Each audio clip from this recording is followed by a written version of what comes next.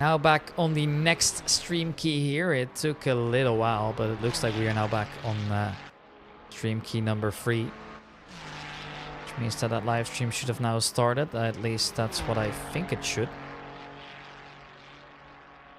Don't see it just yet though. But we are now live, so I think we should be fine. Yes, that is the case indeed. We are now good to go. As that now means that we've got halfway through my stint, at least when it comes to the racing here. 2 more hours for me on the mic before one of my colleagues will take over again. And that is always good to see as well. I hope you guys are able to find the new stream. I should probably share the link in chat actually, now that I think of it as well. New stream is now up. And yes, now the live stream's ended, so they should just be getting over now. Let's hope everybody's able to find it rather quickly. Nico Veldman's going to come in. And that means that he is now out of it. Malcolm Gardby has taken over the car again. So it is once again a Swedish driver here. It seems to be the Swedish FRL team that's doing actually quite good at the moment. They are currently stood in P3 for the time being. Took a little while. It looked like they've finally done it here. Zach Dahl just doing his own thing. That looked... I was about to say a little bit strange, but no, he has actually managed to make it through. And Glover now coming in as well to hopefully finally swap driver. At least I'm hoping for his sake, as it's just going to be a little bit tough for him to do so. So yeah, let's hope that they fixed it. But you can't just be driving infinitely, right?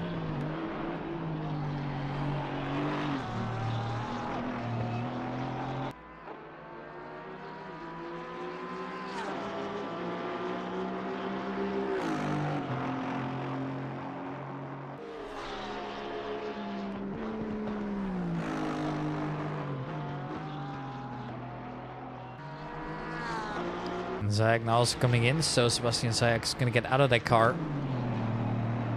Presumably going to get taken over as well.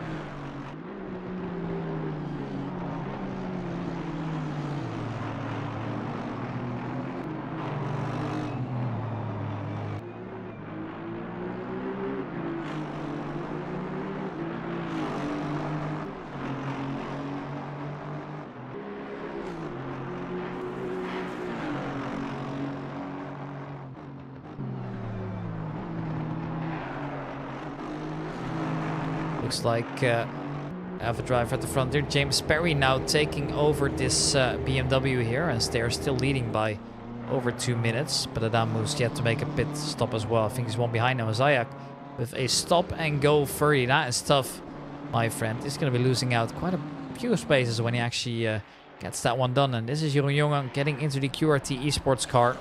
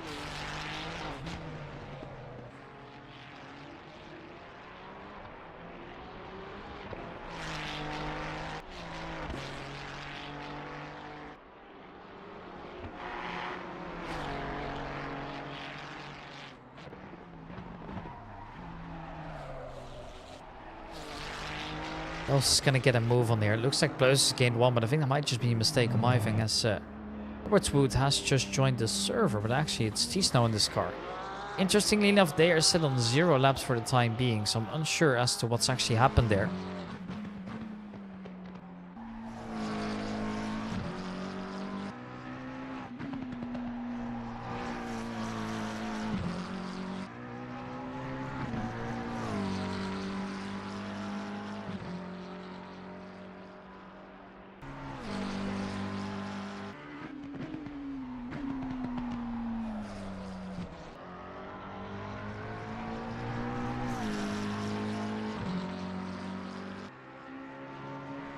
Adamo now also in that pits. That was the pit stop that I talked about a little bit earlier. And, well, that's going to help him quite a bit here, I think. But we'll see how it goes in just a moment.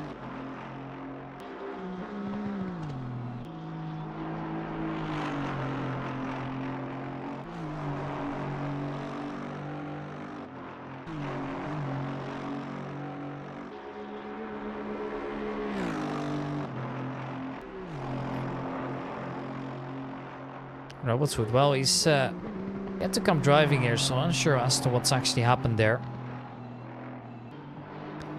For the rest, it's just everybody kind of focusing up on their lap times for the time being. This is Harold Rombo. He got into that Sim Racing Belgium car. No surprises there, I believe.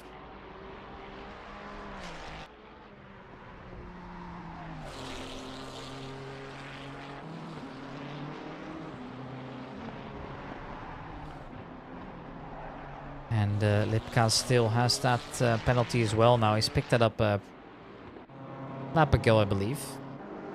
A little bit tough to see, and that's going to be quite a bit of time as well, because it's basically the time of doing a drive-through, plus stopping and getting the car going, plus 30 extra seconds, which is obviously not easy, right? So, a bit tough if you ask me, but I guess that's just how it is, right? And so be it from time to time. You're all ready to go. And while I wait out that time, you're getting closer and closer here to the rest of it. Who is going to dare and go for a couple more moves? I don't know. At the moment, it seems kind of quiet. Knopak comes around as Terence Keenan's going to come out as well. And the Aston Martin here getting a little bit closer. But that actually is for track position too. So immediately coming out of the pits, you're back to fighting.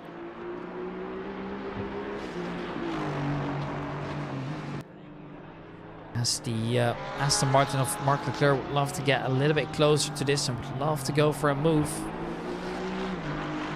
Isn't there just yet, at least.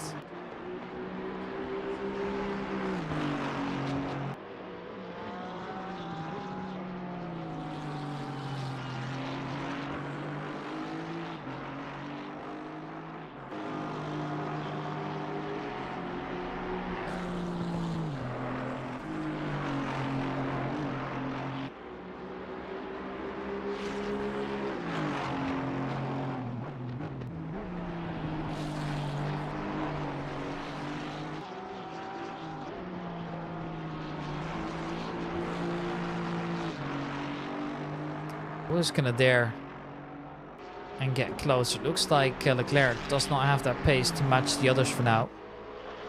Knoppak's just driving away still, but actually he's no longer Knoppak, of course. Terence Keenan now in that car. So it's Knoppak in my head because he's just always been doing so well, and this time around we actually don't see him. But yeah, interesting enough, it looks like for Matisse in this case, even though it was Roberts Wood to join first, but yeah, Matisse has gone to racing now, but it looks like his amount of laps is currently set on 0, which is interesting. Don't know what's happened there, but that seems to be the case. Now this is David Grandes coming in to serve a mandatory pit stop as well. Well, not a mandatory necessarily, but just getting another pit stop in that you just need to serve to ensure that you don't go mentally insane. But that does allow a couple drivers to come through. Klaus Niering is going to be able to take that position now. We see now that everybody's not timing those pit stops together anymore. You do kind of see the field falling apart in such a sense. Interestingly enough.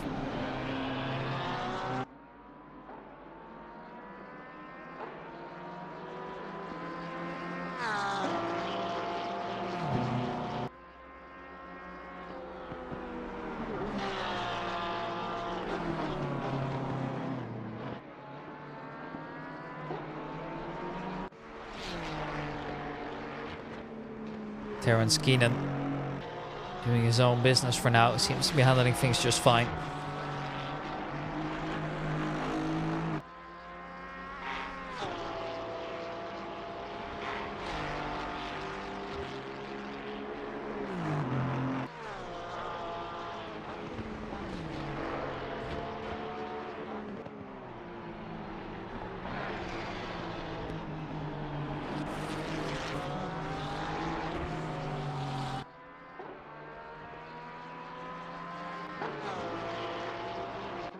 And just pick up also in the pits now, so he's going to lose a couple here.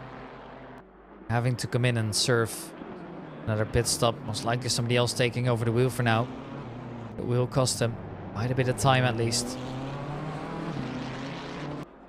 And Rombo follows along as well. Rombo is a little bit further behind, of course, even though they are still on the same lap, of course. But he has now just coming in, as it looks like Adrian Hanewich, a driver that I remember very clearly, as he also races in the other league that I do commentary on. It's good to see him here. Didn't expect him, but I guess I should have paid more attention because obviously Shumi skins is something that he used in that league as well.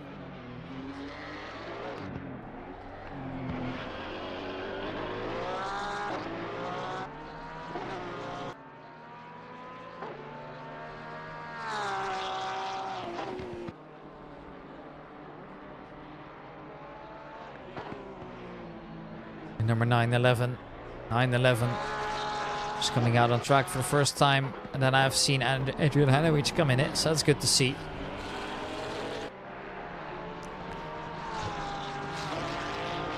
As, surprisingly, he's also got another race in 2 days, so he's going to have to do solo, which is 90 minutes.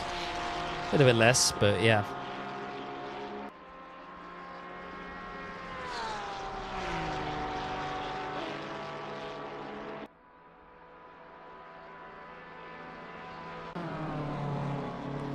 This is Patrick Lipka,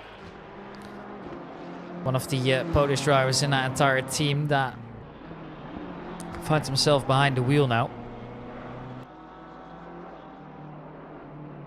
Just who manages to get a little bit closer.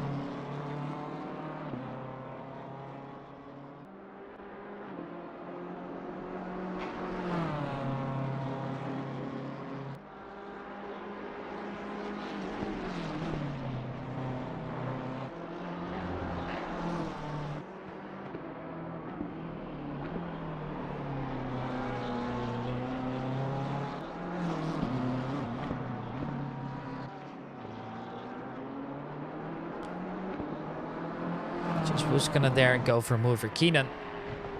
Now sees Ferrer ahead of him. Obviously the Ferrer lads have quite a bit of pace there, even though they're a little bit more further down the field than I would expect them to be. But they are still looking good. And yeah.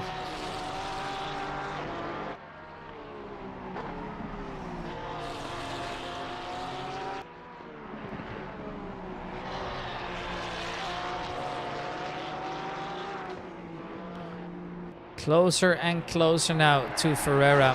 Ferreira would love to stay ahead, but he just isn't there quite yet. So close yet so far. Just following all the way along, and eventually you know he's going to get it done. He's looking a little bit faster when it comes to the pace. But just finding a good spot to get by that doesn't hinder the both of you is going to prove a little bit tricky. That's all good. I know it will come.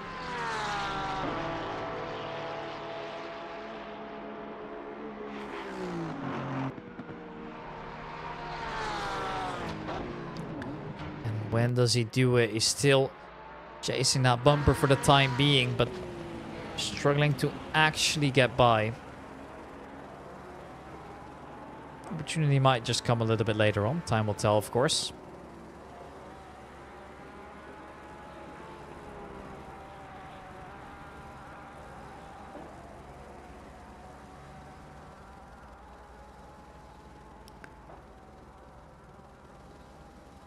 Looks like that might just be the move here. Side by side coming into it now. Just on that main straight, you can get so much more speed out. At least if you play your cards right.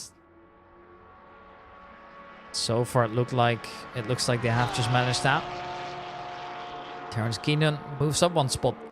Now Marcus NG coming in here. These two yet to be separated here. It's not going to be too much longer, I suppose, here, as it is just getting quite tight, but looking all good for now.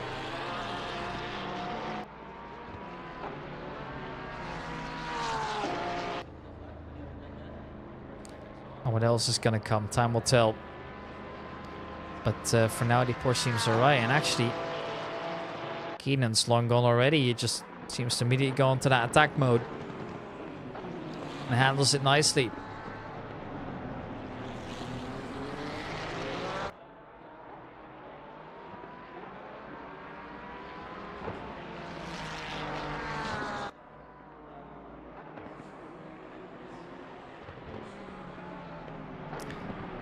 Both Leclerc and NG are into the pit for now here, so they're going to be stuck there. Where the rest is actually allowed to overtake. I mean, the closest by driver at the moment is still Freddie Winkle, who is a little bit far off the pace for the time being here, but these things can go during racing, and I guess it's just only a matter of time to see something happen like this, where either driver makes it through.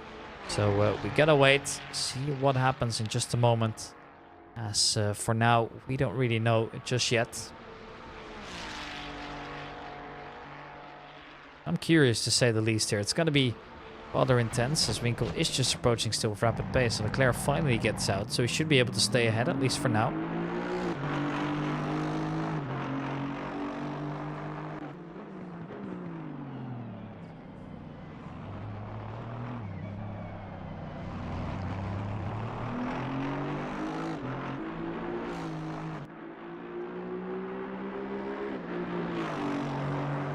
When does the move take place? At the moment, we don't really know. It's become rather intense.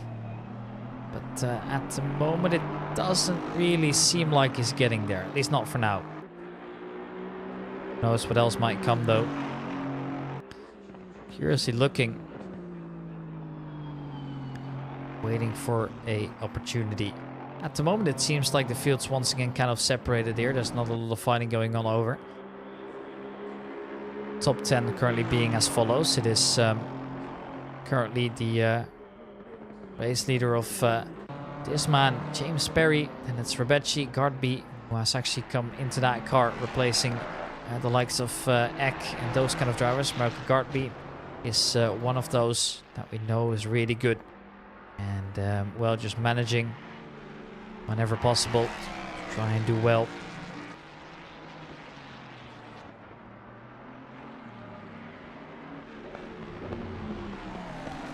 And then we have Nijring, Handy, Edebal, Veldman, Jeroen Jongen, and Adrian Hanewich as well to try and do it. So it's a great team that we're seeing here. And honestly, I'm quite impressed by how all these drivers are managing. It's not easy, I can tell you that much. Now, let's see if anybody's gotten any closer to each other yet. No, not quite at least here. I'll continue looking. Knowing that opportunity could come at any moment, of course, but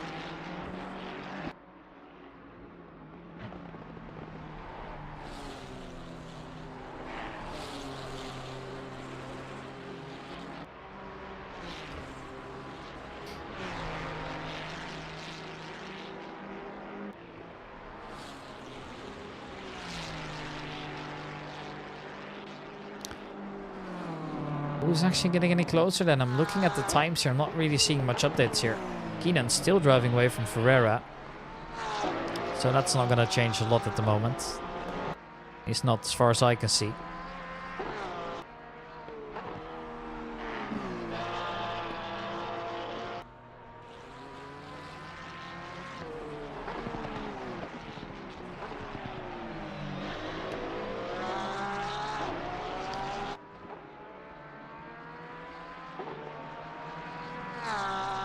Lipka has now also come in. Patrick Lipka is soon gonna get away from the wheel and try elsewhere.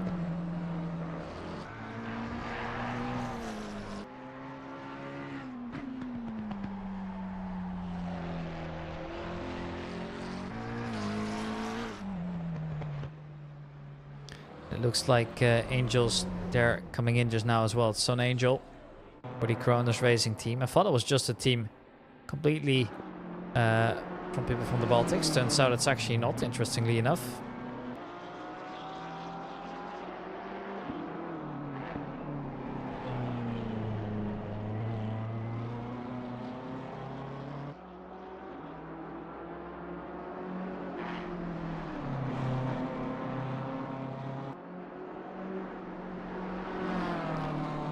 It looks like Lipka, once he gets out of the pits, is immediately back into the action. It is currently Waltney ahead of him. Smirnov also chasing here, so we might just get a freeway battle into this. Angel's gonna stay behind a little bit longer. He was later into that pit, so he wasn't gonna get involved in that anytime soon.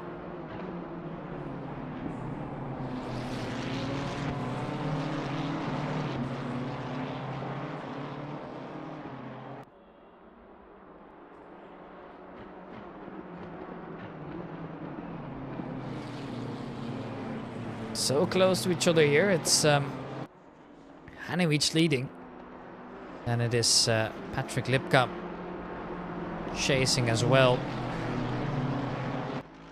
So close by. Not there quite yet, at least here. Maybe around the outside. Yes, actually, he's just been let go, I think. Maybe decides it's not worth the battle here. So Lipka gains, and Waltney's going to fall back 2 positions at once here. That obviously wasn't planned. That is a little bit unfortunate as well. Don't know what the call is going to be there, but yeah.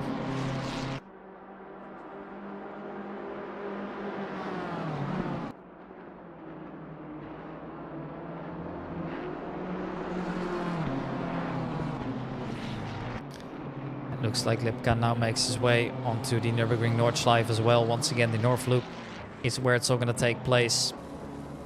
I just wanted to take a moment as well here. James Perry has been handling things so well.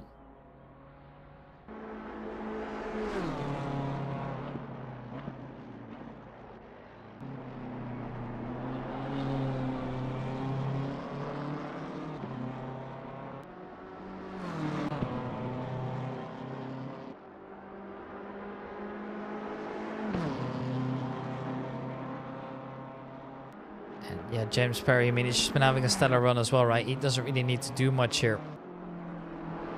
He just kind of waited out. As long as they keep their gaps up, they're just fine throughout the entire thing. They've currently built up their gap to almost 3 minutes here, which is quite impressive, I must say, as well.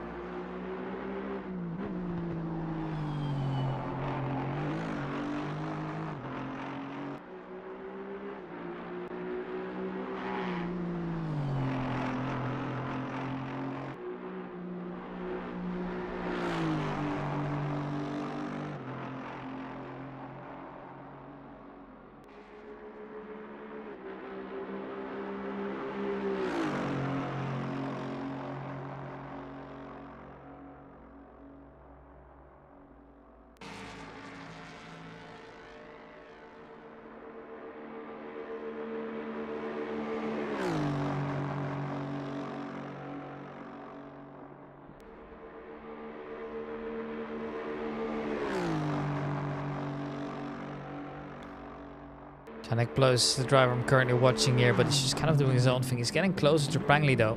As Prangley has actually spun around, so what has happened then? Let's see if we can still catch it. Yes, we can.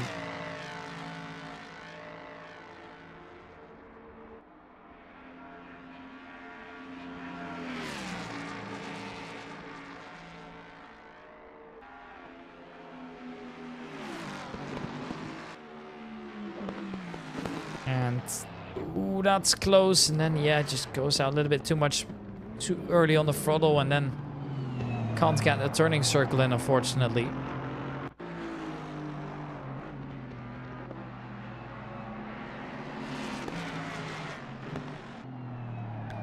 That is just going to be it here, at least for now.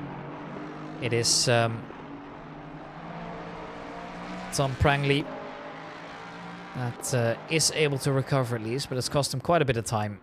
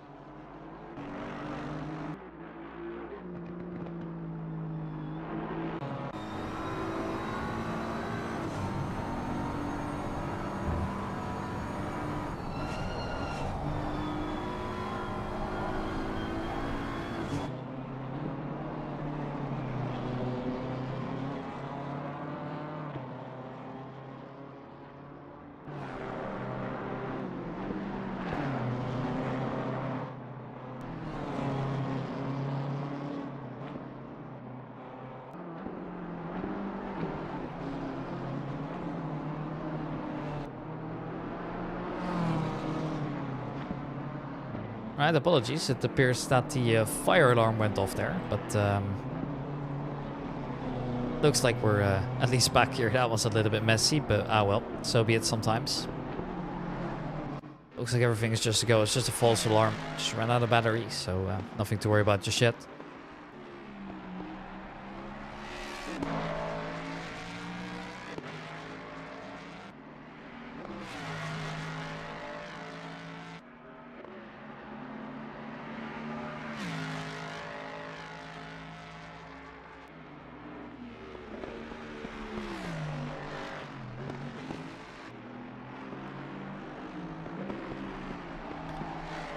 But yeah, just a little bit less than 16 hours remaining here.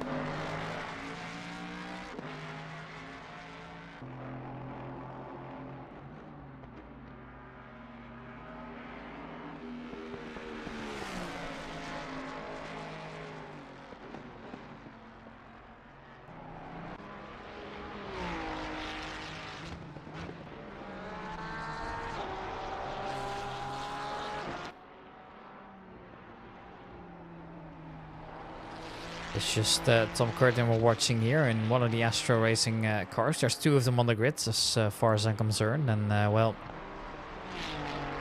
looks like he's handling things just well. Where the gaps are once again not really up there. Johan Jongen is just getting out of the car right now at least. This is Klaus Neiring then once again just trying to do his own thing. What's coming from it? I don't know. It's going to be Klaus pushing up here quite aggressively as well.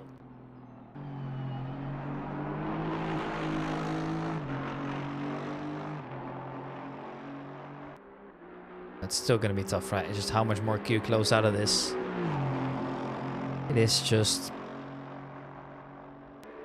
a game of patience as well.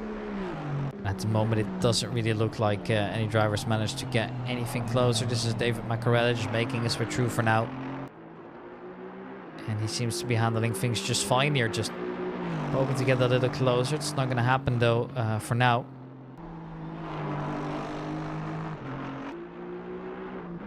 So we wait.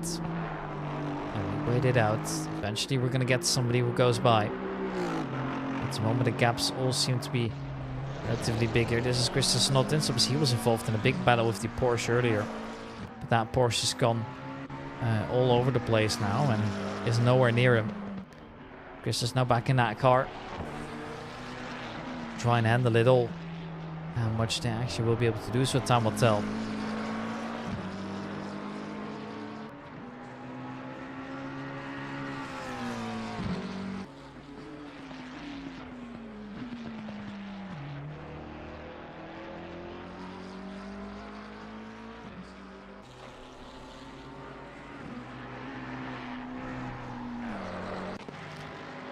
This is Tom Prangley.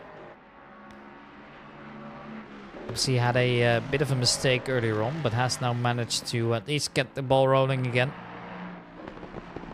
Actually is still quite okay when it comes to the laps here. Sure, the first drivers just entered at 59, but you know, 3 laps within such a large margin, that's actually I find that to be quite reasonable. What else is going to come of it? Well, time will tell, I suppose, here, but things are looking quite okay for the time being. Who else is going to find somebody here? It looks like Znotten's actually catching Nico Waltniel here. Waltniel, excuse me. Seems to be handling that just fine for the time being.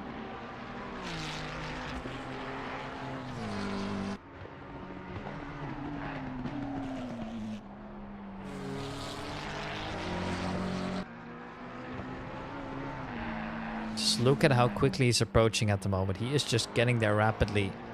And for Nico, he is going to have quite a bit to do here. But just when do they get there? It's going to become rather tough, I can tell you that much. And there he goes. Actually not even interested in defending it actively. Can you blame him? I don't think so. I think it's a very logical decision that he's making around there.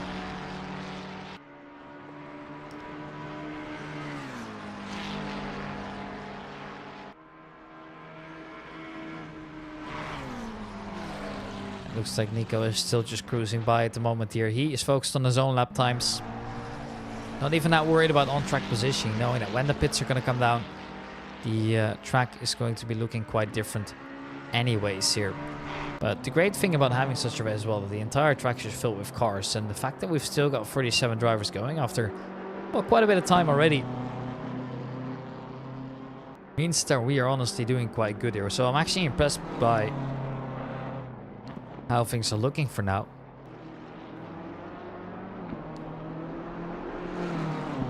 Just how much more is there to gain for some of the drivers. It looks like Blows is just going to overtake Romano here, who's currently stood into the pit stop, and he's soon going to get out of that car here. So the Vesta Sport car, oh no, actually he just jumped into it, so it's going to be Romano now driving rather than somebody else. Interestingly enough, I thought that they perhaps would have changed things around, but no, that's just how it is now.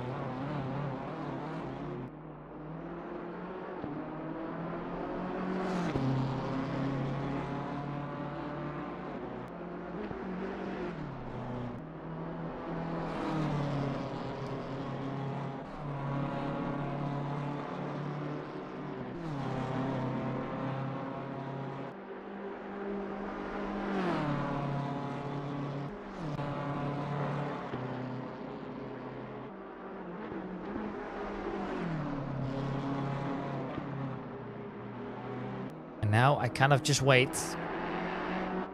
see what happens. Somebody's gonna try and get a move on eventually.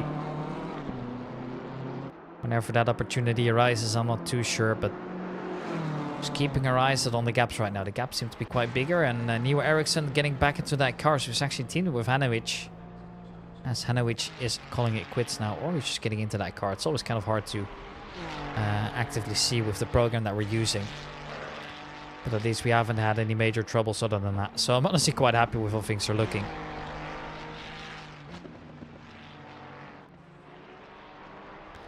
Because I don't know if you guys remember, there was a big enduro race that I did back in the day at Donington Park, which was unfortunately a little bit more tricky to handle that way. And we had some problems with the HUD and nothing was working as intended, where I couldn't swap drivers anymore. It was absolute hell. I remember that much. And, well, it for sure wasn't easy to do that broadcast back then. I remember it like it was yesterday. And you guys might as well, actually. It's quite a long while ago. But I believe it was the New Year's party, perhaps, in 2023.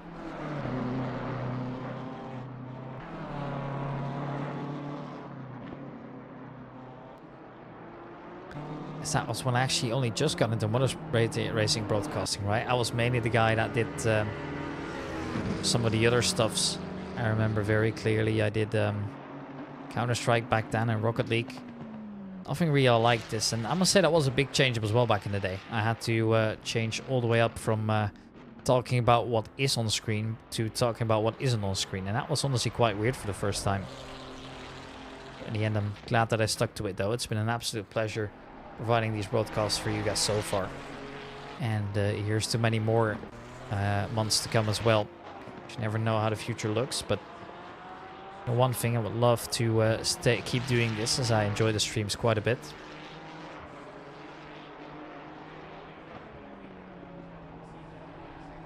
Yes, we find ourselves here with just 15 hours and 14 minutes remaining. Well, I say just as if that's nothing, but no, it's actually quite a bit, of course.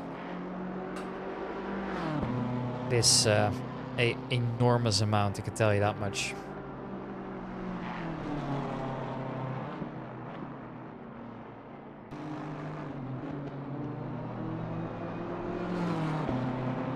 I remember back then as well, it was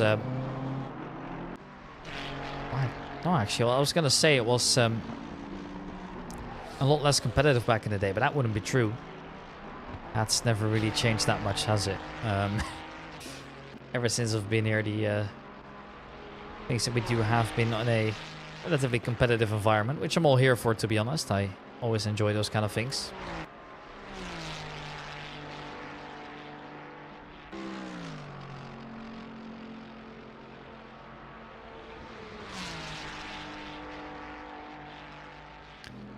This is Terrence Keenan just doing his own thing. It doesn't really seem like they're getting any closer at the moment.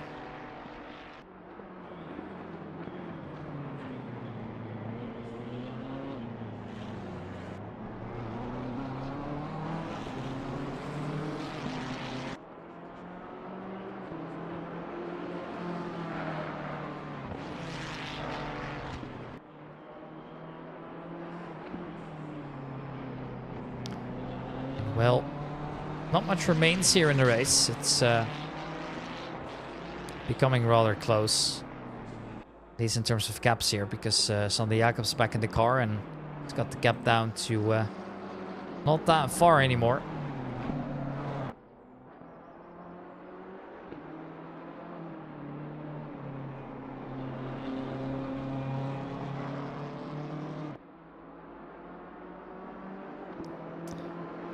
Right, let's see who else is still fighting then. It's Christian Romano getting Eris slightly closer to close here, but he's got so much more ground to get up there. Right? He's still got very far to go.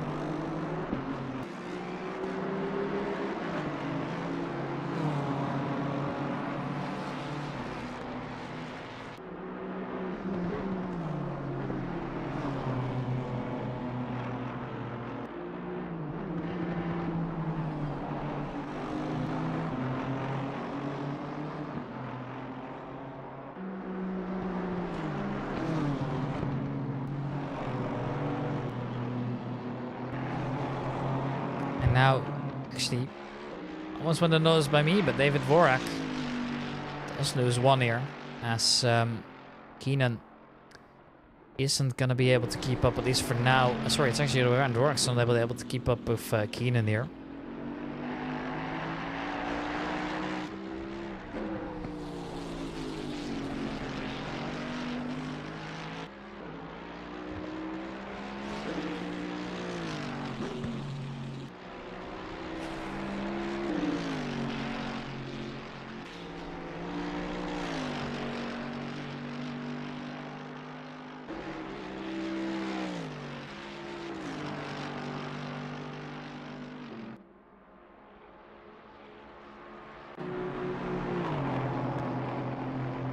Yannick Bloos still looking to chase Garner ahead of him, but he's got so much time to try and make up here. Just isn't there at the moment. Just seems a little bit too far off here. As Yannick looking to hold on whenever possible.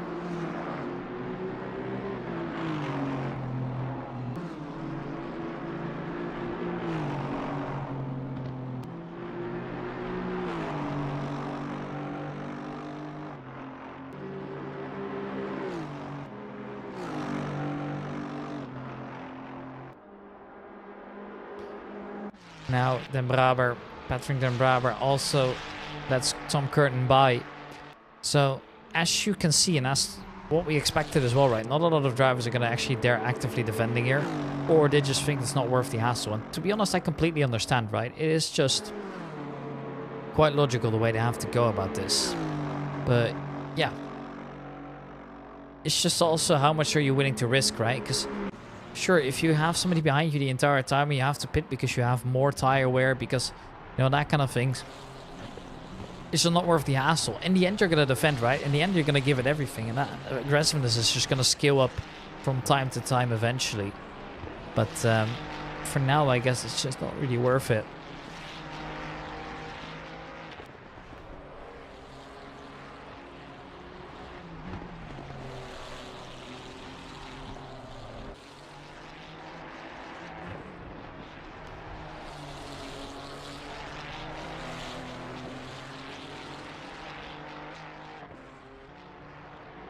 Looks like Ferreira's coming now. So I'm going to get out of that car. And soon we see a replacement.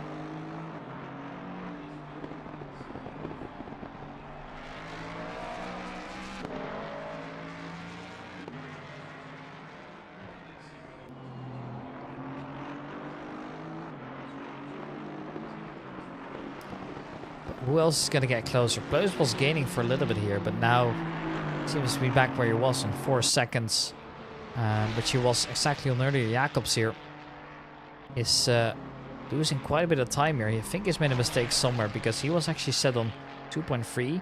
Now finds himself a little bit further away.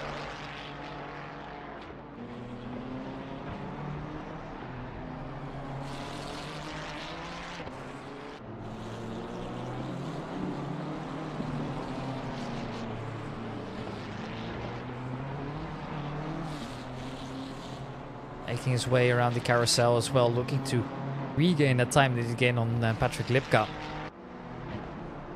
With Lipka still just minding his own business for the time being here. The pole love to expand that lead, but that's obviously not going to happen. So I guess for now his main objective is to get to Pierce, but Pierce is still rather far away, and we don't even know what kind of strategy he's on for the time being. So we got to keep our eye out and just see what happens with it, I suppose. At the moment, we don't really know. It's the harsh reality. We can't predict it all, I suppose.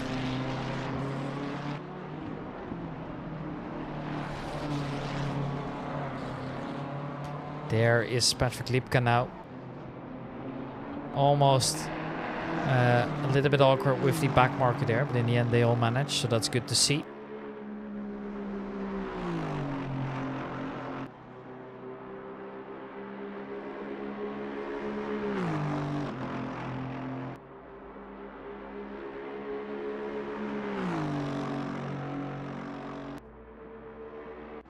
Hiring. It's getting closer up. Would absolutely love to get even closer to this, but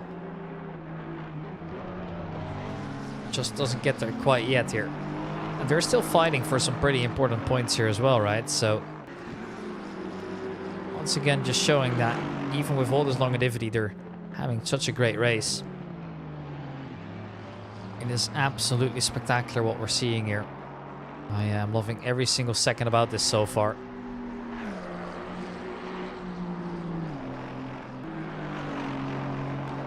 And it looks like Klaus is holding up the gap, but not getting closer for the time being here. Lights are getting on for some of the drivers. Seems a bit early.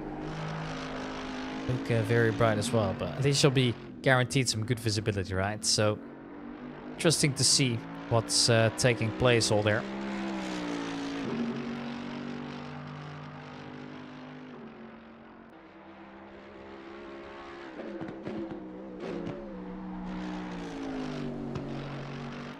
Looks like Dvorak's just minding his own business for the time being as well. He's really not getting any closer. But just Smirnov onto this very long straight. Just getting out of it now. Would love to get a little bit closer as well, but not there quite yet at least.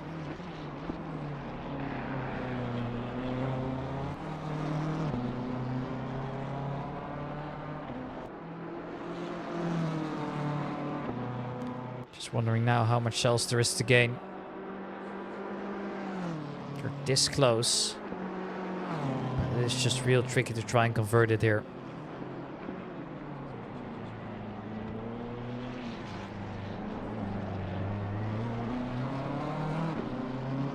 I don't know what the plan here really is for Smirnov. Is he going to try and push over to Jacobs, or does he just think it's fine as is? I mean, you got to worry about your tires, you got to worry about your fuel as well. There's just a little bit more to this, right? And so far, it has delivered, but that's no surprise to anybody here, as looks like all the drivers are just still stable in their position for now. This is Berzowski. Back into that car now, and seems to be handling the pace quite well.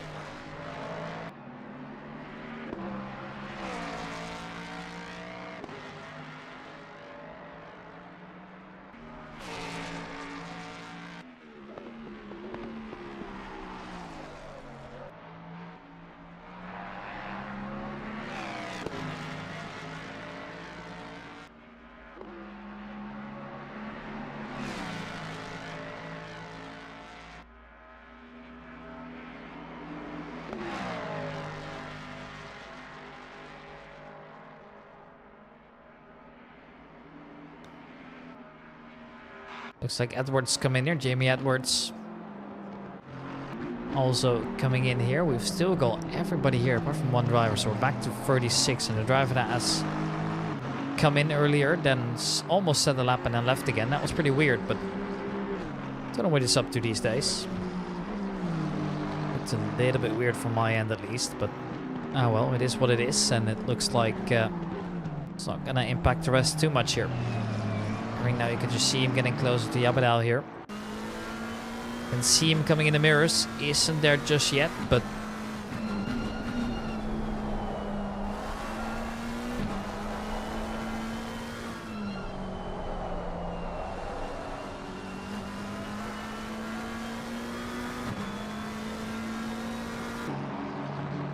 as he makes his way now into the last couple corners here left by this right-hander, it's just all about getting that angle right, and it looks like he'll be able to manage it through quite nicely. Now immediately just all the way full throttle till we get to the slower ends again.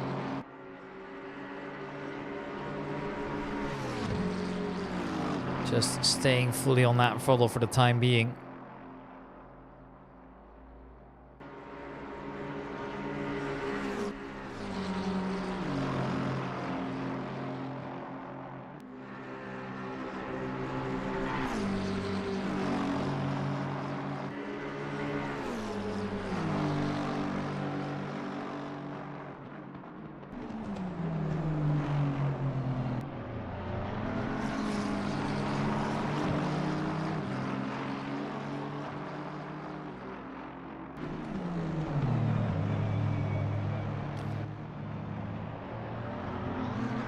Who's gonna come there soon? I mean, Eyring is still chasing.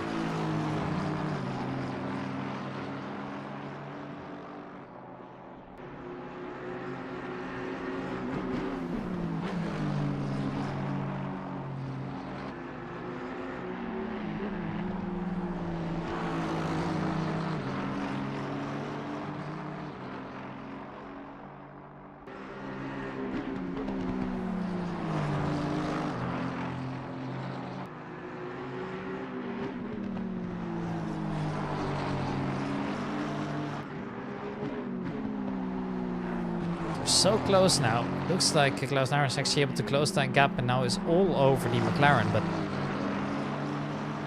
whether he'd actually be able to pull a move off, that's the question here. Coming into the YouTube corner, they both managed quite well. Now he's got a target as well.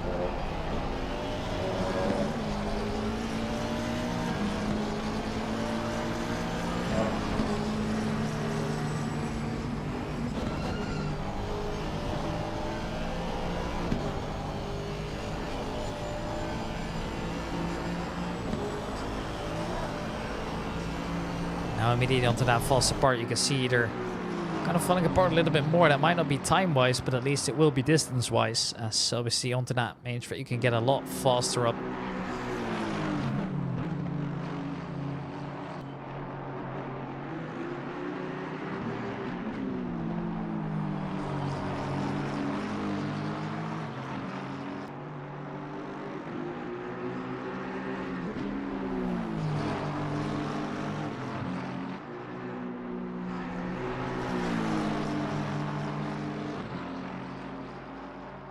Now they go all up in that straight. You know exactly what's going to happen, right? The Aston Martin now.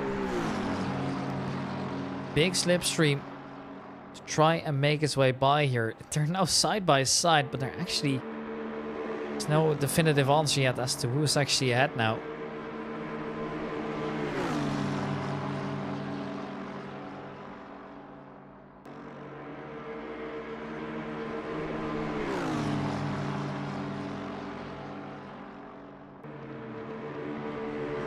There he goes, made his way by. Well done.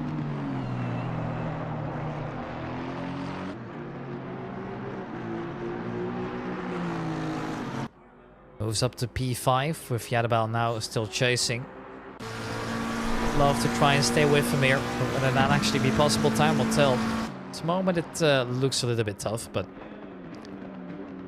I can imagine him doing his thing.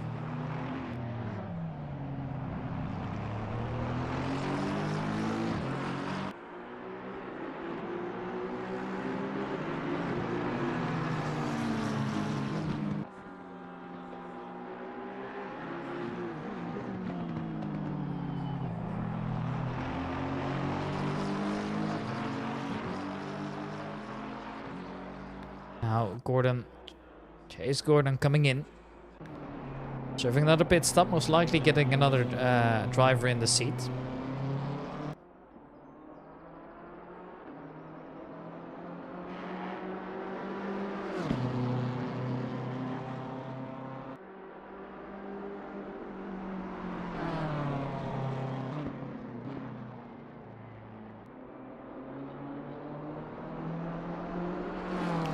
Let's see who's going to take that seat a little bit later on. It's the car number 93. Assetto is ever so slightly losing speed immediately. But I guess that might change a little bit later on as well. Just onto that GP track for now. There's car number 17 was gone off apparently. At least he was driving rather slowly. Is Scapturino getting into that car? But ooh, it was car number 17. That was Glover, and ooh, that is not looking good. Was doing his own thing just now. He's been on that car for ages, it feels like as well, right? So maybe also the fatigue hitting him here a little bit. Yeah, it's just gone off and then into the grass. He's a passenger. Crashes into the wall. That's a little bit tough as well to see, but I guess that's just how it is sometimes. And not only is actually struggling to get the car right up in the same direction as well, right? It's so tight, you can't just go and cut somewhere through the grass there.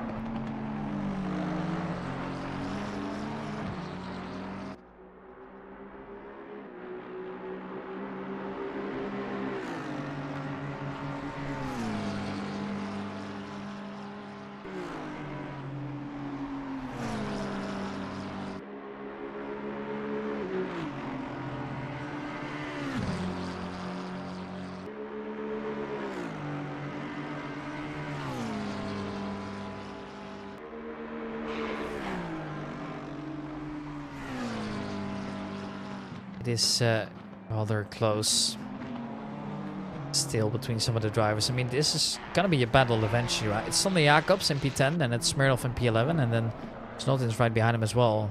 They're actually only 7.6 seconds from the leader to the last driver in that group. They should be able to do well. But I'm gonna tell to see what's actually gonna happen with it though.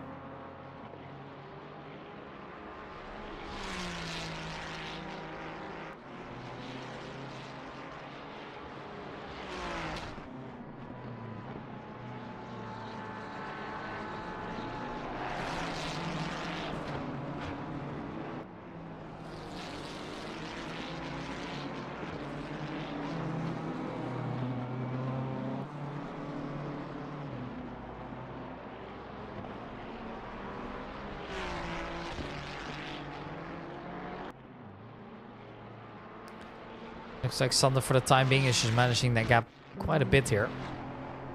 Domenico Bilotti in the meanwhile is driving up to Gordon here. Gordon does see him approach in the mirrors, but so far does not seem to get him by, at least for the time being. Has become rather close though. Coming into this right-hander here, the Schwedenkreuz. It's quite a tricky corner to get right as well, because you want to get on that throttle as soon as possible, knowing there's a massive downhill afterwards. Go under the Yokohama tunnel, and then you go immediately all the way into that zigzag before getting left up here again. Then you have to get the car stopped in time as well, because then you're actually going into one of the slowest sectors of that circuit. This part is actually really slow. People don't realize this often, and it looks like the Aston Martin's not able to do that, so Bilotti makes his way by here. Will be able to overtake Scaptura there as well for position. A mistake made in the end, and it is a little bit frustrating to say the least.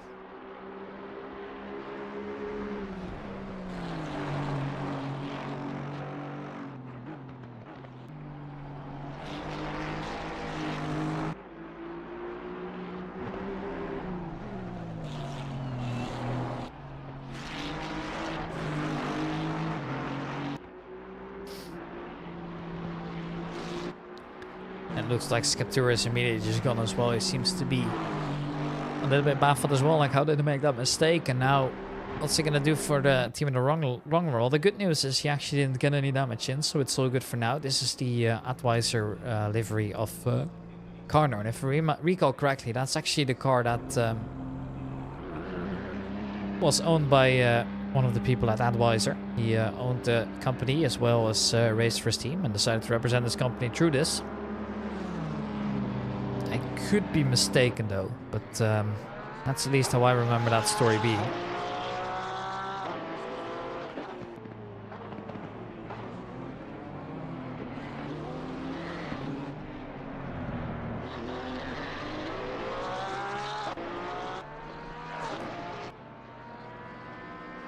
It looks like it's all good for now at least though, as Jan Bart gets into that car. Sceptura still chasing, but unfortunately he sees all the drivers just disappear ahead of him now. It doesn't really seem to have the pace, as Melker Gardby in P3 has come in once again to serve a pit stop here.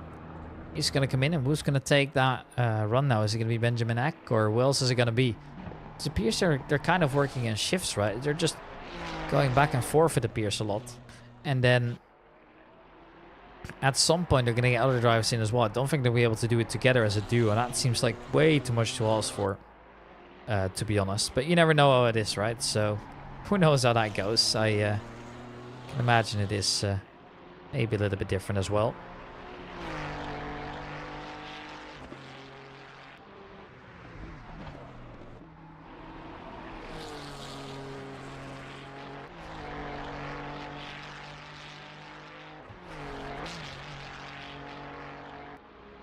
But for now, it seems all good. No big surprises anywhere. Mr. Snottins minding his own business for the time being. Would love to get a little bit closer to Smirnov again. These two have been battling it out a little bit earlier as well.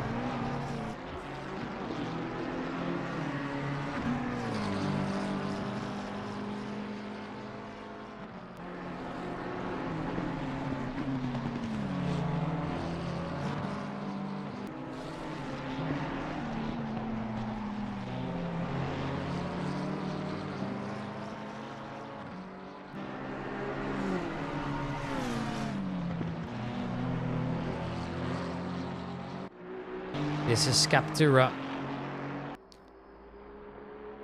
Getting closer to the Ferrari of Bellotti again. So it looks like they're not done with each other just yet. It looks like he's picked up the pace again after that small mistake that he made earlier. Which had then caused him to go off the track a little bit here. And then he decided to wait it out a little bit as well.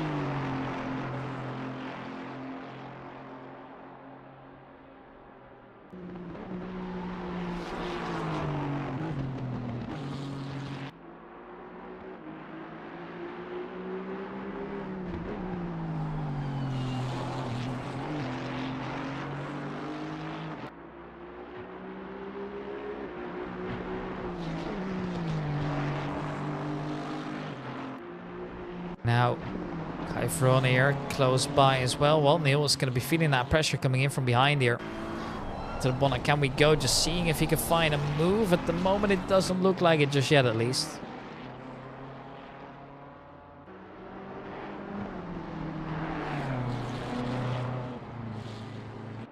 So close by is all right.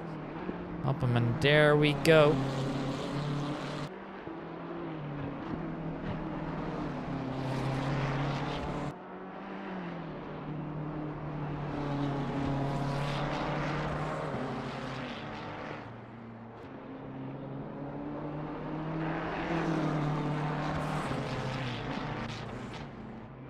Now is Nottens also. This is a great freeway battle we're going to see now. And there goes the first move, perhaps here. Jacob's going to be feeling that pressure, but Smirnov and Zottis will both like to get through this here. It's going to be the McLaren first. Who is going to come out second in this battle for now? They're also driving with each other. It's going to be the BMW. Sander Jacobs decides it might not be the best opportunity to try and go for something here, but that's also means he's going to lose 2 positions here. Maybe it's not worth it. You never know. Maybe he's coming into the pits soon. Time will tell. No, he is actually staying out there, it appears, but it looks like Smirnov actually was the driver coming in there, interestingly enough here. So maybe that overtake wouldn't have been necessary here, but decided to go through with it. Maybe it's got, like saved him a second there or so. So who knows? Maybe at some point that might change. You Never know how it goes, right? So, as he's coming in, it's New Ericsson back in his car again.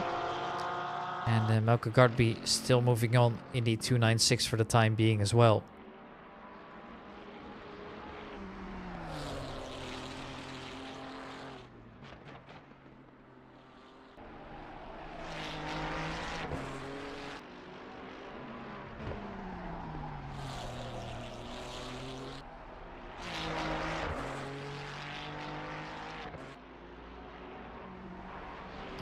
Smirnov still staying in that pits as well means that Lipka's able to come through. And actually, it's no longer a Lipka night car. It is now Adam Ostrigaard. I hope I'm pronouncing that right. My pronunciation of Polish must be terrible. Apologies for that.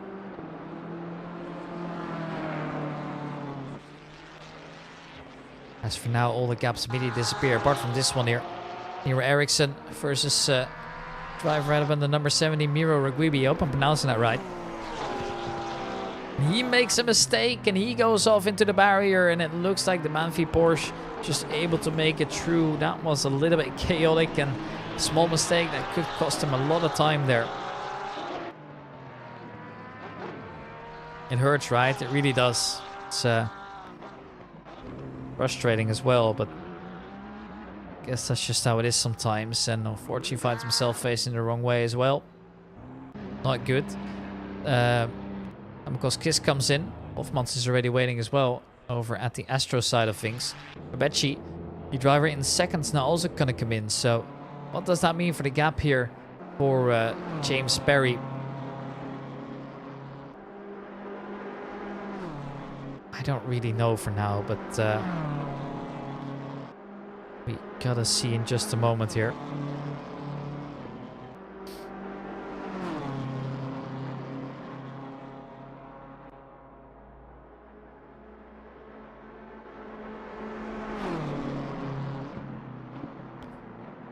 Well, that gap is just getting immense again. It was 3 minutes at some point here, halfway through. What's it going to be now? It's going to be more at least, as he still has to drive out of the pits at least. So just, once again, it's just Perry that's doing so well to gain even more. It's insane, really.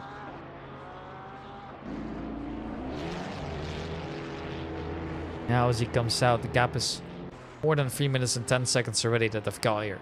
I wonder if by the end they'll be leading an entire lap on the second. I mean, they might as well. It wouldn't surprise me at all, to be honest.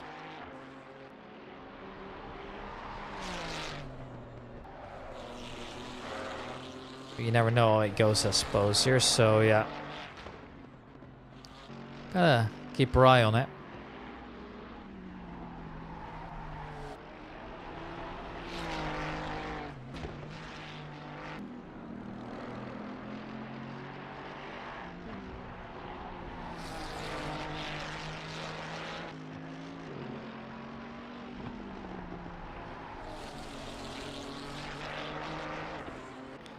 Looks like, as for now, once again, all the battles have kind of called down. It's Terence Keenan in that pit for now.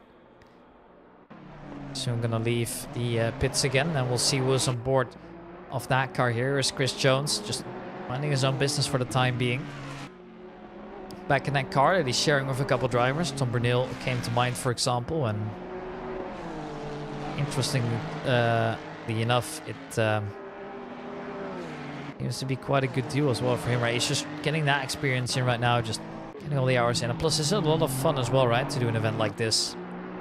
This is Mateusz Captura in the Aston Martin, just minding his own business for the time being. He's 5 seconds behind Bellotti, and I guess his main goal is to try and get towards him. That's Marcus NG. He's back over on the GP circuit for now. He is seeing that Terence Keenan's not there for off here after that pit stop. Actually, it's no longer Terence Keenan, of course, as he was the driver that came in. It's going to be Rafa Campos now. So, immediately he has to get back to it.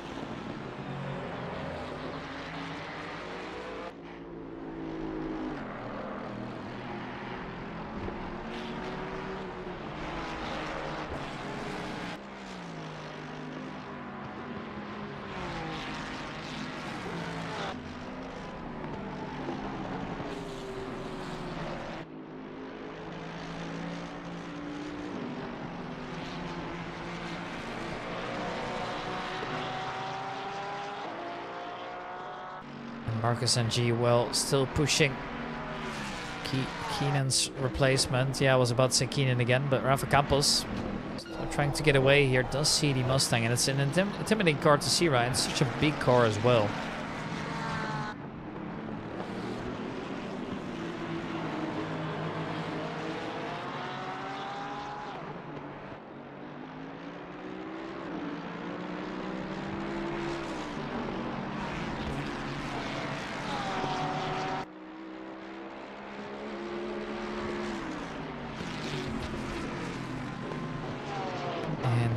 Well, it looks like Marcus NG is approaching rather rapidly, but they have to get by this back marker here, and that is William Glover still.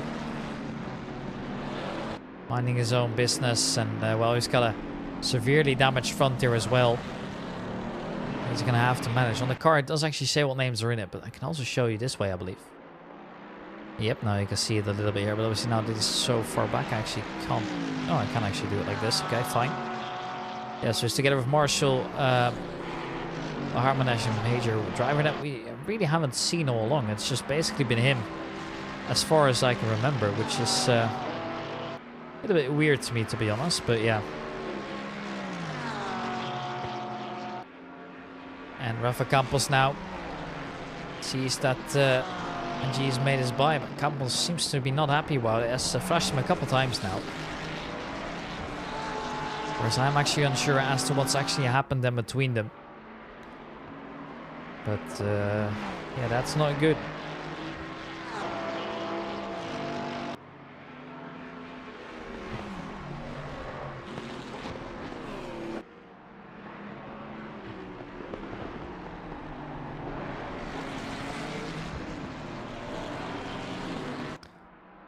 Campos still so close by now. He is so close right now, but just... Is he going to be able to do it? I'm not sure. Time will tell, but gotta keep our eye out on it for now.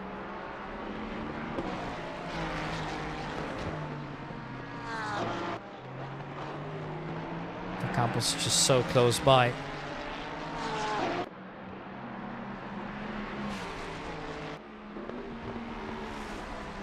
Just will it be enough? I'm not sure.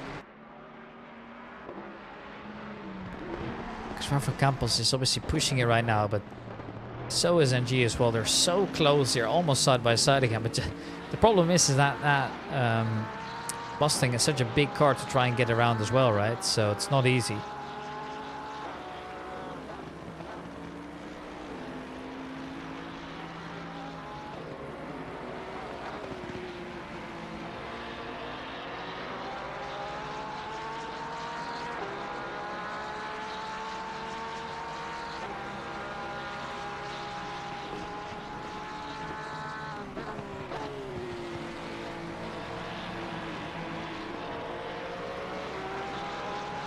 Looks like the gap now has increased a little bit again.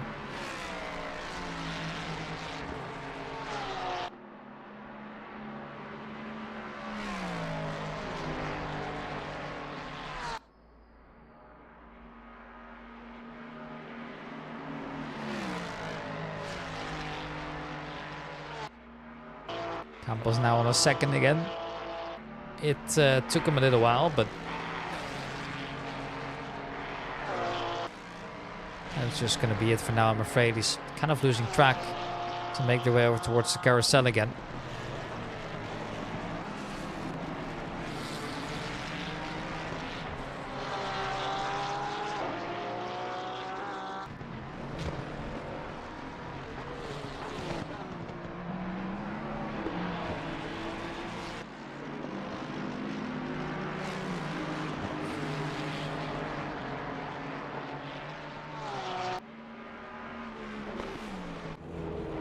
Now Kai Verona coming in as well.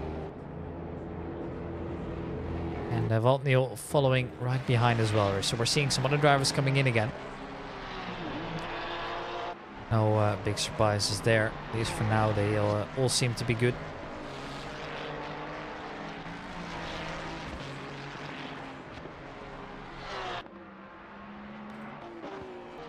Jan Barf with the Adweiser Racing team, doing what he does best.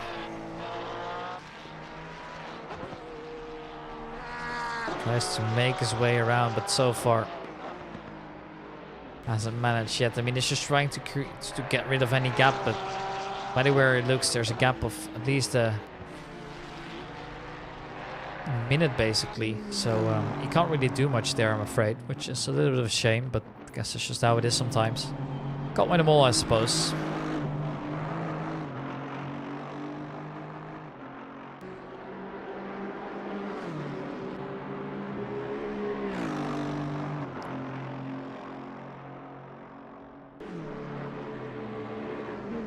This is Mateusz Captura as well, just trying to do his own thing. It looks like Waldmiel has lost another place coming out of that pit. Bogan Dyer doing what he does best. That's making his way in now. Looking to just find a little bit more out of this, but whether it actually be successful, I don't know. We're gonna find out eventually. As for now, though, it looks like he's just kind of doing his own thing, just looking quite relaxed all over the place, to be honest, and seems like he's managing everything quite well in terms of gaps for the time being.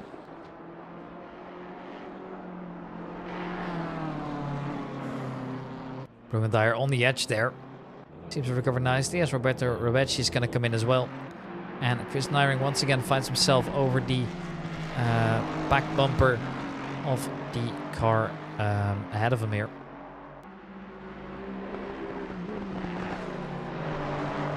This time around, it looks like that driver is Archemi Shalamentsevo. I'm pronouncing that right. The names in Cyrillic are always a little bit more difficult to pronounce, but it's all good.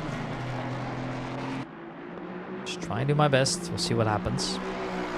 It looks like the Mustang's having a hard time to hold on to here, especially just during these cornery tracks. Is just maybe not the car you want in a position like this, to be honest. Just isn't easy. We have established that so far, I think.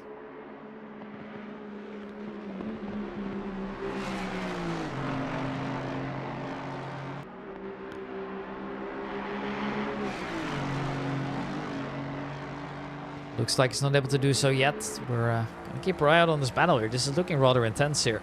Obviously on that straight, might be tough to hold on with that slipstream. That's just a downside on a track like the Nürburgring Nordschleife, right? Then see, time will tell to see if that actually is the case.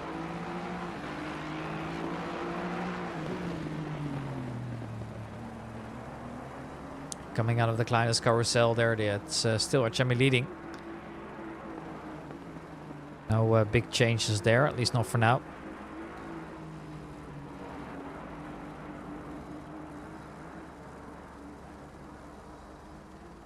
Now coming onto that longer straight here.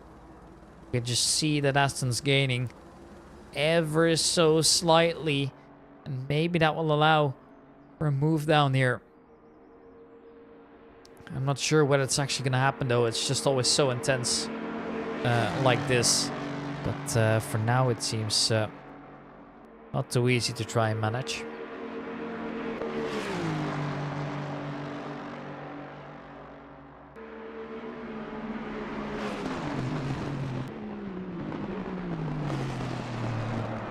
Looks like the Mustang has actually managed to hold on throughout the entire thing. It was a little bit intense there as Glovers come in as well. Stood lost, but that doesn't obviously always mean much. See where they end up in the end there, as looks like Nearing's gonna try and chase him down for another lap. That was the opportunity then.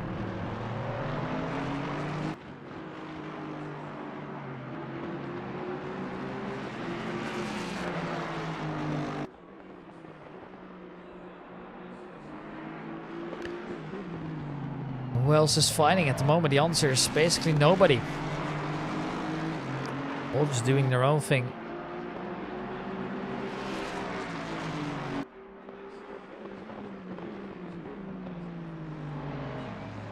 I'll check out and see what happens, but these two might be chasing each other for a little bit longer here.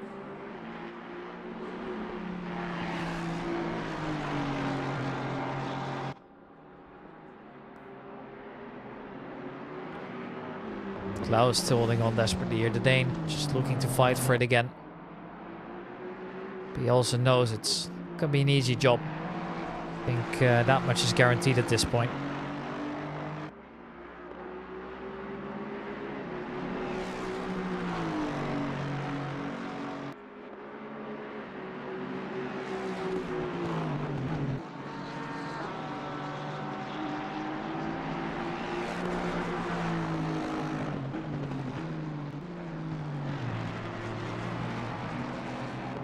Now coming onto that north loop once again. Mateusz Kapczura is just doing his own thing right now. He's 2.5 seconds now. I don't know whether that's going to be good enough at least to go for an opportunity anytime soon. Time will tell, of course. I guess this will just be the order for the time being. This is Patrick Leung now in the car. Has taken over from Marcus NG.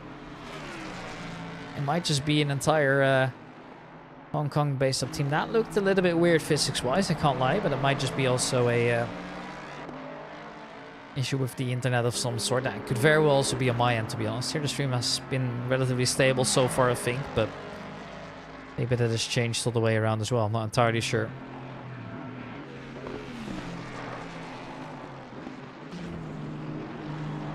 For now, this is the order, and it's all looking quite okay. Here's Klaus Nyring. Still chasing, still not getting there. And Dominic Illigner, now in the Formula Racing League car, is getting close to the driver that's taken over at the F&M side. That's going to be Tyler McCulloch. He is trying to catch up to. Whether it's good enough, I'm not sure.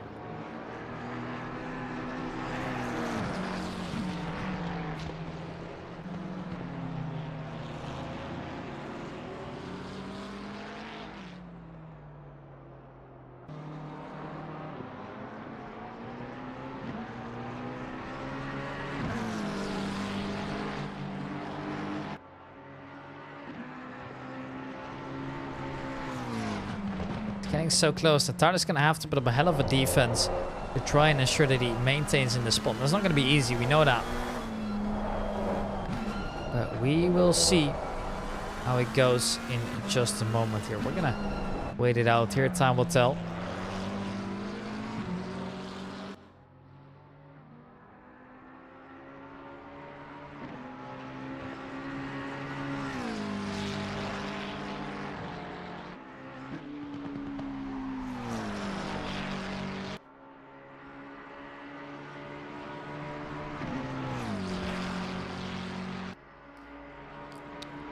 They're so close, but yet so far. And whether he's going to be able to bring it this time around or not, I'm not entirely sure. Time will tell, of course, but it's going to be rather tricky, I know that.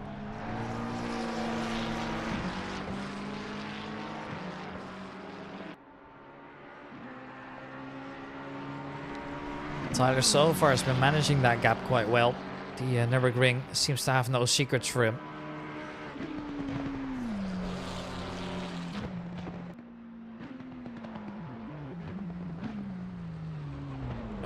That is not what you want to be seeing there.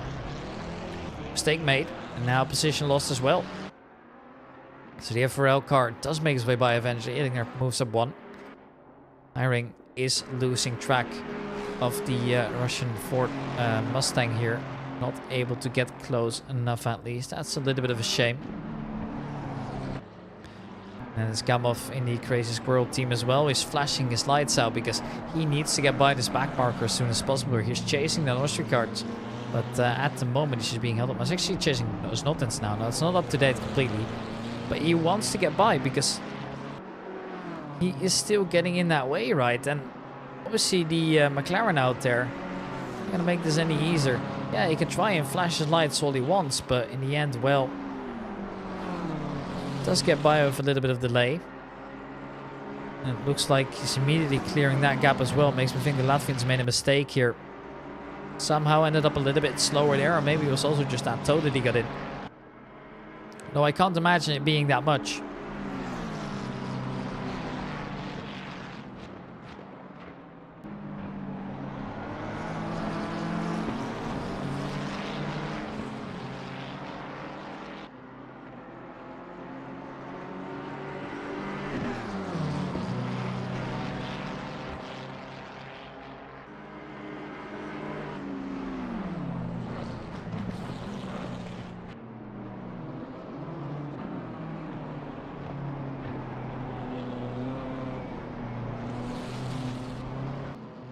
Evgeny just still holding on. He's made his way past Millers here, who actually goes in a little bit deeper. I want to see that one again. What's happened there then? But that wasn't what should have happened. That looked a little bit weird.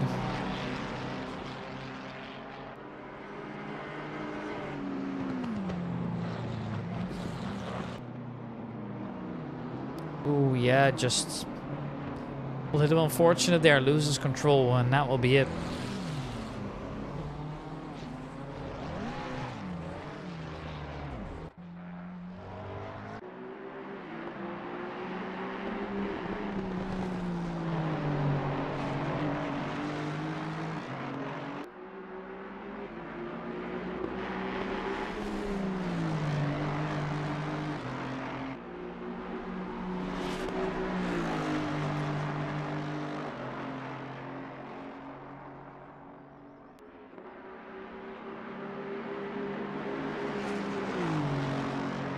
Now once again on that long straight. Maybe he'll be able to pull off that move here, but it's going to be a little bit difficult. But we'll see how it goes.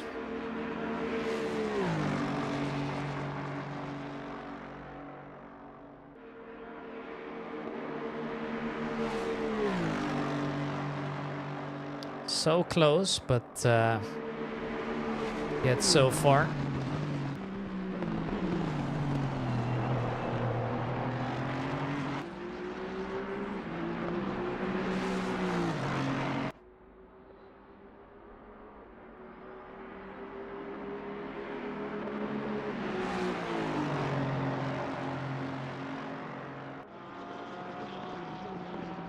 Hiring now once again close by here as they make their way up to the GP track, and Batak with a 30-second stop and go. Gotta do a lot to warrant a penalty like that, so wherever it might be, that is a little bit frustrating. And now it is Scaptura together with Bilotti here, trying to just do their stuff together.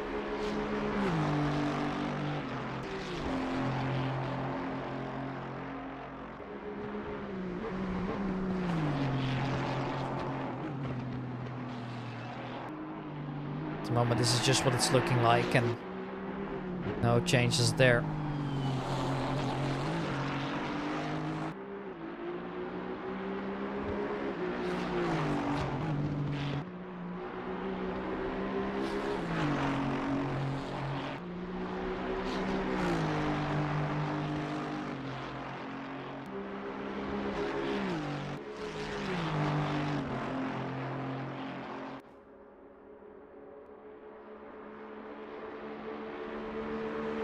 Captura now so close by as well. It's going to get that toe all the way over the straight, right? So maybe he'll be able to go side by side now.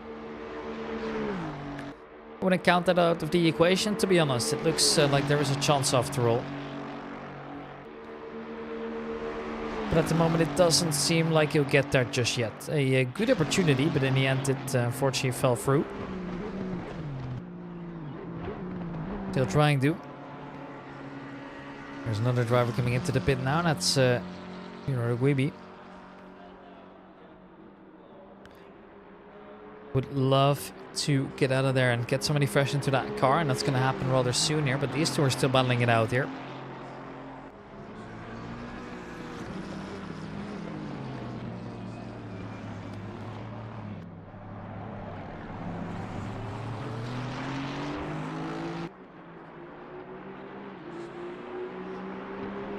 Captura then. Still chasing Bilotti. Bilotti not giving up though. It shows. Which is a good sign. He's really fighting for this now. He's trying to get the lap times down. It's just all going to be basically a big hot lap session at this point. Where does that bring him? I'm not sure, but it's looking quite okay so far.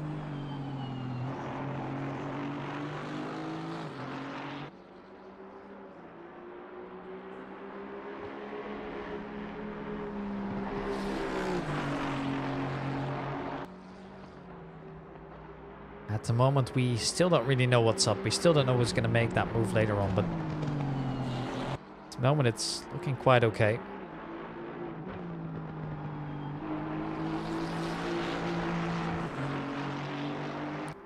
Looking for a little bit more here.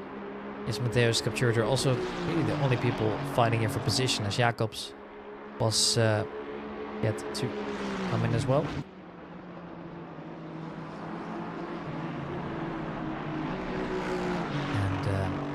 Hiring also getting close by himself here, but isn't there just yet.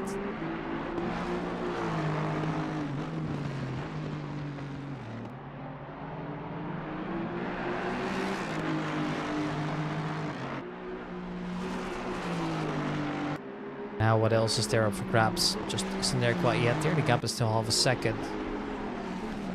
They're gonna get there rather soon. Know that.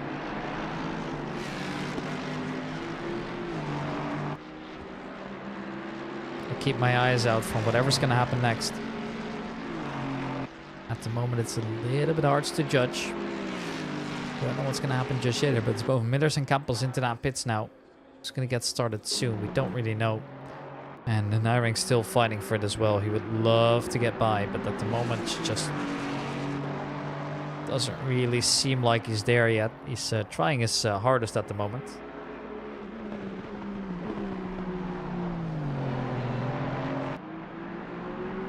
Klaus is still staying with an overtaking distance here, so whether he's going to be able to go through with it, I don't know, but it's looking a little bit better now, at least.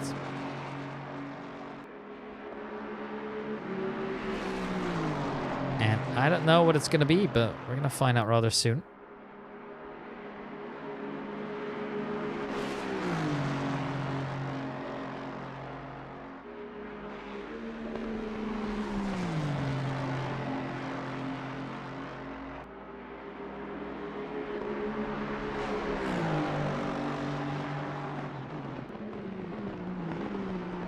Maybe now here around. No, not quite. Just not there yet. He was hoping for it, but it's not going to fall through, it looks like.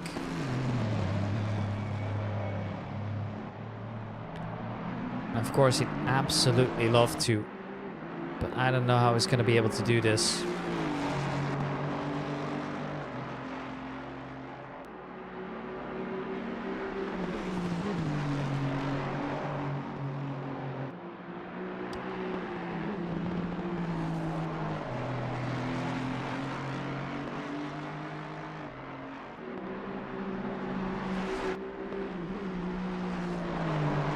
Looks like for now they're all set at least. Just focusing up their own lap times here. Leclerc is also going to get closer here, so we are suddenly getting into some extra battles again.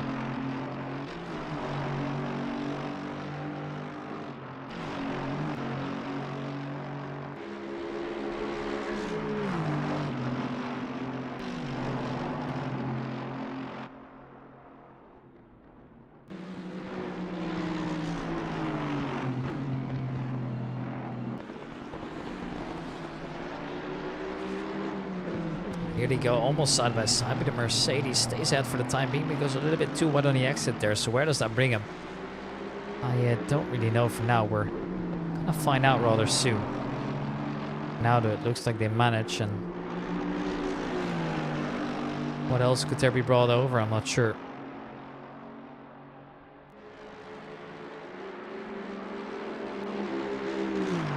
Maybe here then, not that long straight. This is not unheard of, right? And should just be the move completed here as well. I don't think anybody else will be able to do anything more.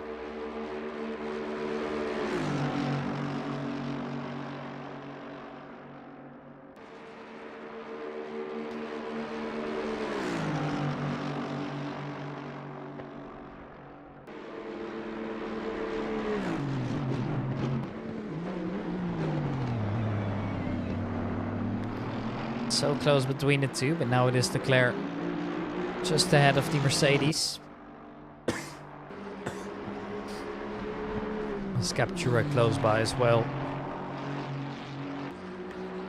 Love to get a little bit more out of this.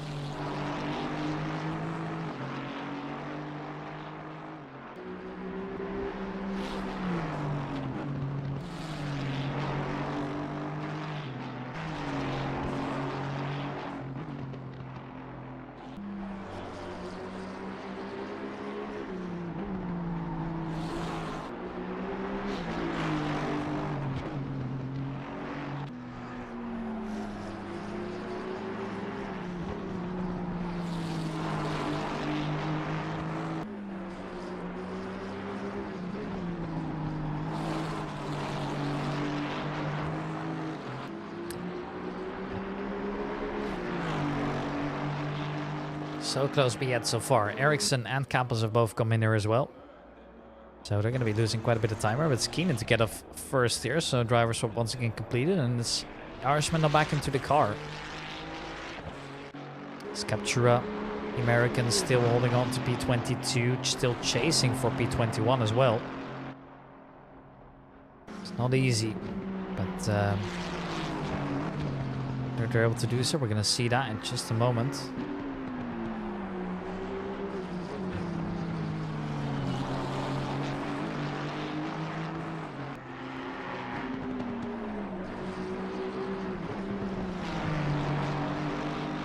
We see a couple of drivers gaining positions according to the screen and Campos losing, but that is probably inaccurate. Yes, that is inaccurate indeed.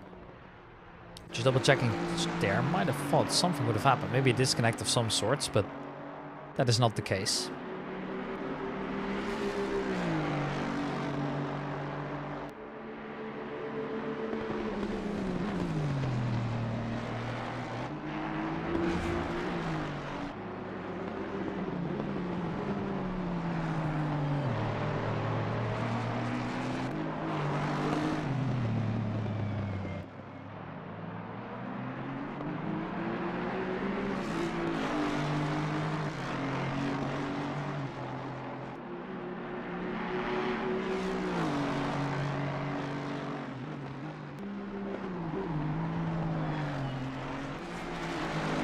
Close by, still just not able to do it, I'm afraid. Captura also still chasing. It seems like these two are the main ones we're going to be watching for the rest of the night, as they are hard to get separated by now. Only backmark is getting into the way as well.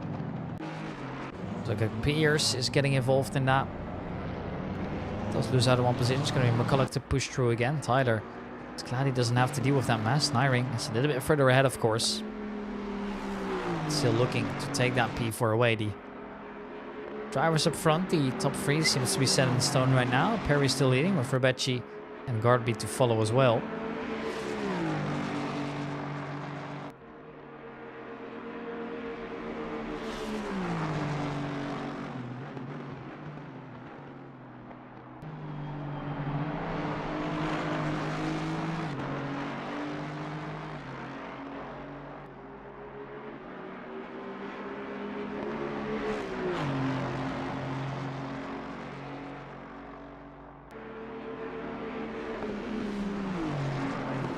Looks like Nyring's just not getting any closer, is he?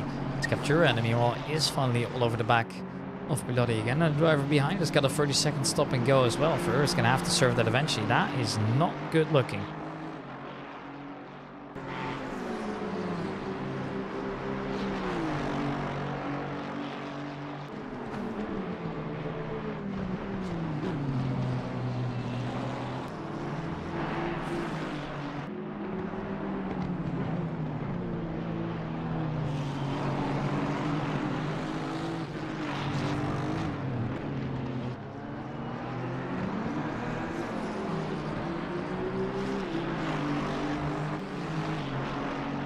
Still all over the place here. They're so close. There's yellow flag for number 441. Who is that? Is that one of the front drivers? I'm not sure. I can't even find the number at the moment, it appears. When was 441? There it was, Keenan. Oh, is Terrence Keenan gone off? Yes, it appears like it. It's all looking good up here. And then, ooh, just cuts across way too aggressively. And a big shunt into the wall as well. That is not going to do the cars any favor. And he's still struggling to get it going. I don't know how that happened, but that has hurt the kart quite a bit there. That is not looking good. I don't know how this happened, but oh man, that is tough.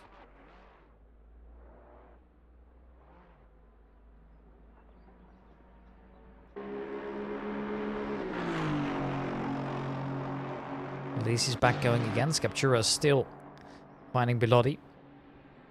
So close to each other. But they're not there just yet.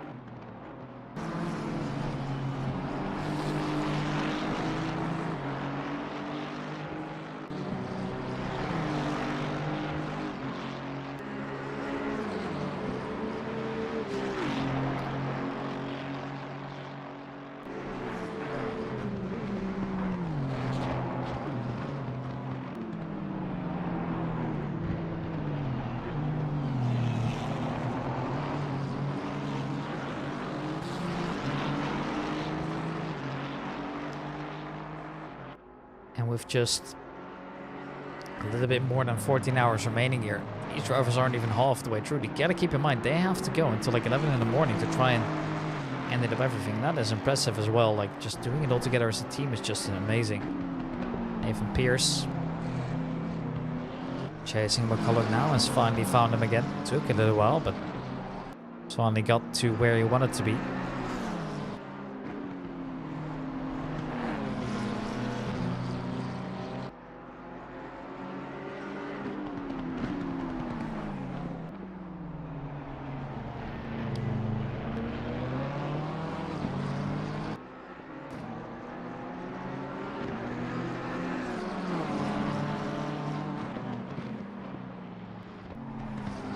Looks like Nathan is still chasing, hoping to get by McCulloch here. It's just not happening at the moment, it looks like.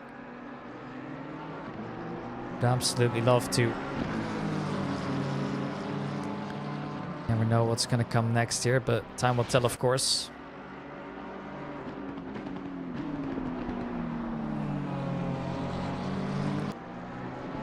This close, but also this far at the same time.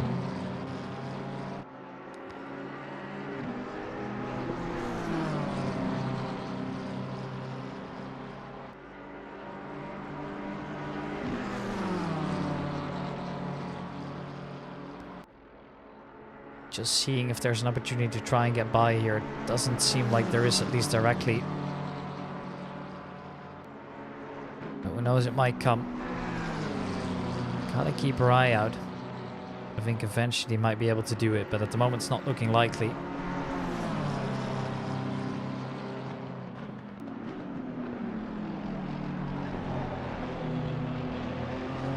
And I'm just still waiting. Hoping that the BMW is able to get past here, but Nathan Pierce seems to be struggling achieving exactly that. Might come, it might not come. Gotta keep our eyes open. Hoping for a move eventually. And what has happened there then? Oh, has that been a disconnect on my end? Yes, it looks like it. Alright, at least we're back now. I hope the... Yeah, no, it's okay now, but that looked a little bit weird, to be honest. Looks like the order's been restored here at least. The gap's now also still being managed.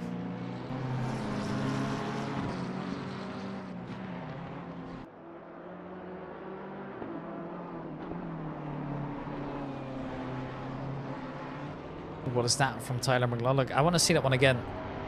I was just looking if my internet had any diagnostics, but no, it actually looks quite alright. A little bit weird then, but it's fixed now. So let's see that one again, shall we? Just also so I completely understand what's going on. Looks so good for Bob up till this point. And then he just loses the back end, it appears. Not good, not good, not good. Looks like Rebecci as well as Nyring, they've both come in at the same time. Survey pit stop here. And looks like they're going to be losing a couple positions because of it as well, so... So what it looks like... No, okay, it's just my feet messing up again. As somehow... Vespa Sport car is actually put back on 0 laps here, which I'm not sure as to how that's happened. That is a little bit weird to say the least. I hope that was a little bit awkward. And, well, I hope they'll be able to get back to it though.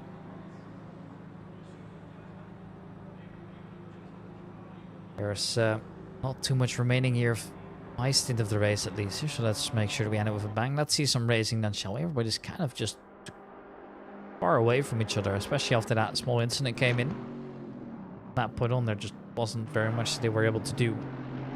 And I guess that's just how it is sometimes, right? And it's a shame, but I guess it happens.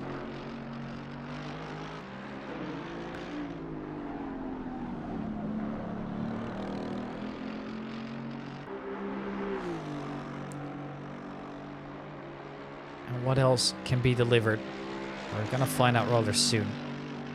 Just managing the gaps at the moment, that seems to be the plan for the most of us. Cristian Romano now back into the Vespa Sport car, means that the other car with 0 laps has been removed, which is good. Means that we're going to get back to racing at least. For the Vesta Sport lads. I think he might have just joined on...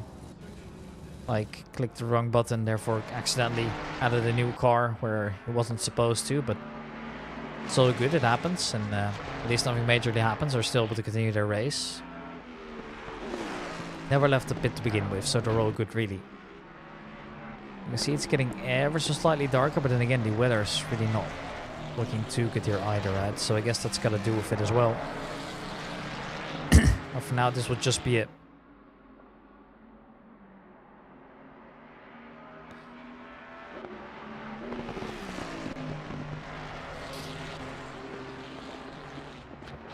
Piloti and Sculptura still in the pits for the time being here. It looks like Christian Romano will finally be able to get going again. It took a little while, but...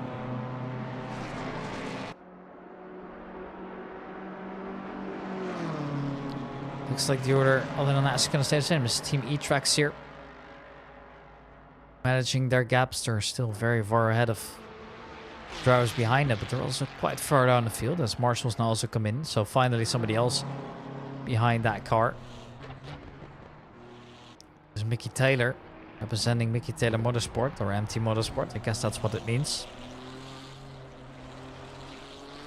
Second to last for the time being, as Tom Bernil's got behind the wheel again of the Honda. Let's see if we've got anything else interesting. There's Maxime Aubrin now for MSR Esports.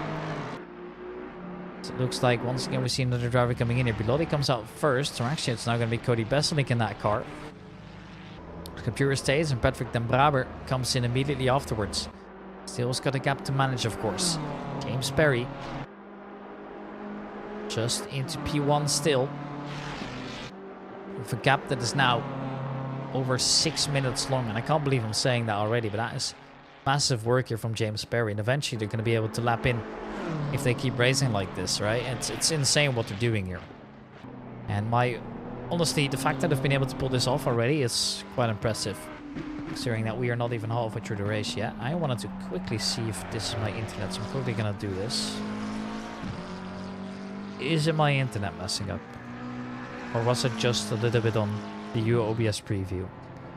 It says it's not lagging, but I don't believe it. It really doesn't feel like it, but...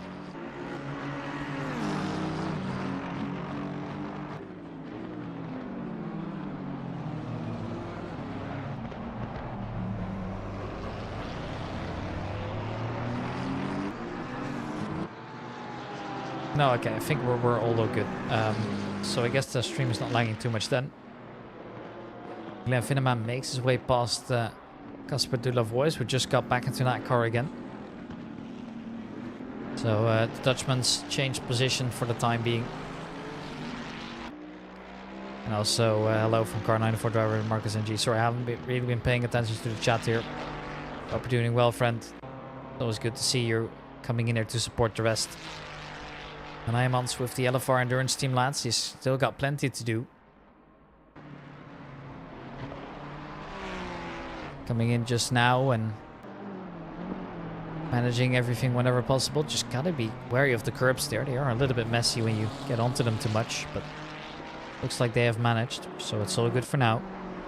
Adam Ostrigaard's back into the BMW here.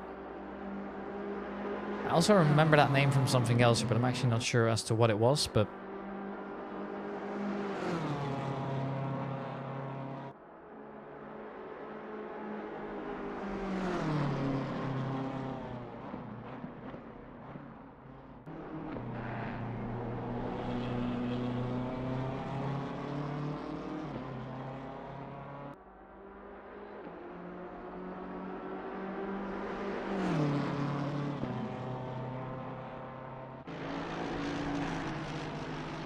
Casper still managing his lap as well. He's getting closer to Finema again, but Finema obviously now coming onto the north side would be looking to escape.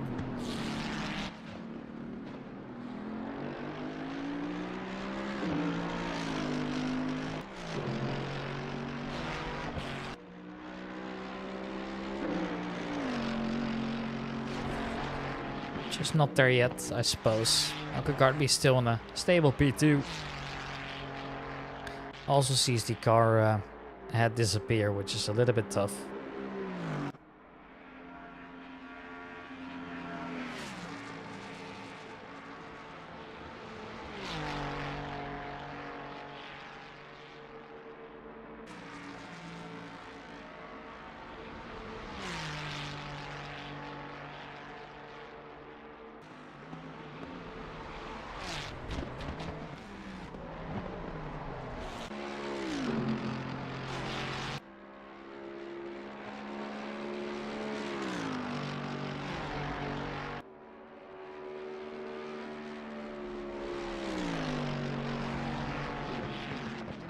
Looks like the gaps are still kind of being managed at the moment. It doesn't look like there's a lot of on-track action going on for the time being here. So we waited out a little bit more.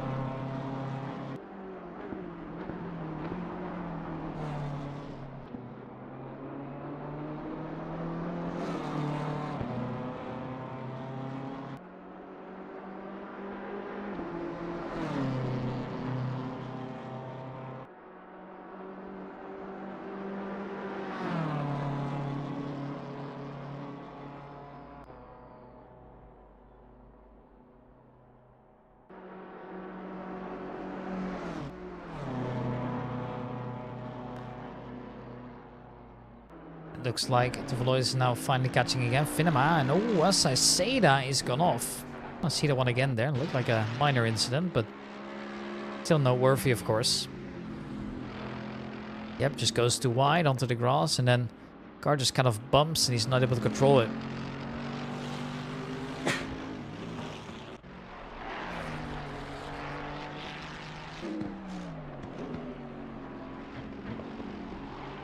So that will be the order for now then. It's looking quite okay. Over in Prangley and Cusimano all onto the pits at the same time. It's actually Romano, Prangley and Oberin. So we're doing some swapperoonies here.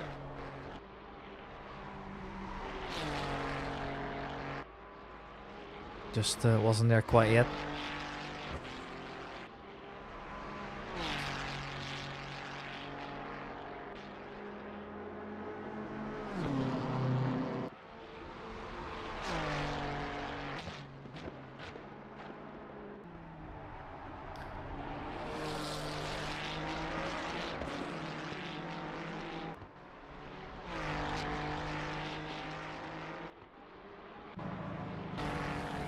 Looks like 2 of the 3 are still winners, so taking their time on those pit stops here. This is Son Angel once again representing Cronus Racing Team, still in the same McLaren as well.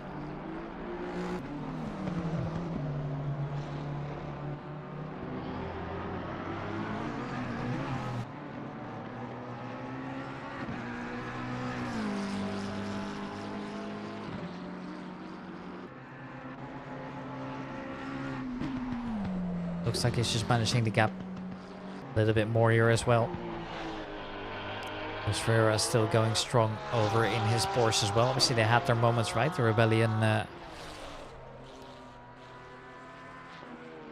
Autosport guys, they've had their moments where they weren't looking too good here.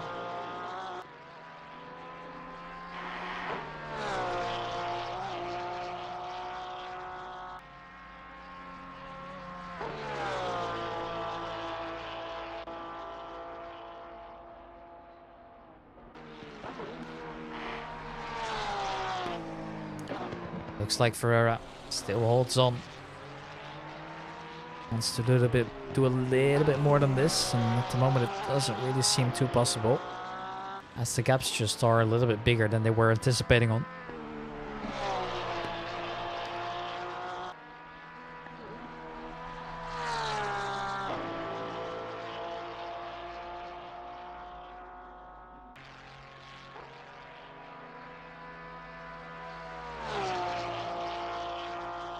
As Ferreira goes down that long straight again, we're seeing him go all the way into the distance there, but still very little gaps to actually be talking about there. It looks like all the teams are just kind of in their own no man's land, and as I swap over to Casper de Valois, he hits that wall again. I want to see that one again. Let's see what it looks like from his POV. Handling the 296 quite well. The blue flags are out. Did he? Yeah, oh, we clipped the curb, and then those curbs are quite deadly in a game like this, so that's not a good sign. Isis is back to racing again, as we somehow get teleported under the map there. Took a little while, but I guess that's just how it is for now.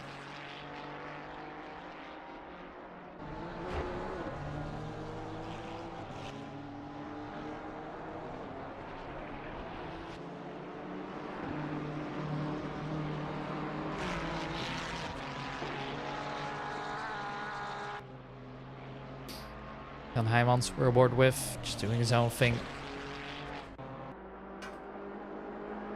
James Perry still managing the stint so well. I mean, that's the only thing you got to do right now, right? He's got the gap up to 6 minutes and 20 seconds already. It's just so impressive what they're showing right now, and I'm afraid there's not much else that could be done.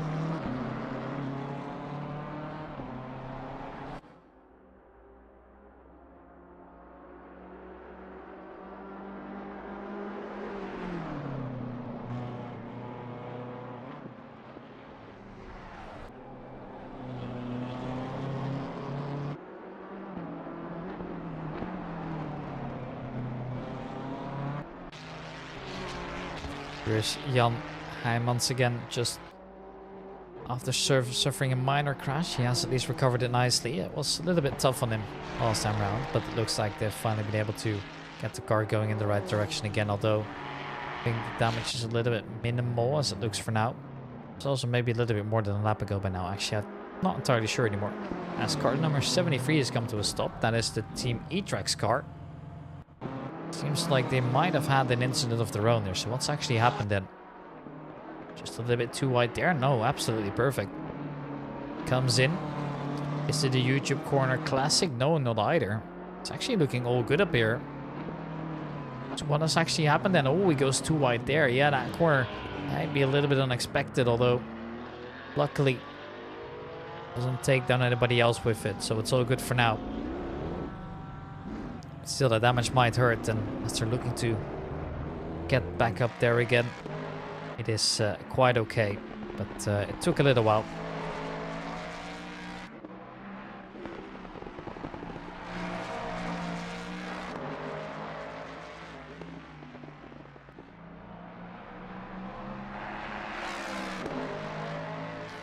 This is Archemi Slotman-Chef just doing his own thing for now.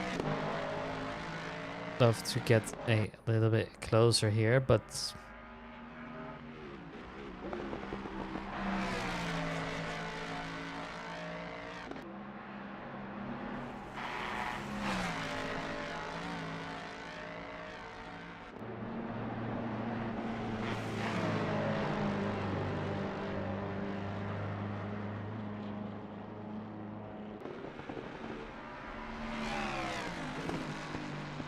just a 40-second gap to manage. It seems like Melkegaard could be caught in a couple of hours, but at the moment they're a little bit too far off, I'm afraid. It's a shame, but does make a lot of sense, right? So it's quite good, honestly.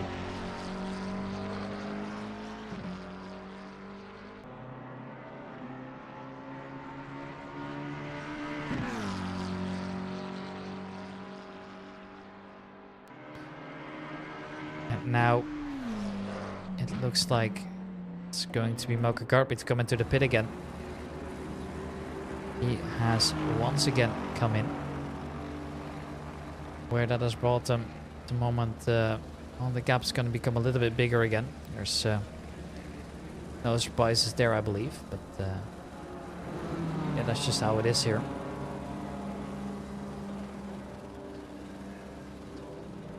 That will just be how it is for the time being here.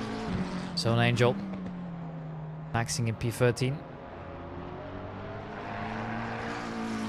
Just minding his own business for now. De Valois is also close by, but Casper still would like to catch the Finema here. Obviously they were battling it a little bit earlier, but looks like now they are struggling just a little bit more.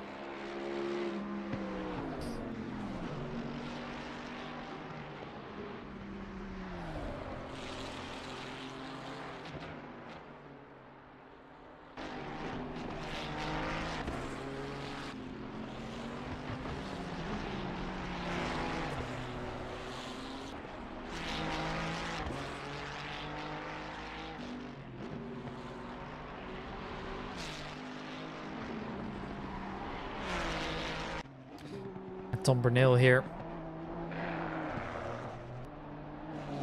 Still driving in lap 64 here. The leaders are currently in lap 69 already, so they've made some good improvements there. Still on the same lap as they were a couple minutes ago, so they're not losing by too much here, so the pace seems to be there. So the last lap was a little bit slower for Tom Bernal, but I think that was also because of something else that he couldn't avoid, although I'm not sure at the moment. But we'll keep it out like this for the time being here.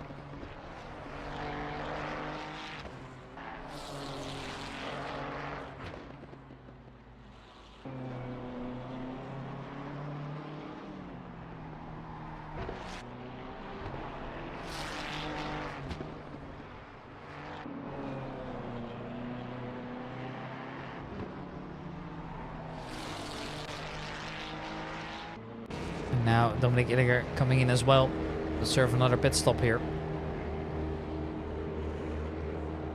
So they're still looking good by now. We have some Sim Racing Belgium fans as well then, the number 14 car. And these two are not fighting for position here, so I don't expect them to go that hard on each other. There's really no need to.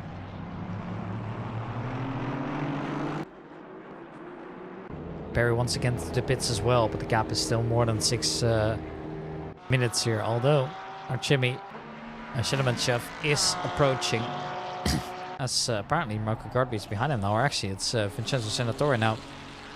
So a temporary move up here at least, but I do expect him to pit a little bit earlier here as well, because they're probably not going in after the FRL guys. I can't imagine that being the case. No, from a 162 drivers. We've got a lot of drivers here today, so it's going to be hard to keep up with all of them. The 162 car, that's the car of Heymans and friends, so that's the LFR car. Alright, how are you doing, buddy? I hope you're doing good.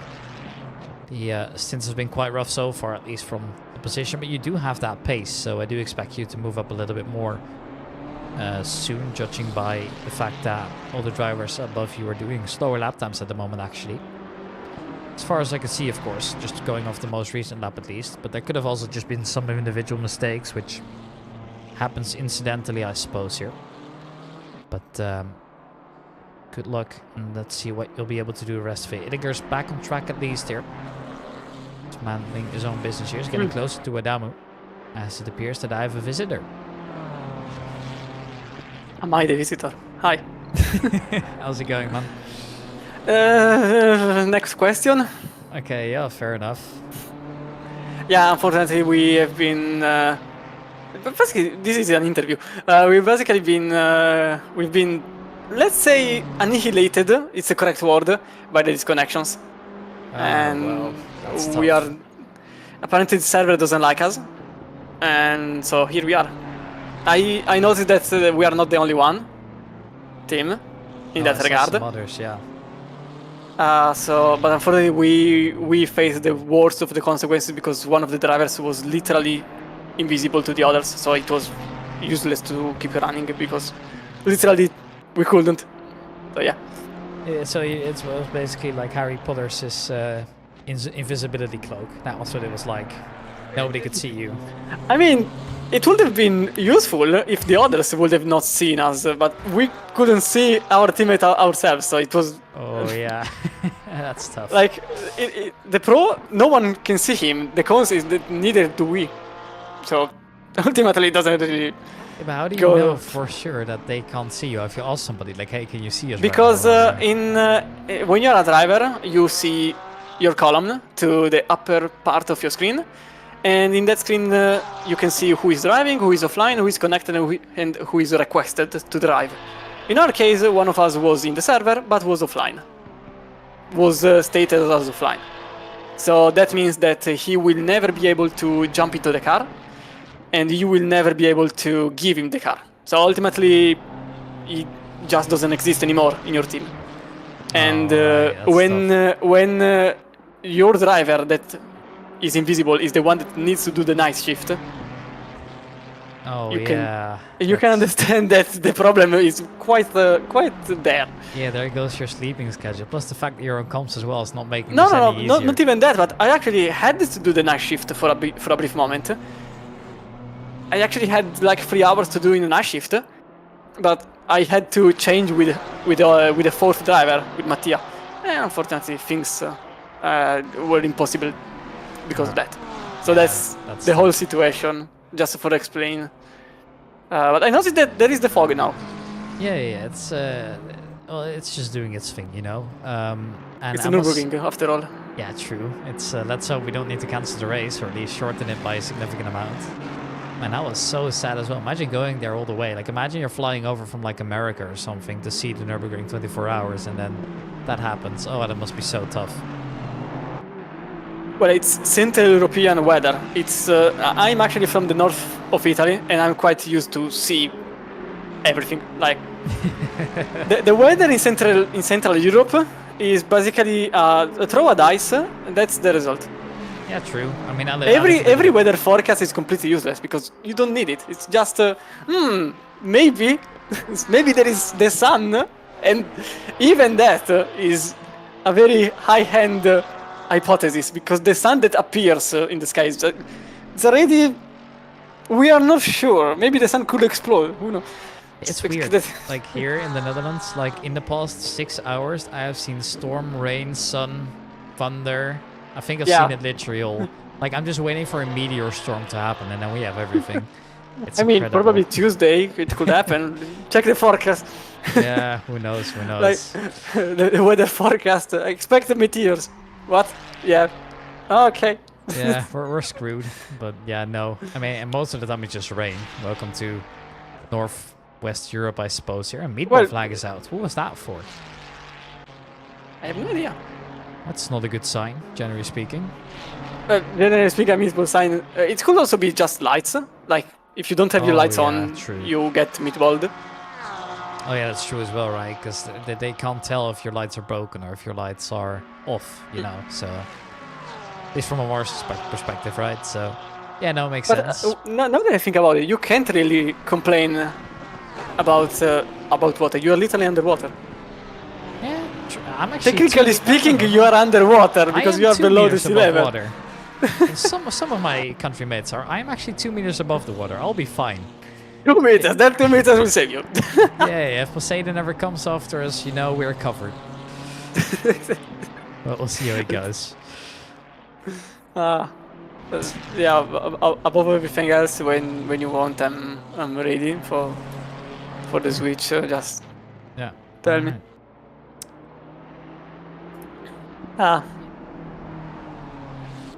Okay. Dominic Illy. Oh, there is a battle there for 6th place because Adamo crashed. Yep. TV1. Okay, done. Okay, start streaming. So yeah, thanks Ricky. Very pleasure that you made the commentary for us all for the 24 hour of the Nürburgring. That you made the commentary for us all for the 24 hour of the Nürburgring.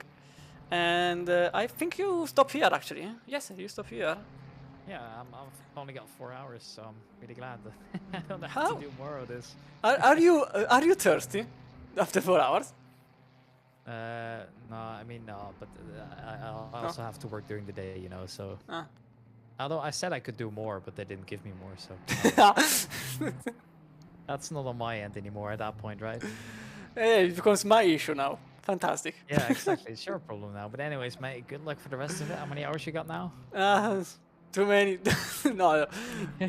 For now, for the upcoming 3 hours, I will be here, and then for the final 3 hours, I will be in the final part of the stream for all the viewers to look at the track, which is becoming darker and darker because the night is approaching. 10 p.m. All right. Good luck. Yes. Thank you, Ricky. So that was your commentator that has been in the last 4 hours. Now there is the overtake here with Illigner already. I'm already on the shout because Illigner is trying to go over former second place holder Francesco Adamo for Vesta Sport with his green livery made purposely for the green hell, which is the green hell. Now Illigner just barely behind. They were trying to make the overtake over the BMW, which we already saw it is not really helping itself in the straight line, but it's very good in the technical phase. Obviously, I still have to look at the chat because it wasn't working. I'm just now updating. No, I love YouTube sometimes, mostly because if you mistakenly close it, you automatically will never be able to get back to your video. Fantastic. Can I just have the chat here? Haha. It is here. And it is working. Fantastic. So, welcome to everybody. We just jumped the commentary, but you can still see that Illegner is very much pressurizing the Italian driver in the Italian team. Now don't get fooled, this lever here you see is it's not another team, it's not a new team, it's just the special livery for Versa Sport. Usually they are with a black, red and blue livery, but this time around they went for a green one. But you can see the BMW, how much it struggles during every speed. I was saying speed trap, but now that I think about it, there is just one speed trap. But ultimately, in every high-speed section, it gets difficult for the Beamer. Now, obviously, as stated earlier, if you are a driver and want to be interviewed, you can simply do it. Just tell me. It's actually that easy. I'm also free to give any information regarding everything, regarding the race. Currently 34 teams. We've got 2 retirements, unfortunately. They are the number 441 Ferrari and the number 51 BMW. 2 retirements that narrow the leaderboard up to 34 teams only. At the leader of the pack, there is still Sparks in the 84 driving for Hypix Racing. If they win this, they will get a ticket for the SRO qualifier event, which gives you a chance to be qualified for the SRO Grand Finals.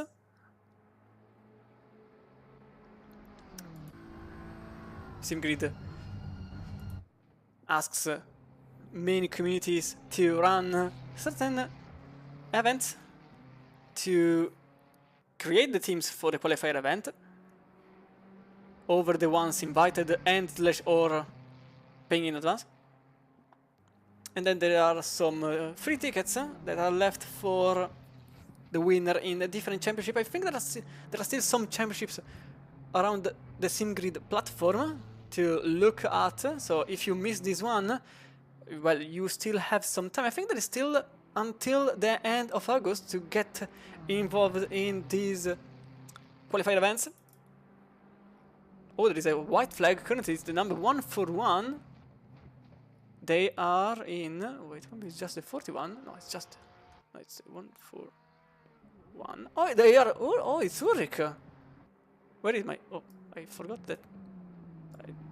Can you just have the replay back? Thank you a lot. So we can see what happened there.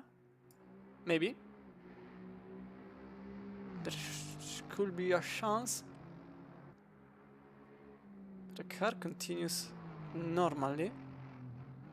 There isn't anything happening in 6th place, so for now I want to stay here to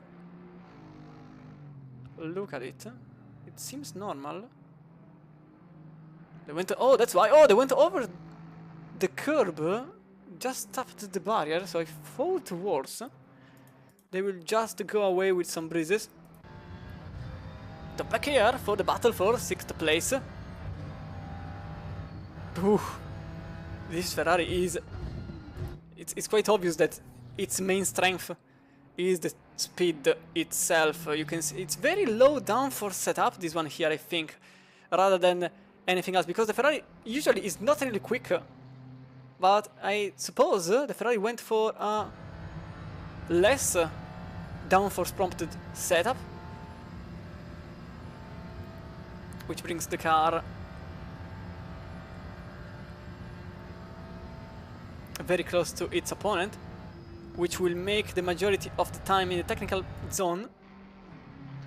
Very close to the barrier there. There is also the battle for 4th now, after Ulrich tapped the barrier.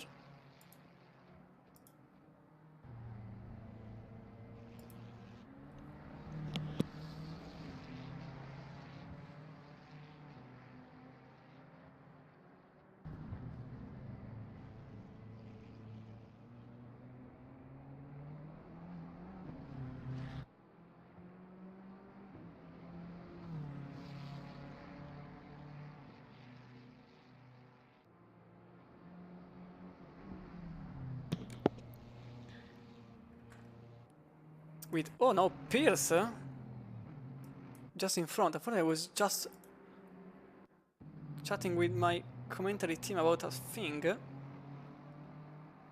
But this was the overtake for 4th place. I'm really sorry to have missed it.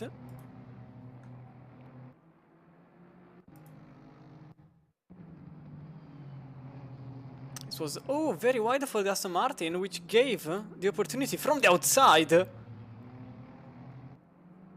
for the number 787. They were in 13th place earlier on. Now they are in 4th, 48 seconds behind the Kaplan in the 3-2-1 for the Mustang.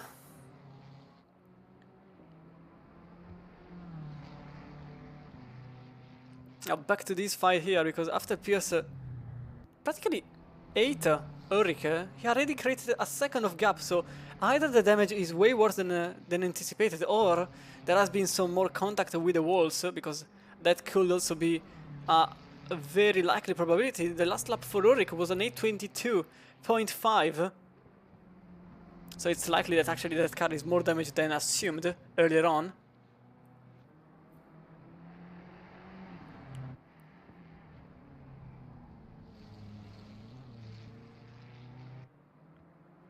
Illigner currently will have a very easy time toward the Dottinger hole.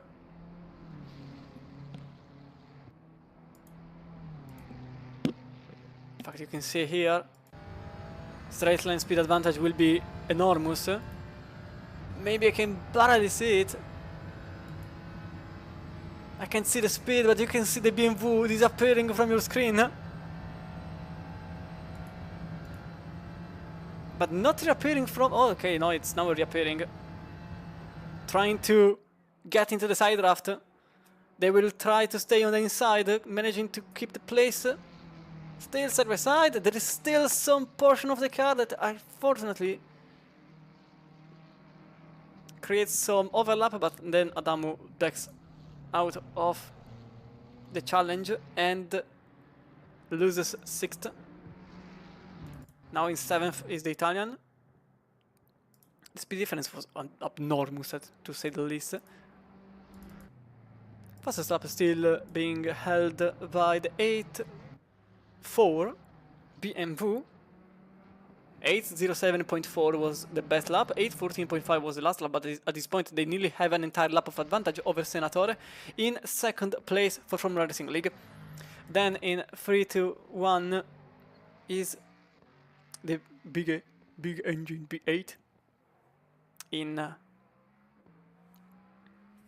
that's why I was feeling cold. I forgot this is still on.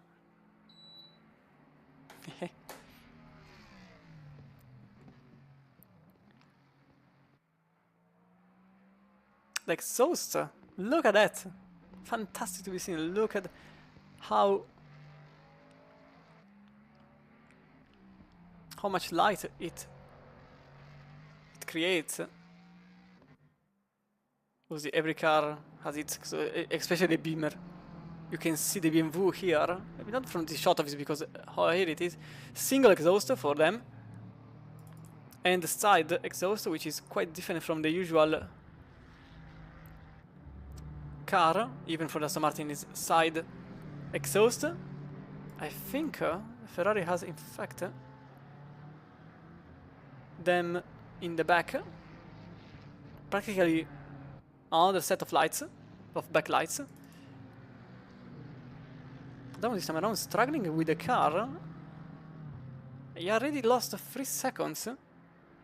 Compared to the pace he was able to match earlier on, it's quite strange. Either there is some damage or there is something wrong with the car.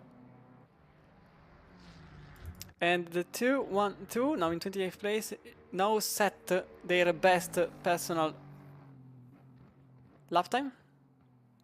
8:12.460. Now that the night appears, it is going to be quite easy for them to lower the times.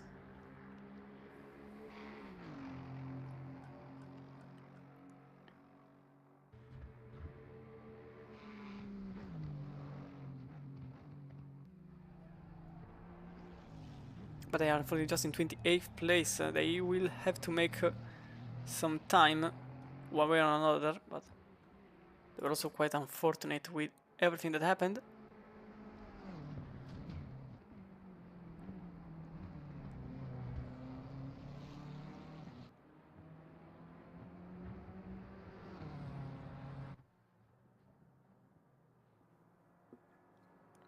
So Nanovic currently just exited the pits.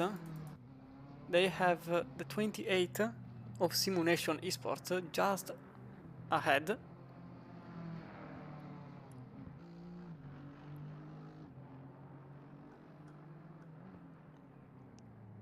"12 seconds ahead to be exact.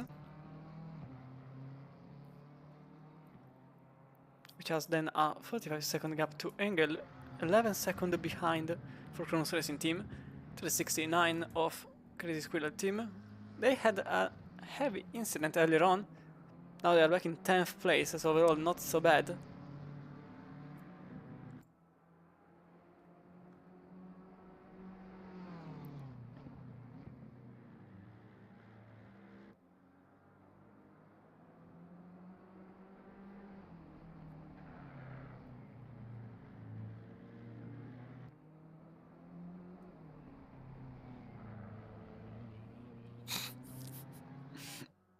Grazie.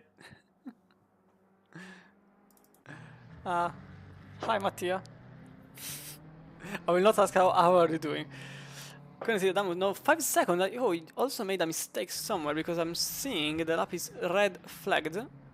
So something happened there, but it's quite curious that clearly something isn't right with the number 11. Now 5 seconds is the gap between Illigner and their car.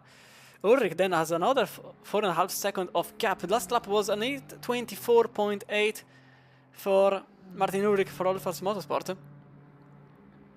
They have been overtaken. Oh, there is a number 69 currently going slowly. They were in 10th. They are still in 10th. Something happened to the hairpin section. You can see from here. Split cam for us. Over the grass. A bit too much lift off. Oh, that's heavy. Oh, that's a heavy contact. Ooh, that's way worse than expected. We can have a better look from here.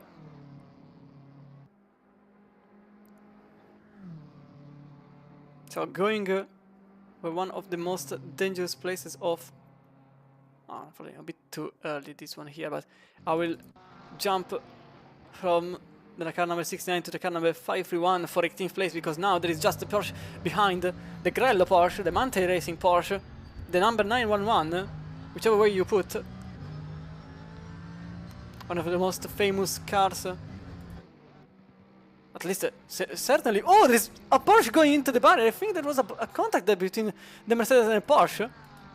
Kindly asking to go away, because it was a very odd situation, but I think there was some contact between the Mercedes and the Porsche.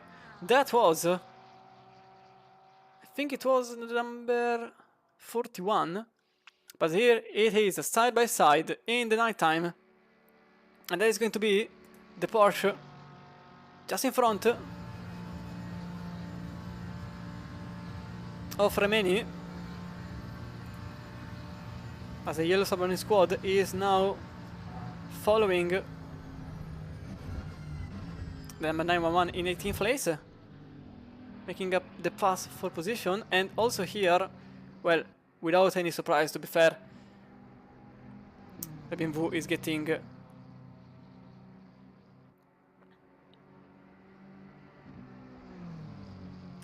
defending hard as much as hard as possible against the 297, which passes practically on the grass. That was very much on the limit. We can have a better look from here, the helicam for us.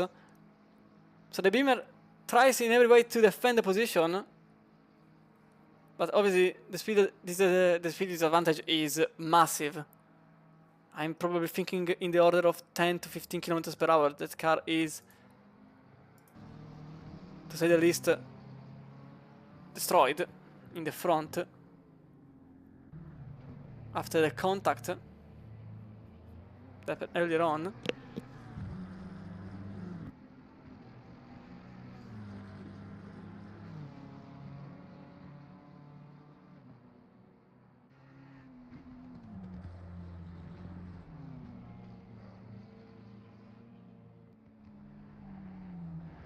With the incident that happened on one of the fastest point of the entire track into Sweden Cruise, into Arenberg.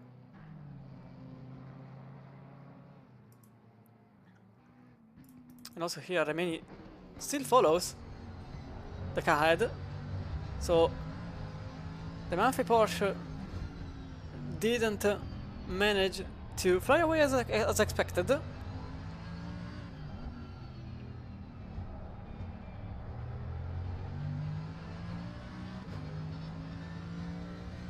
Team personal best for the number 212 MSR car, now in 27th place. They made up to 8:11.682, matching some of the best times around.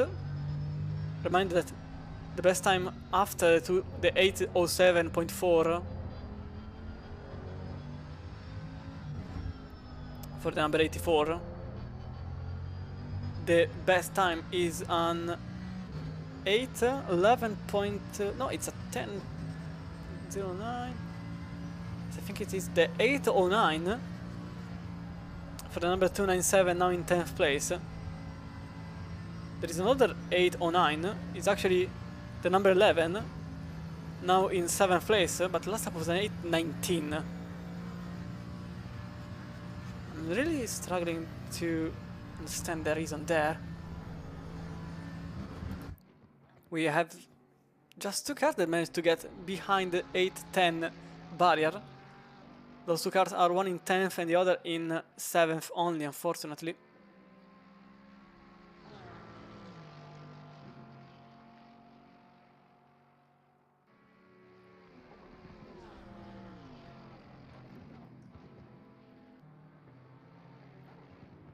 Is now making in number 42 for QRT Esport, is now in 9th place. Considering they were even outside the top 30 at the very beginning, that's certainly very good news for them, managing the comeback.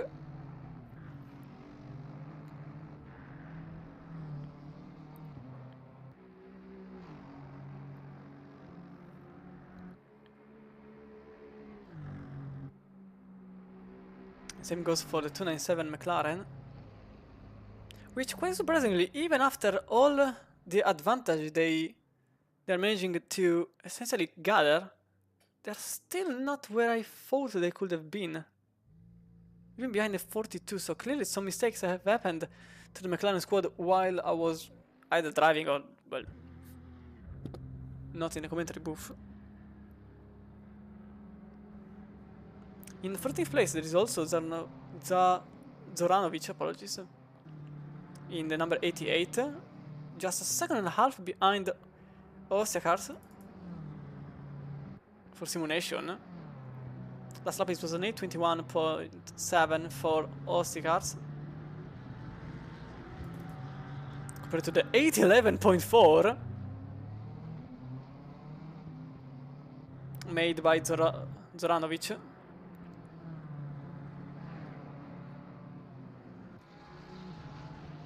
Their best time is at 8:11.7, so not really much difficult to beat the time for Zoranovic.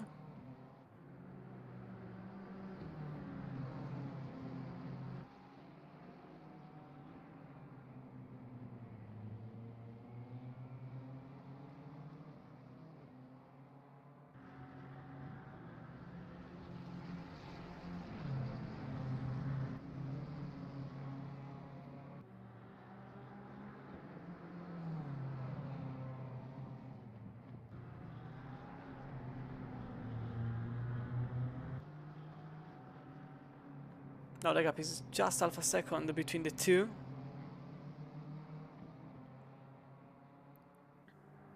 And now it's side by side for the two cars. But I think there could be some defending for the combination which doesn't appear there, and this means that the number 88 makes the overtake for the North's M4 team. And just 7.5 seconds ahead is Making, which just exited the pits. Oh, there is a car off! It is the number 41! Number 41 currently in 20th place. Now back on... Oh, they were already stopped here.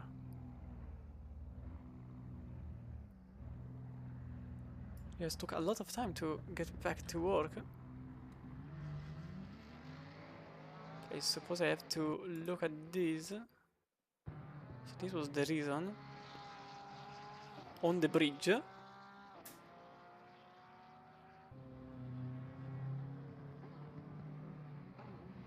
Oh, they just lost the car. So simply the rear loosening.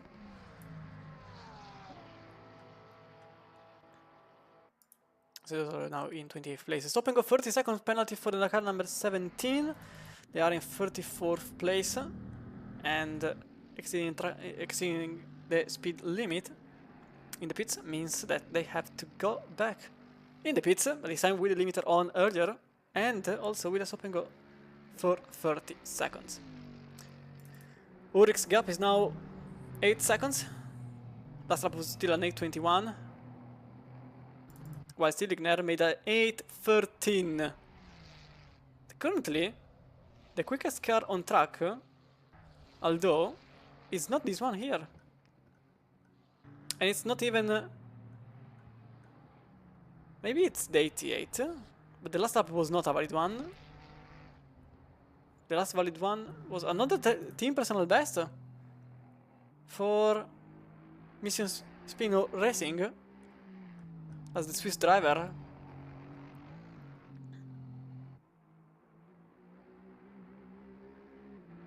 Nearly puts it into the wall. Okay, I will never again. Obviously, curse of the commentator, but he is so good he managed to outplay the commentator's curse. Zoranovic also very interesting because his pace currently sets him to get in 10th place.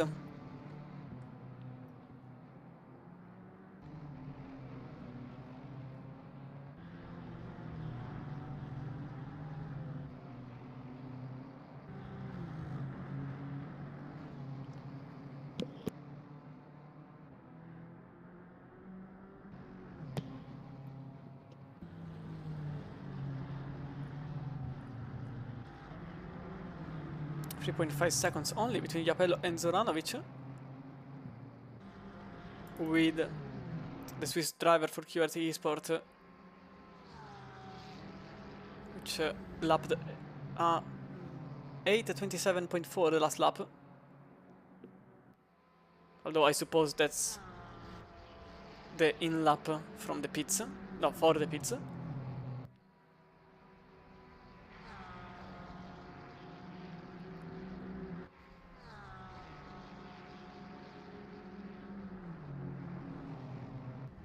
As Pierce heads for the pit in a 787 car.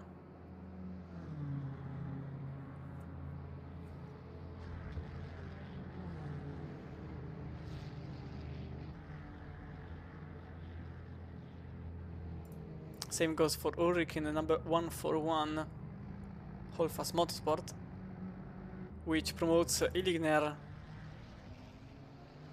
a position and Adamu 2 positions. This pace is very odd, he's lapping 8:18.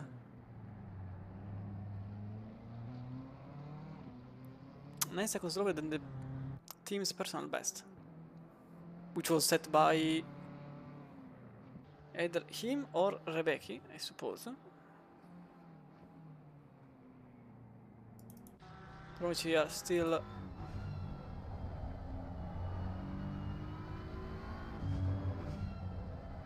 closely following. Well, closely is a bit of an overstatement, but definitely following. Via per lo Scar.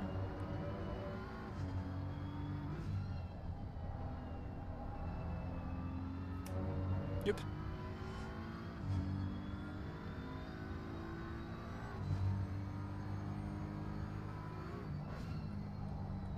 Over the jump.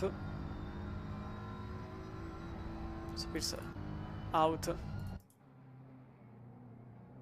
in 6th place after a normal pit. A bit different for Ulrich in a 1-for-1. Apparently the damage was very high because 26 seconds stationary in the pits because of damage repair. So clearly it was worse than expected. But also I think that there was more contact to that car, but just I didn't see it.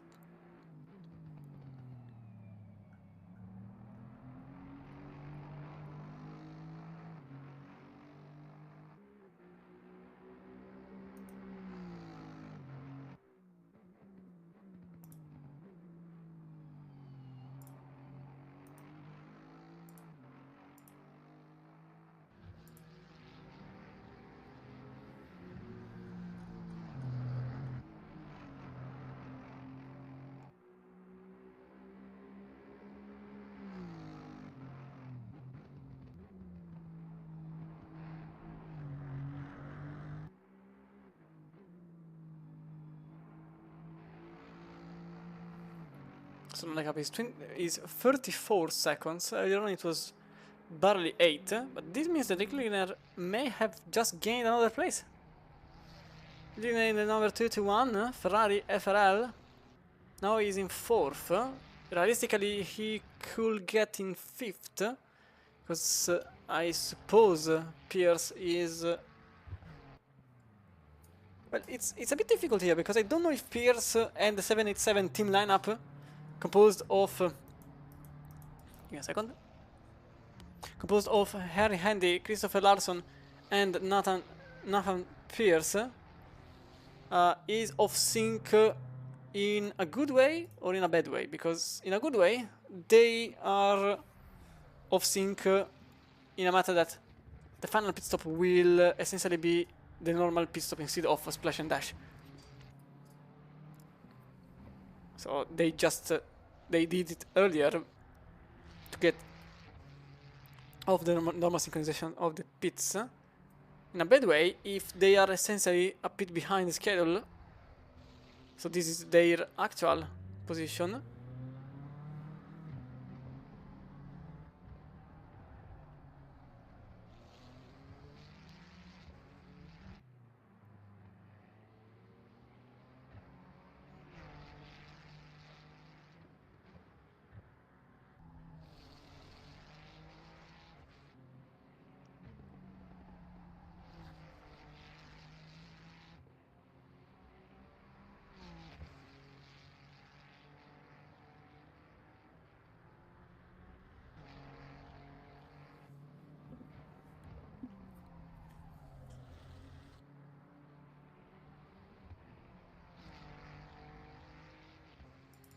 Romic still closing rapidly on the driver ahead.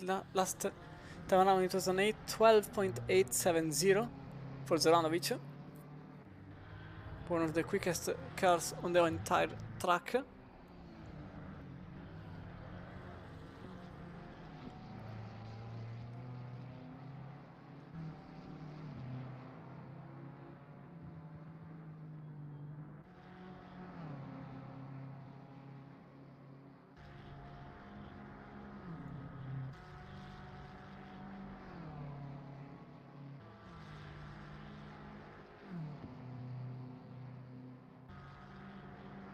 Only 2 seconds is gap between the two there, but we can go for a bit of a round up of the first cars. We have here in 44th place going for a stop and go penalty the BVE team in the number 17. Taylor is currently driving for MT Motorsport in the Ferrari 197. Alan Palmer for long smile in the 792 Honda for the second place. 162 is LFR Endurance Team in 31st place. 73rd place, 30th place in number 73 is Team E-Trax, which is alone. Oh no, I suppose they are all in the same place. So practically switching drivers in real life.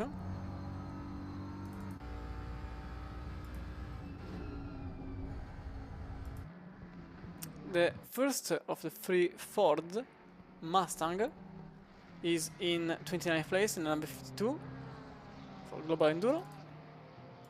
Sergio for Formula Racing League in number 41 in 3rd place in IM class. Then the first of the pro teams, we've got the Mission Spino Racing, which every time I get confused and nearly call them Meershank Racing. I mean, if they bring a pink livery, I might actually just say the wrong name for the whole race at this point. The 888 backmarker called with a very nice livery there.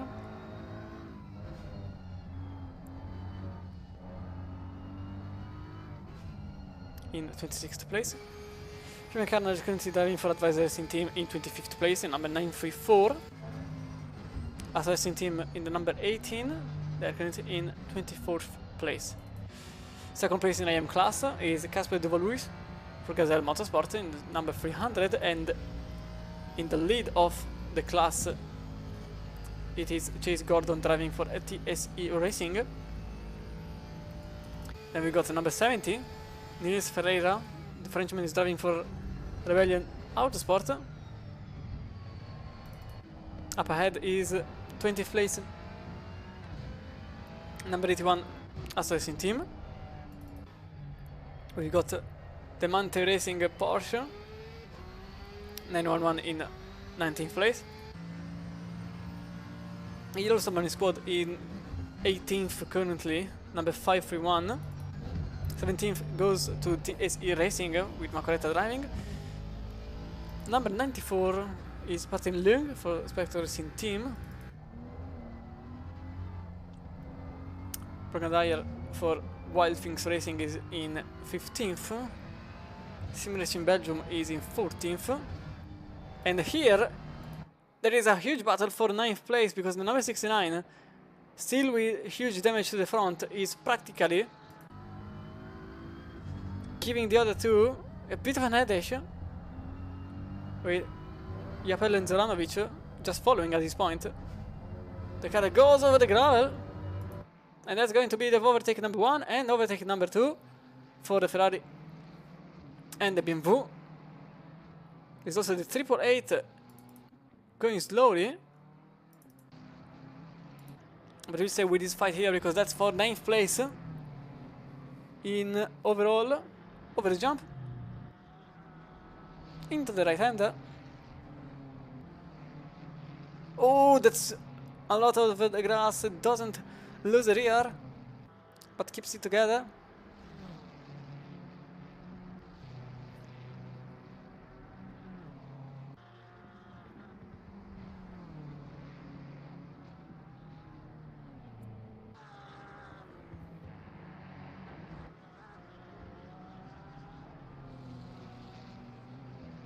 Oh, this was extremely wide for the number 88. For number 42, apologies, with the 88 following. But I think this time it should be the move for 9th place.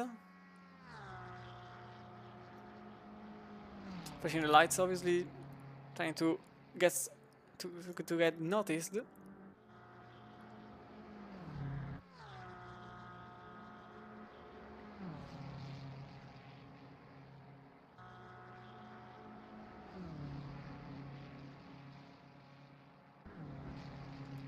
That's the overtake done.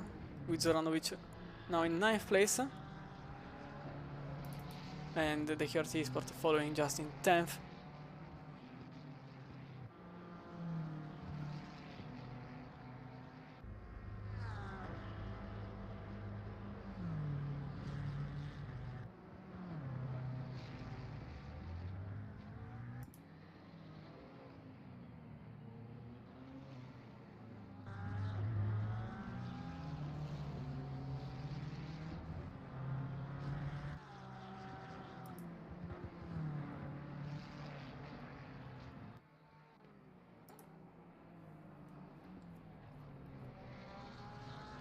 So back to the roundup.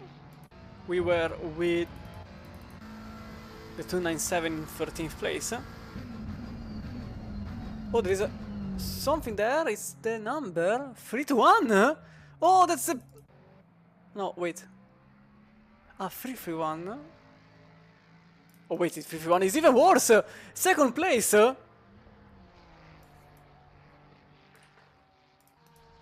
There was some yellow flags shown for them.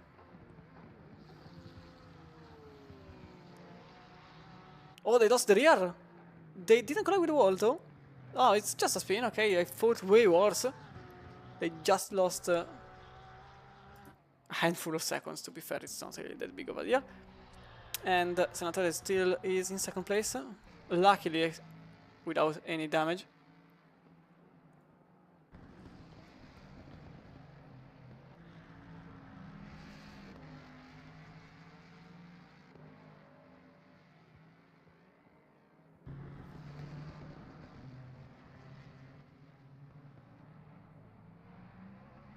Although I think we can go for a lap with like this later on.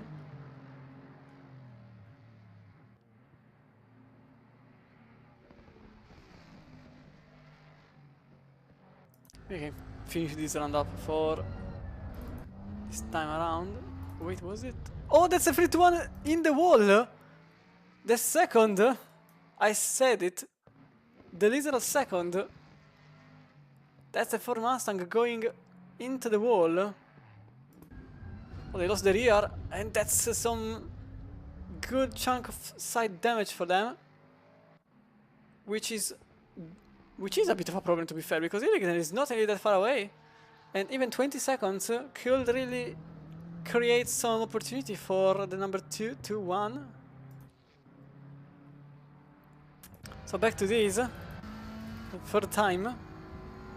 Number 28 for Simulation is in 12th place. Currently Adam Osigars is driving, the Polish driver there. Number 69 in 11th place with huge front end damage, still trying the best, but they are lapping 20 seconds. They are lapping 20 seconds slower than their pace. In 8:40 was the last lap. Timothy Jabadal for Fiat Nothing Moto is in 10th place for 227. Sandro Riapello for QRT Sport in number 42, they are in 9th. Then number 88 is Norsen 4. Ulrich in the number 141 for Holfast Motorsport is now in 7th. Roberto Rebecchi drives the number 11 for Vesa Sport. Christopher Larsson, Remnant Racing, the American driver, is now in 5th. Dominic Ligner, I already mentioned earlier on, but he is in 4th with the Formula Racing League 221 car. Number 321 for International Racing Club is in 3rd with the 331 FRL car in 2nd, and then it's the leader in Hypex Racing, which doesn't really have any opponent whatsoever. They've been in 1st and they will remain in 1st very likely.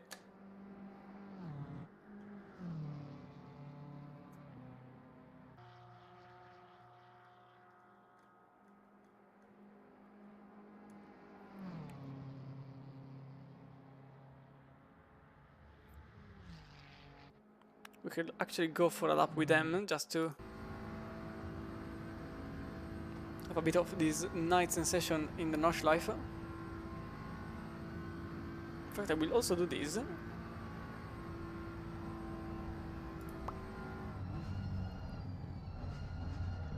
Just to give an even better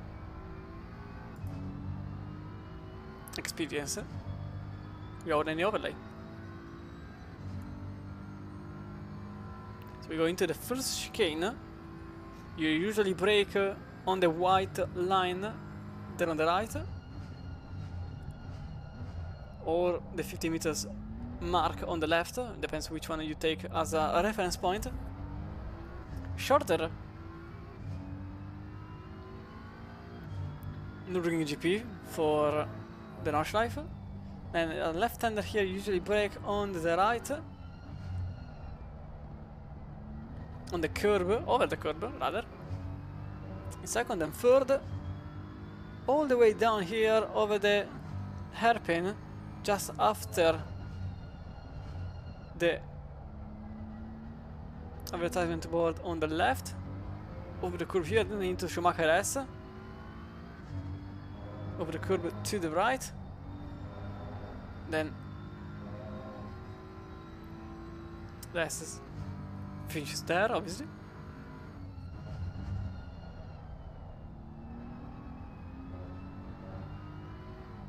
So we head for the finish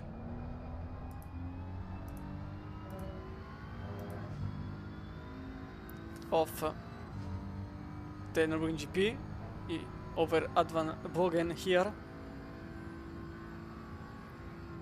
50-meter mark over the fast S, and then into T13.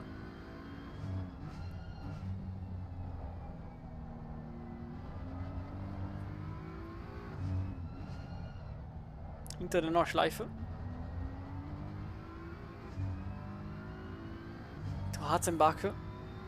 Right, flat out here, close to the curb. You brake roughly there on the kink to get into Heineken. Oh, there is a little slide for a little, but nothing to worry about. So here into Heineken, and then on the uphill section on Quiddelbacher,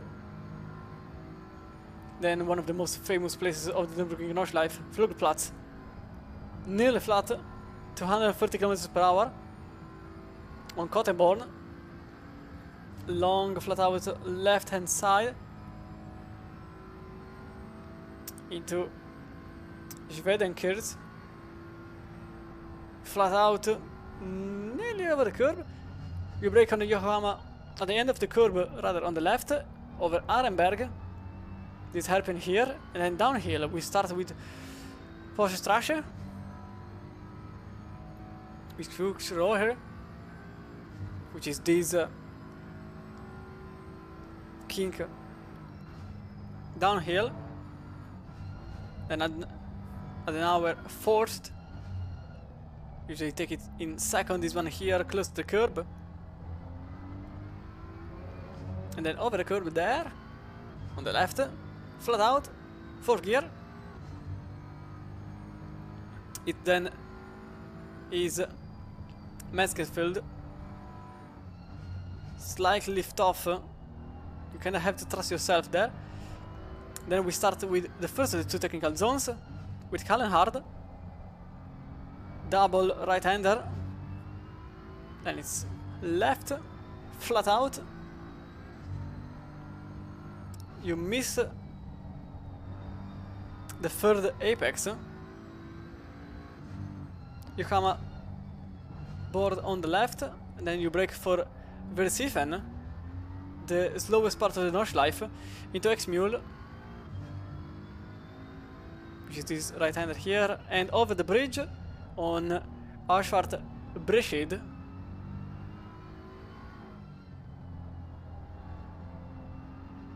Keep it in third, and then full on. This not so long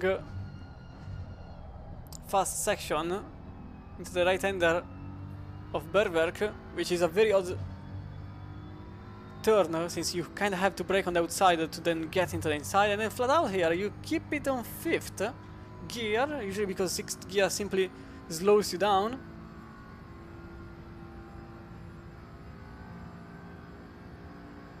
...254 kilometers per hour, 255 even there. Into mud curve, 230 kilometers per hour. Then it's Corsa, flat out even here, and then you brake. 5th, 4th, 3rd, 2nd. Into style strecke. Then the carousel. One of the most famous parts of this circuit too, this one here. Then straight into right-hander. Flat out, 4th gear, then 5th. Over the left-hander, a bit on the AstroTurf, if you want. Into 4th, slow down, and then it's rFactor, which is the start of the 2nd technical zone, with Edishkoe starting it. Over the left, over the right, over the curb, into Wippersman, or... Okay, it's Wifferman. The left hand here is Eichbach with Brochen being the 2nd one, and then we head into YouTube corner just before the writing on the tarmac. You brake to go into the left-hander, which is Ace Curve, and then Flansgarten 1 over the jump.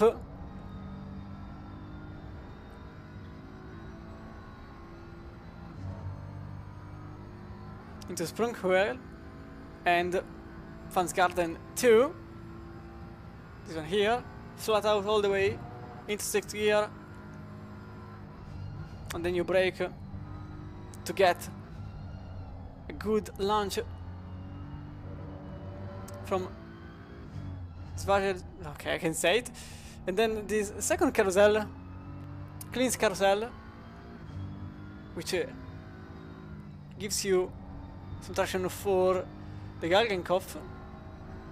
Double right-hander, very difficult to put it perfectly, and then the start of the Dottingerhöhe, which is the main straight,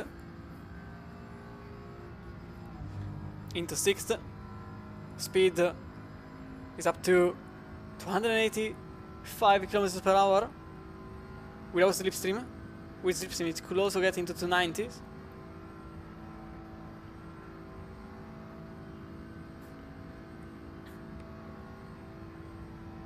Bush, and then here into Tea Garden and the Hohenrain, two famous corners, especially for incidents that have happened during the years. I think the biggest one was the one that happened between the Vantor brothers a few years ago. So this was a lap of the mighty Nürburgring Nordschleife. I hope I said the corner name correctly.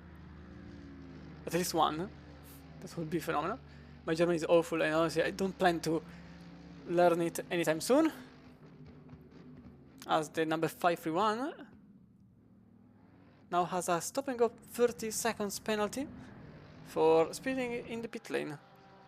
So they will have to head into the pits once more, and they will certainly lose a minute. They will not lose a position, they will just stay in 19th.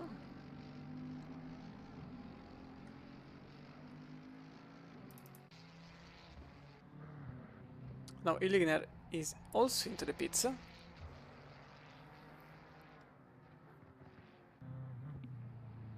which promotes Larsson up a place, and very likely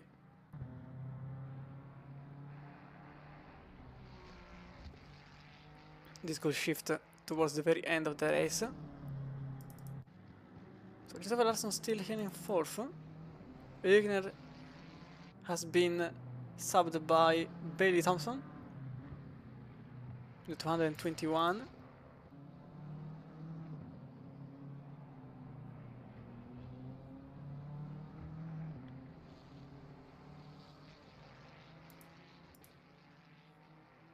.77, which also made the team's personal best in the last lap. It was an 8:12.2, joining the 12 seconds club, which is getting a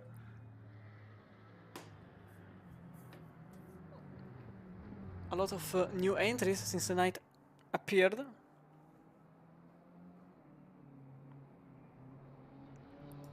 So Rebecca's last lap was an 8:13. And Illigner, we will actually never know, because the last lap unfortunately is the one that has been set during the pits. But the gap is now 20 seconds between the two. And 25 behind is Ulrich, which is now in 7th place, so it's clear that something is not really working with that car.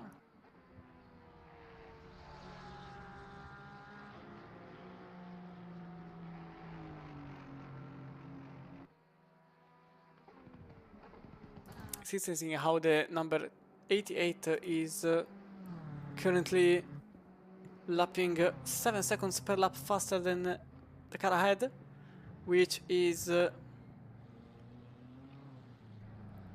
giving it a chance to recover.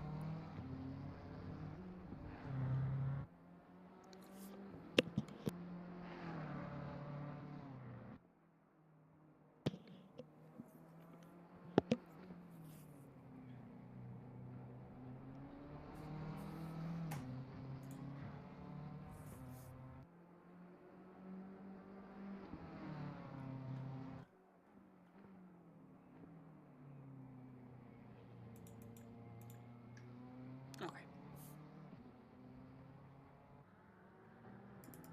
Oscars into the pits from 11th place for Simulation Esport.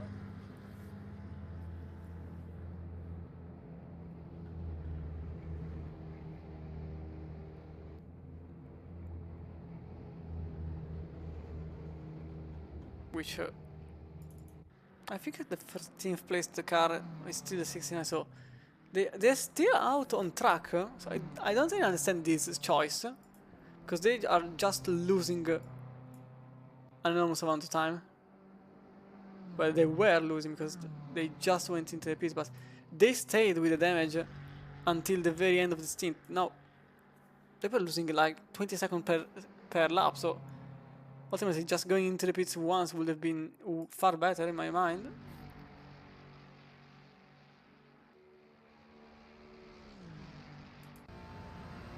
De Jong here for Gazelle Motorsport trying to get in front of Finnema. Oh, that's the rear locking.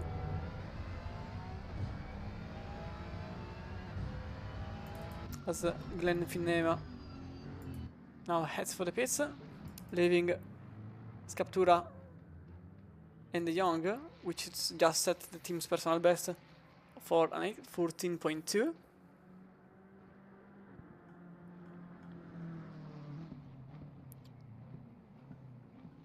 There are 22 seconds between the two, and that actually is the win in class, so obviously the aim is for that one.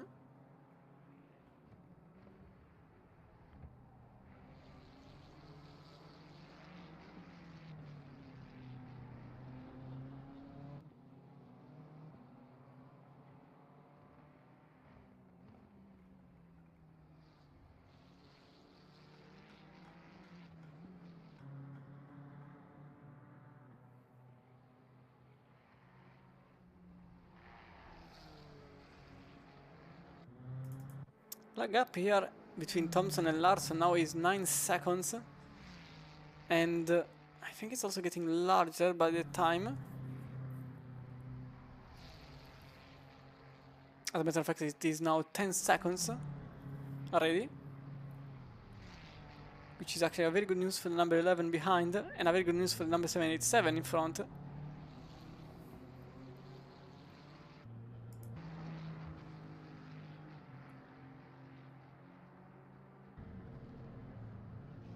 With a carousel here.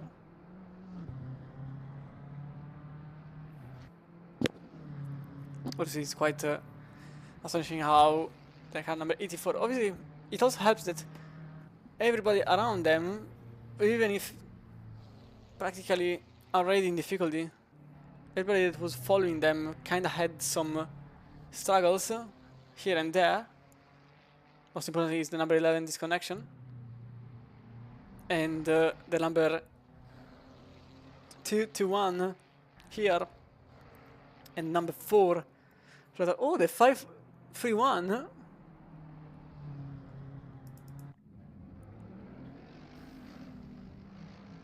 With some yellow flag being shown. Oh, they lost the rear. No, they didn't. Well, they did actually, but they kept the car. Over the curve. Oh, that's a shunt into the wall twice. So now that car will have to be repaired once more. And also there is a car off. It's the 1-for-1. It is the 1-for-1. They were in 7th. So once more. Oh, that's already too late.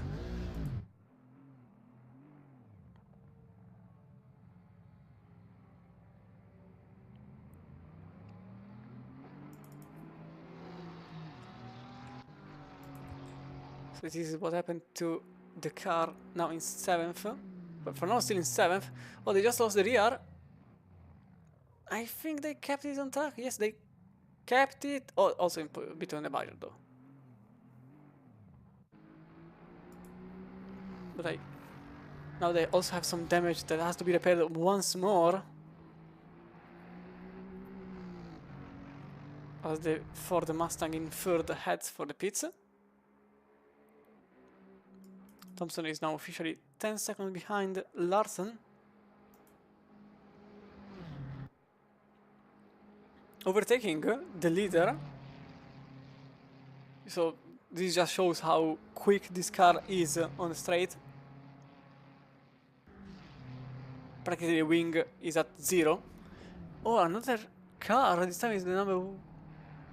I can't see exactly. The two cars have collided there. 792 has been involved. The number 197. So they were battling for position.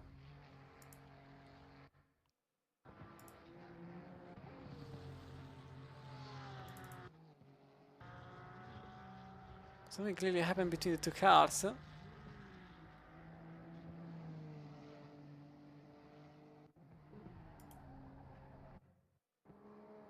can't really... Oh! Oh, they were not battling. But they were actually lapping Edwards. So you can see there is yellow flag showing. Ferrari there in the middle. To be fair, quite visible. And 792 just crashing into the Ferrari, unfortunately stuck in the middle of the racetrack. And Larson now has just 7 seconds of gap to the Ford up ahead.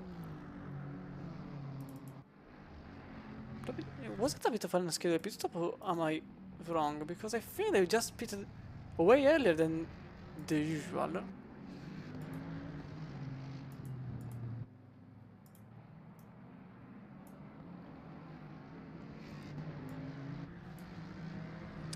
-12 degrees is the current track temperature, and it's still optimum. So there is still some chance to make very good times. Maybe someone could go for the 8:10, 8:09.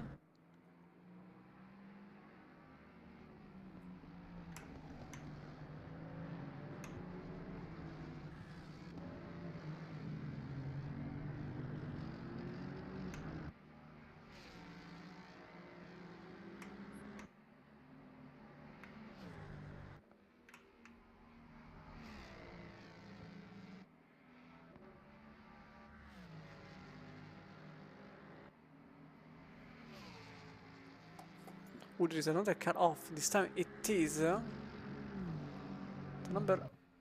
I can't see. The number one for one once more. No, it's not.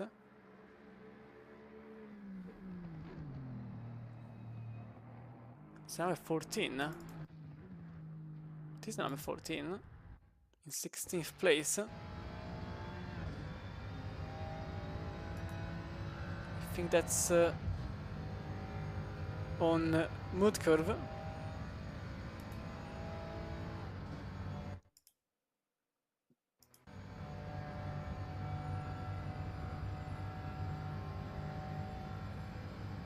I think I went a bit too much behind, to be honest. Not sure what happened there, maybe just off track. Miller's here is just behind Zoranovic, which just I think they just exited the pits. As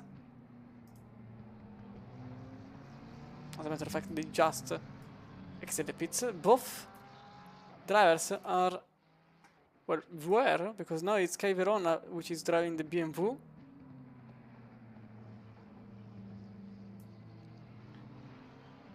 So the fastest driver of the team leaves the way to Kai Verona with Artis Miller just following behind.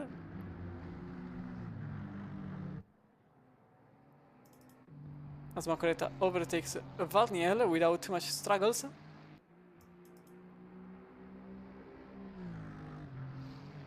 Without too many struggles, apologies.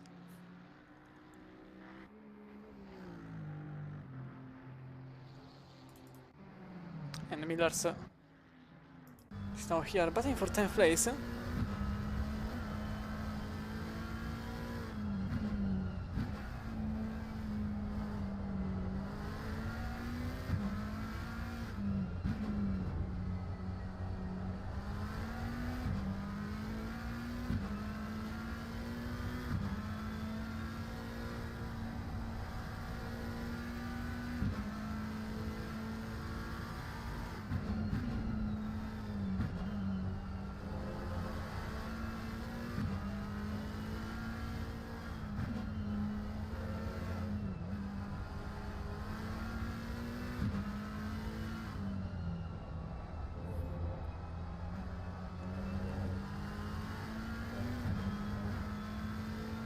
Kai Verona creating some gap from the McLaren in 11th.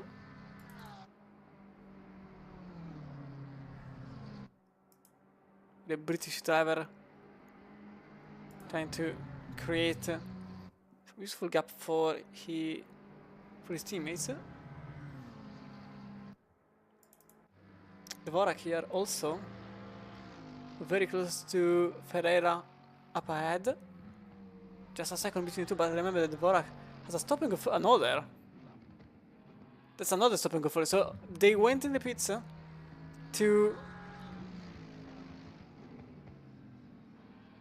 take away the stop and go 30 seconds, and they got they've got another stop and go 30 seconds.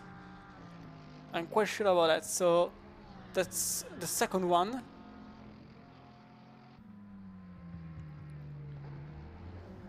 So they will for another minute.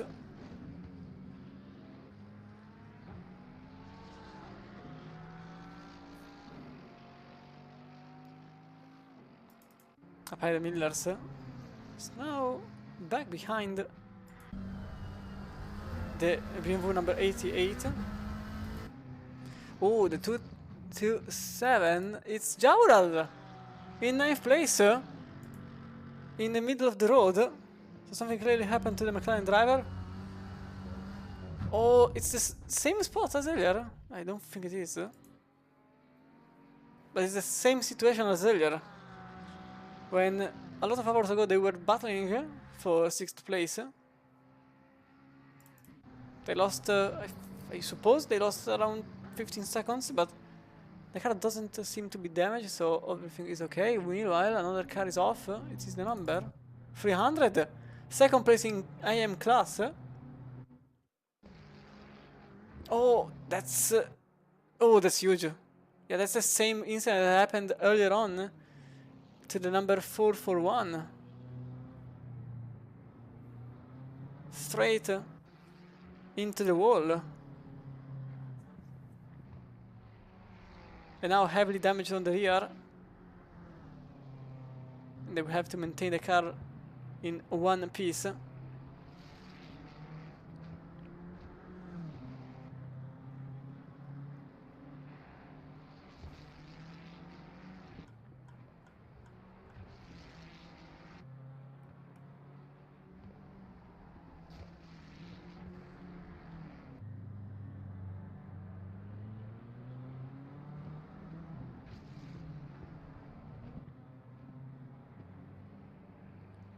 But unfortunately, I think they are just the very early stages of the stint. Well, not really early stages, but they are within the first half hour. So it's not really a great way for them to continue the stint. I suppose they will just go into the pits to repair the car and throw it out of the pits as quickly as possible. But very importantly here, I think at this point I'm quite sure that the Ford Mustang lost some time for an extra pit stop, even because now Shalomentsev is narrowly ahead of Larson Thompson in 4th and 5th. Now Larson only 3 seconds behind the V8 engine Ford Mustang.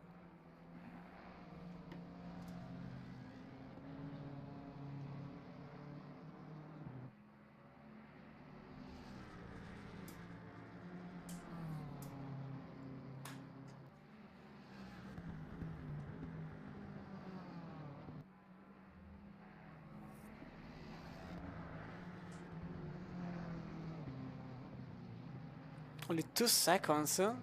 So either Sharansov made a mistake somewhere, because that car is losing a lot of time very quickly. An entire second has been gained by Larson in not even 2 minutes into the racetrack.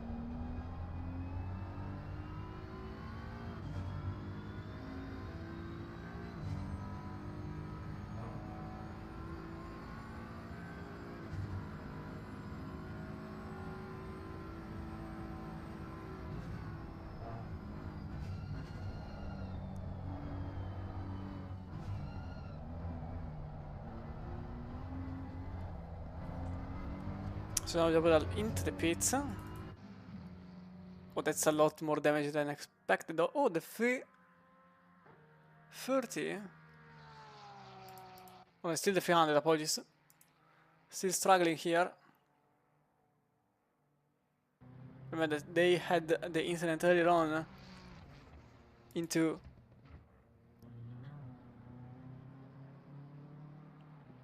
add another forced. Throw the car into the wall. And now with heavy damage they have to get back into the pits. Pika here is very close to Leclerc in front.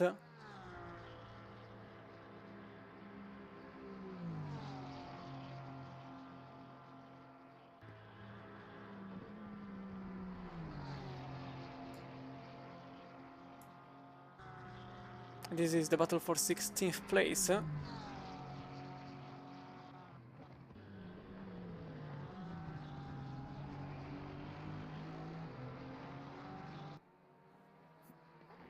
There's also the number 69 just behind the number 28 in 11th place. Oh, there is some room for a pass there. The Porsche really delivers the overtake in a very peculiar way. Into the carousel. I've never seen this ever in my entire life. Into the carousel. Look at this. You really take every opportunity the world gives you. I really want to see it again from another point of view, because this is phenomenal. Look at this. There was some space. They utilized it. They didn't care if there wasn't really space available. They just went for it, and that was the 16th place. An amazing overtake. And I'll be honest, one of the best I've seen in this race. Because it's not really unusual to see someone on the outside on the dottige hole. Into vluchtplaats. Into Tiergarten, apologies. I want to say that someone doing it into Schöner Cruise just after vluchtplaats on the outside is very astonishing. But someone doing it on the carousel, where literally the space is for one single car, that requires a lot more bravery, and that was very nice. That was indeed a very nice one. Meanwhile, in third place, it is still the battle for third, but this time the gap has been demolished from 3 seconds and bits to narrowly 0.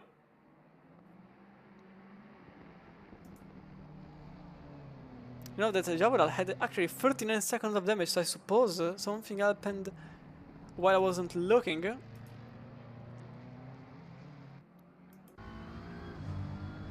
The Mustang unfortunately has a very important issue. Doesn't really give you any chance for the overtake. Speaking of overtake, that's the number 69 that made the overtake over Filipiak, but he will stay here for now.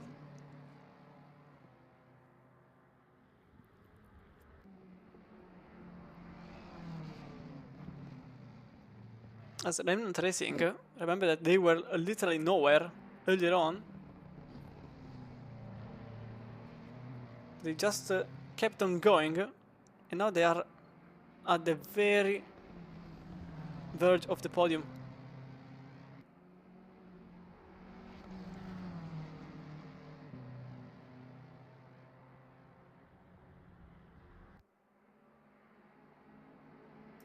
So you see, from the Mustang point of view, you can see driver, but okay.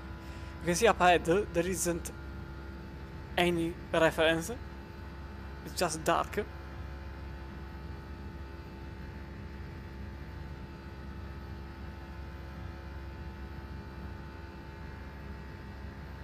To Tiergarten. This car is simply too quick in a straight. Larson, even with the slipstream, couldn't reach for the Mustang. So they have to make the pass on turn 1, very likely.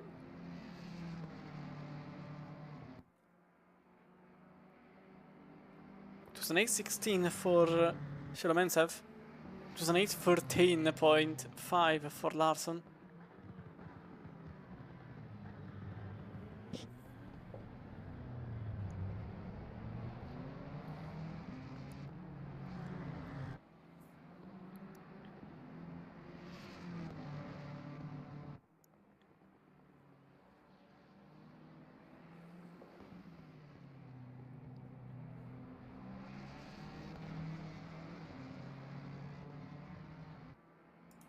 And this is essentially the battle of not supercars, because in the field usually you see only supercars between the Ferrari, the Porsche, McLaren, Aston Martin. We've got them all, and then there are two cars in this field, which is an effective.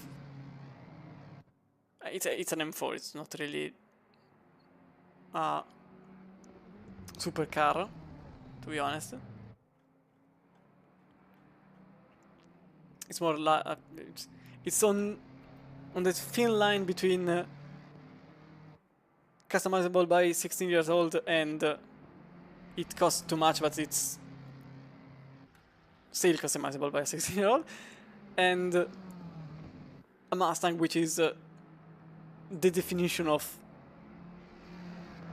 unseriousness. Like, I don't think that if you arrive at a bank meeting with a Ford Mustang, anyone believes you, but honestly, everyone will hear you. That's the important thing. And even better, you will just defend them with your engine. So you can't really hear their complaints because you can't hear anything. Like, hear this.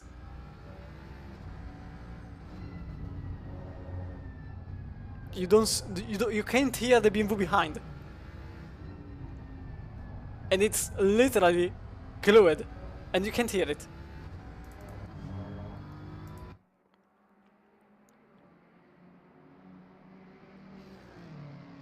Look at it. Hear the difference in sound. It's fantastic. And honestly, I unfortunately had the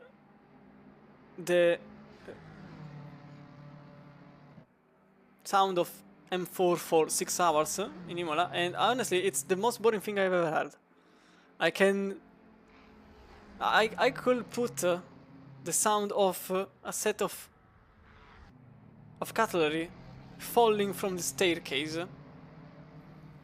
a step ahead of the BMW noise in terms of enjoyment of hearing it. Like an entire box of kitchen spoons getting thrown out of a window. It's a step higher. I prefer it, honestly. I really prefer hearing that over BMW noise because it's honestly quite honestly, I think everybody kind of agrees with me because I heard chats about that. But it's very dull. It really doesn't spark anything. Okay, hear that Mustang. It's fantastic. It makes you smile just because you hear it. Fantastic. Meanwhile, there is the number 24 who's struggling, and another 107 also struggling. They are in 33rd.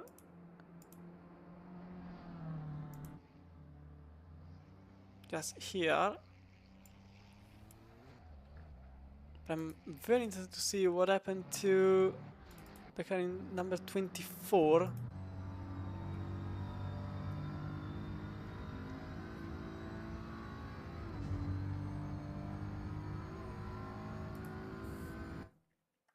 That was a bit too early.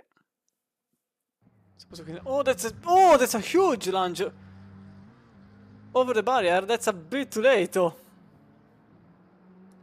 Can't really make it, So that's a lot of rear end damage for them. We can have a better look from here. So, oh, they braked. Ooh, they just braked on the grass, and it threw the car over the wall, and that's instantly pit lane for them. The good news is that they were at the end of the stint, so they were going to pit anyway. The bad news is that it was just at the very end of the stint, so it was the very last lap for them. But yeah, the 42 really made a good comeback, and they are now in 8th place currently. Sandro Iapello for Chiari Sport. I remember that I say it every time I mention them, but they were outside the top 30 at the very beginning. They really had a rough start, but they kept going, and now they're inside top 10. Meanwhile, this battle here is going on, and will likely it will likely go on for the entirety of the stint. Let's be honest here. And this is actually a problem for someone else. It's not the Shelemonostev who is struggling, because at the moment the Ford is just there, it exists. You can't really make a pass, and in a straight line you can't really pass it because it's a little rock chip. Even in a drift you lose time. that's the issue for them. This car here is likely the only car that can really battle with a Mustang, because we saw how quick it is in a straight line and how quick it takes away people from the road. And the gap is now 1.5 seconds. Earlier on it was 5 seconds. Oh, the 212 is into the wall. In 26th place. Oh, they went on the curb, on the wall, again on the curb. And then... not great for them currently. Would like to have a better view of it. Oh, they just lost the rear? Oh, they didn't? Oh, yes, they did. And impacted with the wall. Oh, they are back on the road. Oh, that's important for Thompson, because he has the chance to make it happen. 2 for 1. With the BMW losing some time in the last corner. They're into Dottingham with a bit of a poor exit for the Ford from Gaglenkopf. But speed difference is simply impossible to recover. Look at that. Oh, they are trying. They are on the outside. Maybe there is the chance finally. Maybe there is the chance. No, there isn't. Obviously there isn't a chance. Come on. Look at the Mustang. It's just... you can't really pass it. It's just impossible for them. And I think they will go for... I don't think they can go for another undercut, because I think they are already on stint limit, but they will go for the pit because they are obliged to do so. 14 stint timer limitations. So Larson is now into the pit for 787. The stint timer is indeed taking 57 minutes. To make another lap, you unfortunately just need 1 minute more. You don't really have it.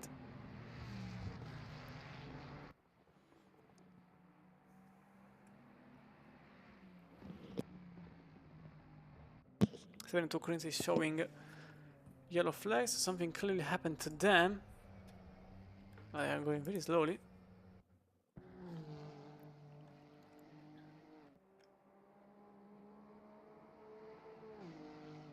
This was just an off-track excursion. Oh, it was over the curb. Oh, they just lost the rear there. They didn't collide with the wall, so it's all good for them. They will continue with their path.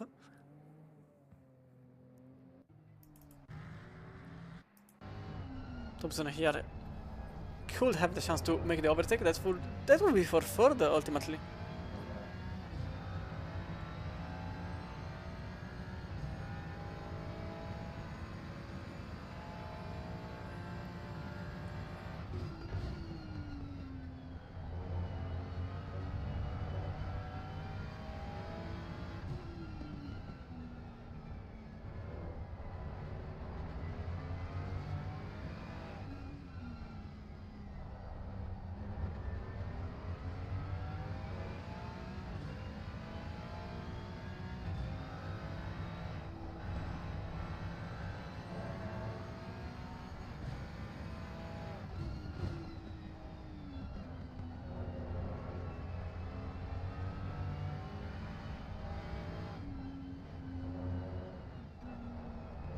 Sparks flying from the American car. Oh, this could be the show. The slag on the grass, unfortunately. That could have been the possibility for Thompson. Now he will have to wait either on the very fast part of Cottonborn and Schwedenkreuz, or into Kesselken and Murtkurv. Because I think that car is big enough to cover the entirety of the track without even moving. Going a bit wide, leaving some space on the outside for the Ferrari. But I think there is some marble there, And in fact, the Ferrari doesn't really have the speed to make anything happen.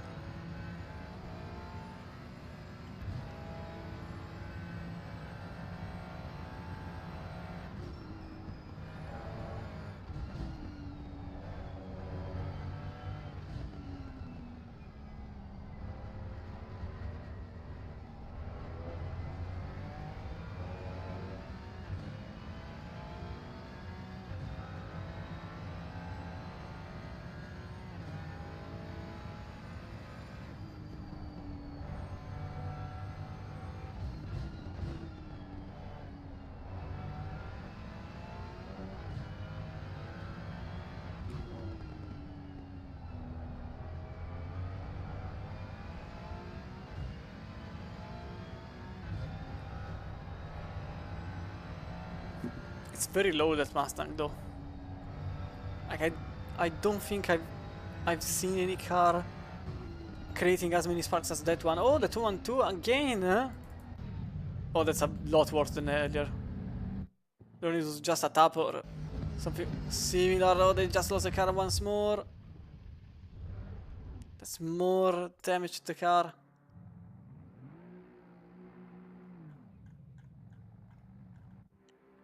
Yeah, they didn't really have a great race so far. So Thompson now follows in this very section. They could have the effective decision time, because the Mustang could stay in front. But it's 2-2 again. Oh, they just went into the pits directly.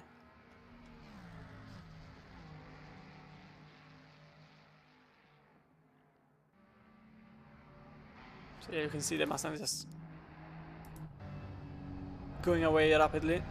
Yapello batting with Ulrich for 7th place.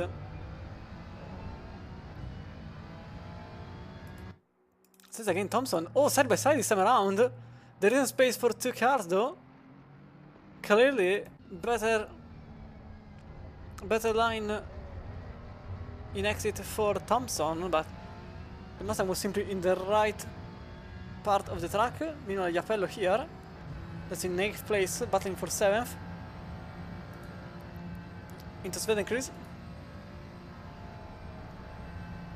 And nothing will really change because, to be fair, only one person is able to make a pass there. And that person is actually on the 1-for-1 team. It's Klaus Nyring, which is also now driving. So if there is one person that can make an overtake there on the outside, he's just the very person who is actually defending from that very move. Apple is keeping track with them. Very nice for the QRT sport.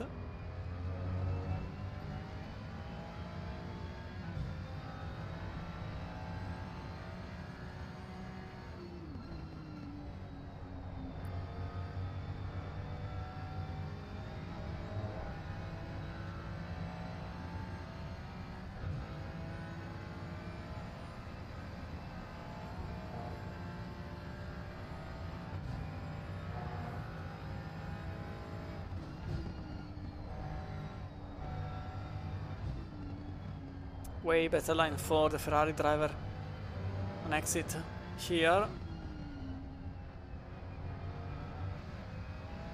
For the second carousel.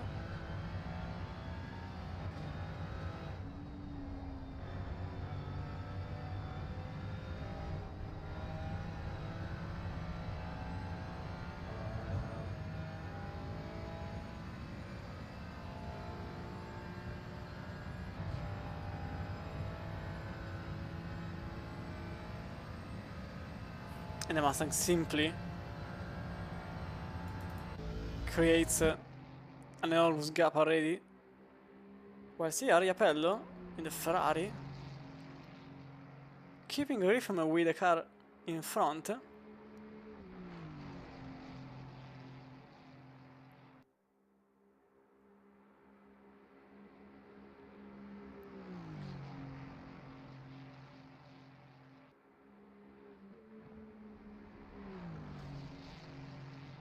But I think that ultimately the Mustang is the existing proof that if you have the straight line advantage, you have any advantage in the world. Because simply no one can overtake you. In a track where overtaking is practically impossible, it really comes handy having a car that just overtakes and doesn't let anybody pass. 52 now into the pits. Ooh, sliding in the barrier and coming to a halt, which means back in the pits for them. Thompson, meanwhile, which practically has the only chance here in the pits, in the GP circuit. But I kinda have to throw the car at this point. They just have to make a dive bomb, not for the best. Maybe take a penalty. Could ironically be a better idea than to stay behind and lose time, because the last time around it was an 8-18 for these two. And Larson? Well, Larson is here. He's a minute behind and currently very likely ahead of the duo.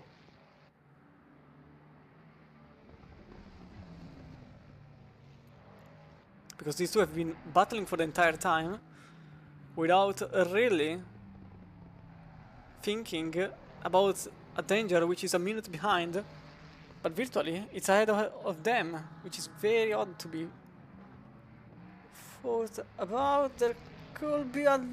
no, there isn't. The window was just painted. There wasn't any window there.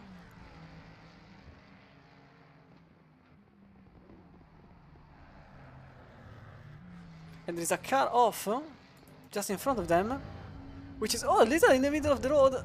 It's a 2-on-2 again. Once more, finding itself in huge difficulties. How did it happen though? This time around it was lounge on the brakes, very likely. It was another curb, and this time, oh, huge front end damage.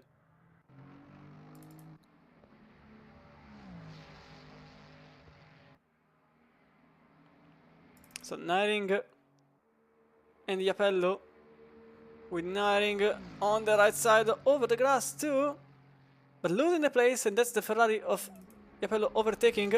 There's also Thompson going for the lunge at the very same second in a bit of an impossible place, because they made it in Arenberg. They just went for it. Oh, there honestly wasn't any space available. They just created it. They really didn't care. They went for a dive bomb. I think it was a better idea.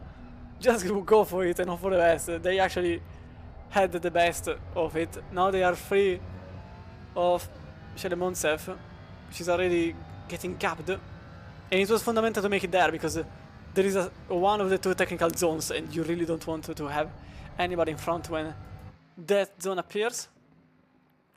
So number 2-1 now has a chance to fight Will Larson for position, but it's highly likely it's already too late.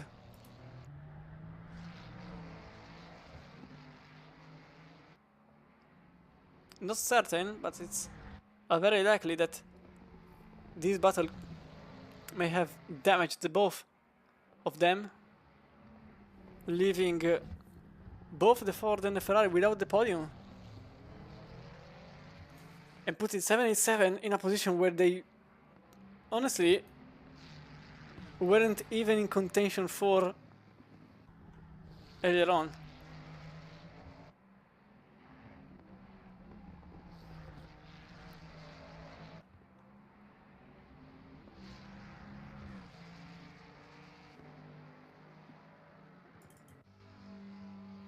So number... oh, there's a cut off.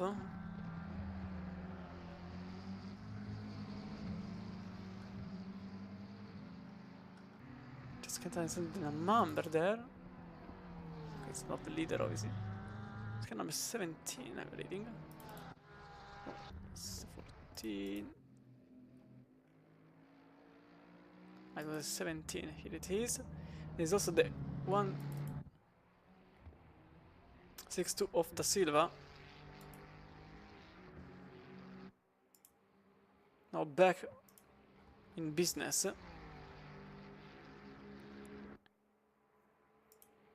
They're running slowly. It's not this. Latvian driver here, battling with Grains in 12th place. Battle of McLaren this moment. Although that's for 12th place.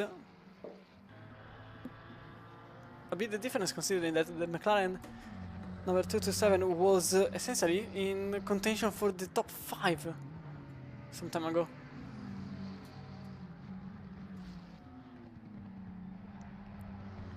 Now that it could be the move there on the outside, it's a bit difficult to make it happen. Into Vasna curve.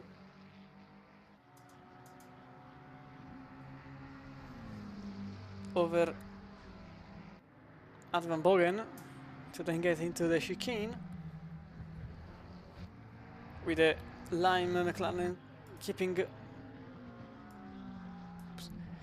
the upper hand over Snozins. Last lap for Grains was at 8:20.5. This is an 8:13.6. The last lap for Snozins.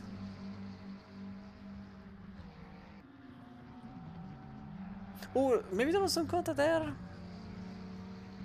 No, I think there wasn't in the end. Let's get it. The cross racing team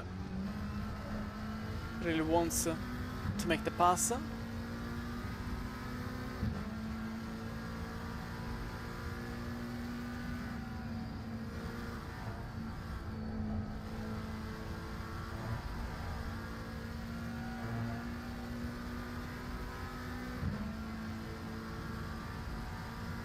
Over outside. And Grains, I think he spent kind of left the defending phase, even because the car is damaged on the front of the car. So I suppose he just let them go.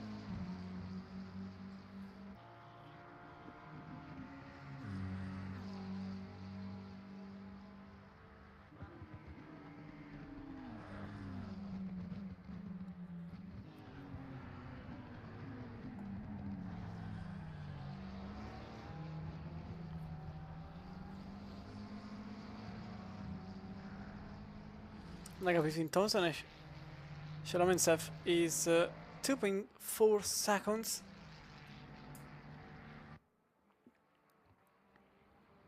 .3 behind is Ford, then there is Larson, 55 seconds only behind the Ford Mustang, then 29 seconds is number 11, former second place team in 6th. And then number 42 from P29 to P7 at the moment. Naring is just a second and a half behind, but remember that Naring is the one that has been overtaken by Apello. And there is the Verona in the non-sem 4 team, in number 69 Chris Squirrel team, just completes the top 10. I think here Zotins will have an easy time getting to Filipiak in the 28 for Simulation Esports.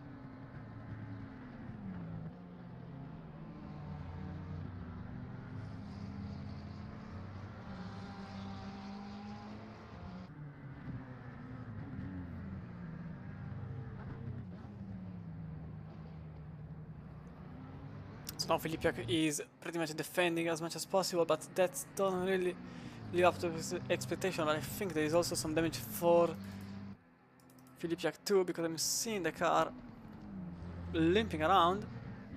Oh, that's just some damage. I was just looking at a thing. I suspect I just missed an heavy contact with the barriers for Filipiak.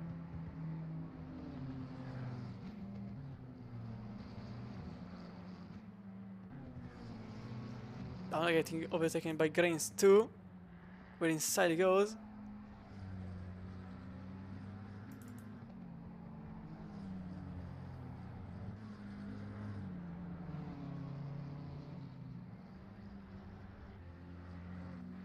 So you can see now the damage on the car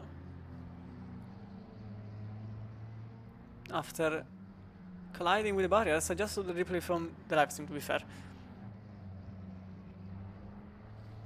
And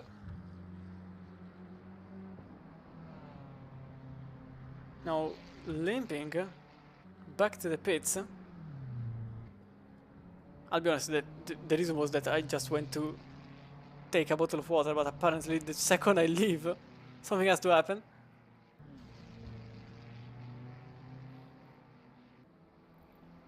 With the seconds obviously getting more and more.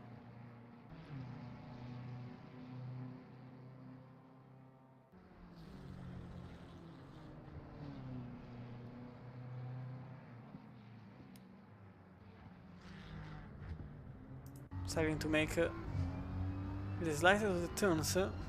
Unfortunately, this is the view they have in front, not much.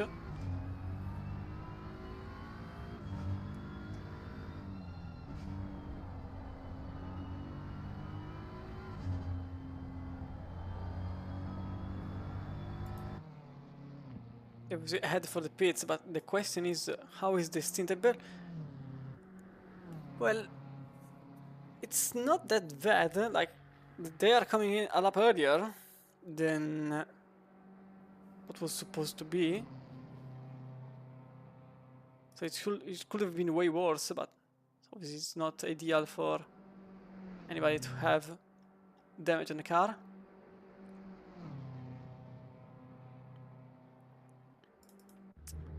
McLaren in 11th now becomes the McLaren in 10th place after the overtake on Aristoff in number 69.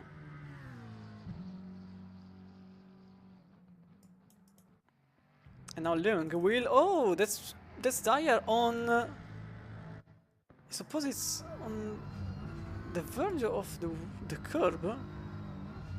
Oh, they lost the... Oh, again, the same thing. But this time it's the front end that gets damaged. As another car has disconnected. The car in 20th place. Which I can't recall the exact number, but it's not in the race anymore.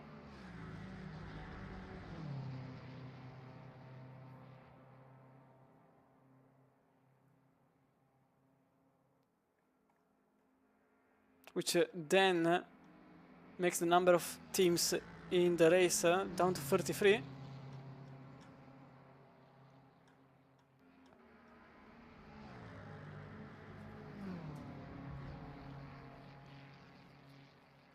So we've got 2 Ford in the top 15.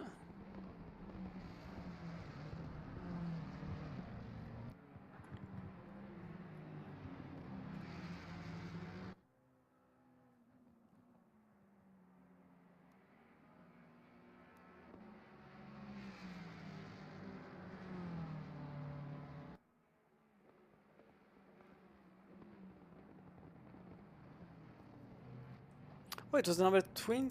No, okay, number 28 is now back in the pits to repair the car.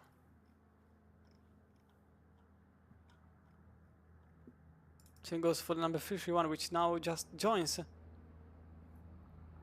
the BMW in the pit lane.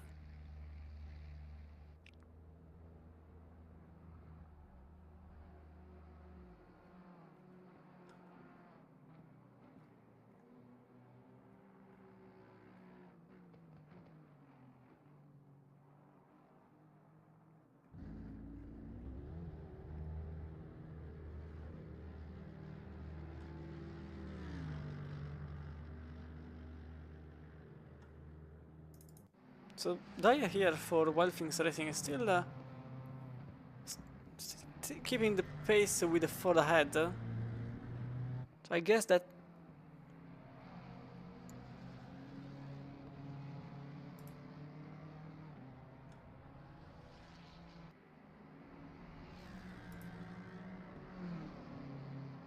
the damage was not too impactful for the car number 24, although I think there is still some damage to be considered.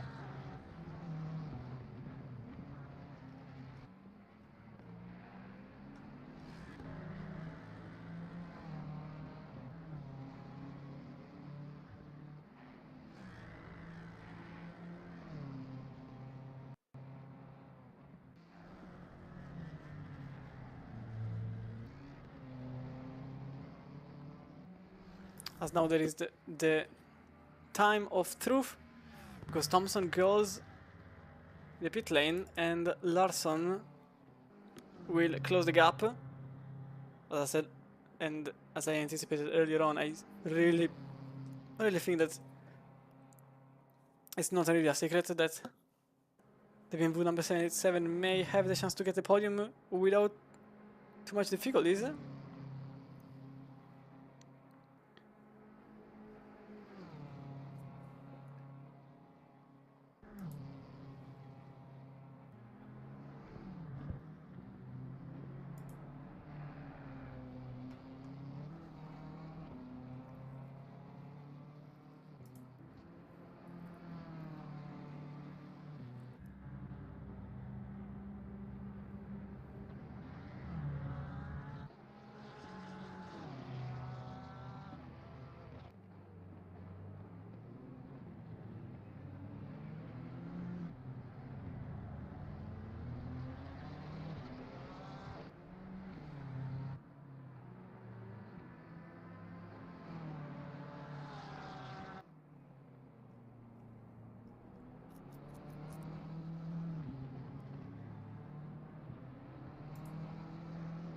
As a matter of fact, now Thompson is 10 seconds behind Larson in the standing. Last lap for Larson was an 8:12.9, 6 seconds faster than the Ford in third place. And ultimately, it is, I think it's actually the quickest car on track we have at the moment. Yes, it is. Although many of the cars went just now in the pits, so it's not completely safe to assume it, but I don't recall seeing another 812. And just now that I say it, I'm seeing that actually there is an 812 there for Yapello. It's actually the QRT Sport car that is the quickest.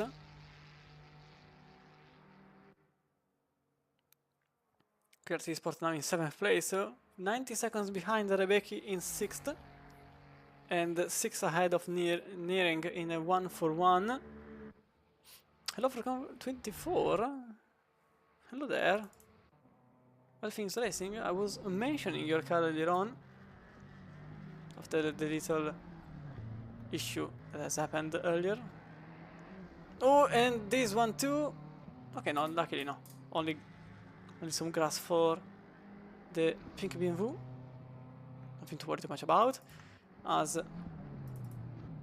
Sparks has now gapped everyone but 5 cars. As the number 331 disconnected for a moment. The Apollo just set the team's personal best, 8:11.6. Up in 3 seconds faster than anybody around them. Well, anybody, it's just 2 cars around them, but still, you get the point.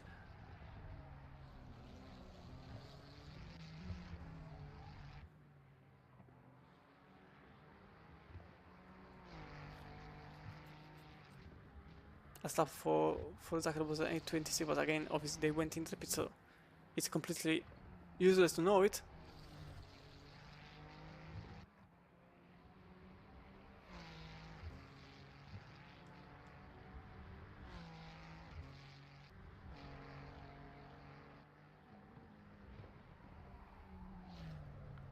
as I was saying, the number 84 gap to the entirety of the field, but 5 teams only.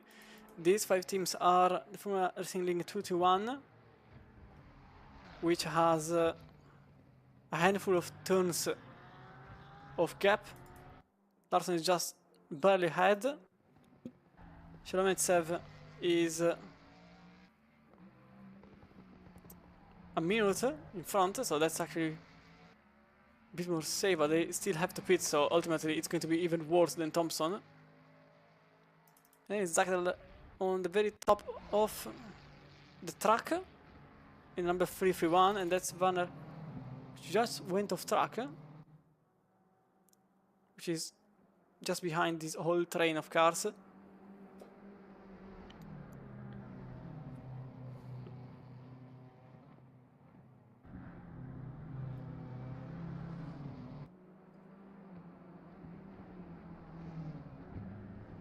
And Night Lords is actually quite fun in my mind. Like, you have all the lights in the world, in certain zones, and all the darkness you can possibly imagine, because you can't really see anything. Which is great. There are certain sections of this track which are full of light. And it's this one, like this one here, you can see it's not from here. But you just saw barely. Okay, from here? Not anymore. Okay, I'm terrible in timing.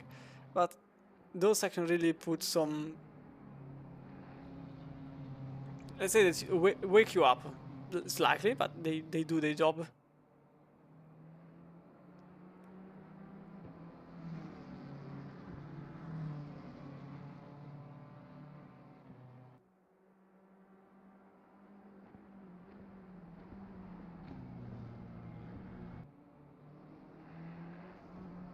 Ooh, a bit on the grass again for Warner, but at this point they've got 6 minutes, 0.30 seconds.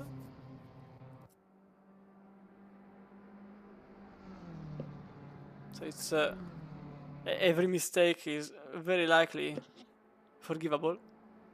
Like, the only thing they can do to lose the lead is essentially to disconnect and slash or to crash so heavily that you have to waste 6 minutes in the pits, which is not something that I think will happen.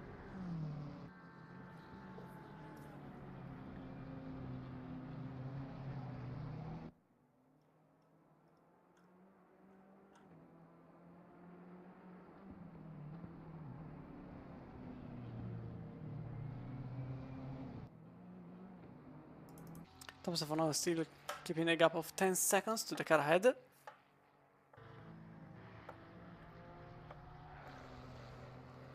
Just over the curve there for the Ferrari,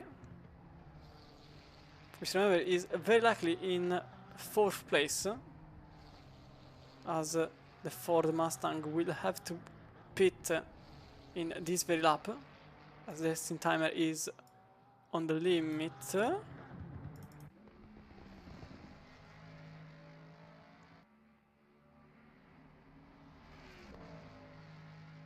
Oh no, okay, yeah, that's correct. For a moment I thought they were going over the limit.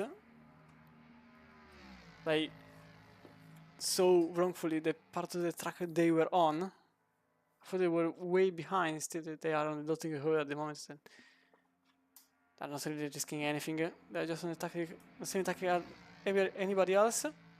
We're about to head into the 100 laps. We're still a bit far away from that number. But currently, we are very likely heading for 170 laps, more or less. Because this will be the 85th completed lap at the 12-hour mark, which translates in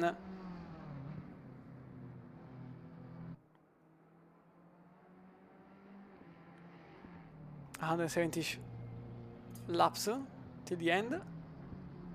Although it's very likely that everybody will make one less, at least one less than that.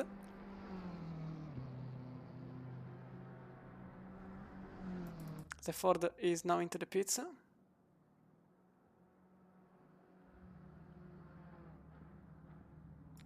So this promotes automatically Larson And a 787 team for Remnant Racing finally in the podium. That's officially P3 for them. Still lapping quick. 8:13 the last time around. Thompson last time around made an 8:24. And that is not back in the pits. 90. What? Oh, it was by entering the pits, that's why. Oops. Yes. I'm starting to lose lucidity, I'll be honest. That's on me. As Shalom himself is now out of the pits. 10 seconds behind Thompson, which is 10 seconds behind Larson. And by itself, the Ford is 10 seconds in front of Rebecca, so everybody is 10 seconds gapped. That unfortunately means that the Mustang lost the advantage they had by pitting so late. Which was the one of just being a rock in every turn and simply press the pedal hard in a straight line. It was the entire tactic of the GM team when they made this car, very likely. Very American thing to think. But if it works, just make an illegal amount of power in the straights, have the same agility in turns as a GT4 car, and you get this. A Ford Mustang, which is actually one of the most performative car of the entire grid pack, if you consider every tag where you find it difficult to pass, which is Nordschleife, Zolder. No, Zolder, no, okay, Zolder. It's actually quite easy if you really want. I will defend Zolder for my life. So I think it's Nordschleife, certainly. I think I would put Hungaroring, because in the end, even in the GT cars, it really doesn't offer much. Brands Edge, obviously. Although the track doesn't really have any straights, so ultimately you just have the weaknesses and none of the strengths. So it's not really useful there, because you can't really make a qualifying lap. Like, you will qualify yourself with 30 out of 20 cars. I know what I said. I'm trying to think about any track that has a straight, but it's very difficult to overtake. Buffers? Definitely buffers, yeah. But I think this car in buffers will be illegal. Just press the pedal. Everybody else will just stay behind you because they can't really overtake you. Bam! P1. Easy.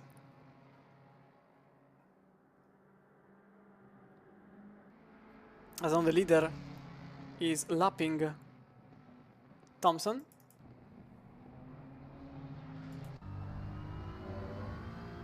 .907 was the last lap for them. 907.495. I have no... No, 907. Oh, okay. I read 807 for a moment. But I think I said 907 because I'm dumb. I'm honest, I thought it was an 807. So this means that Kaplan gets lapped, which translates in only 4 teams are surviving. Well, not even, only 3 teams are surviving the blue flag.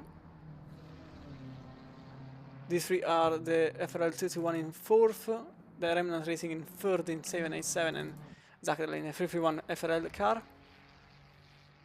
Then after that, it's going to be the whole field being lapped.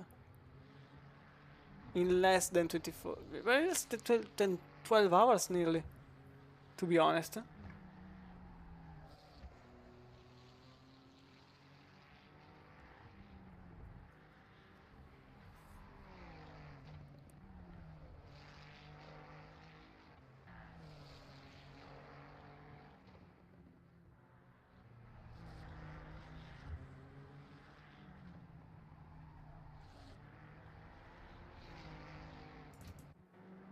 But Rebecca now has just 6 seconds of gap to Kaplan in front. Kaplan which lost 7 seconds in the outlap only.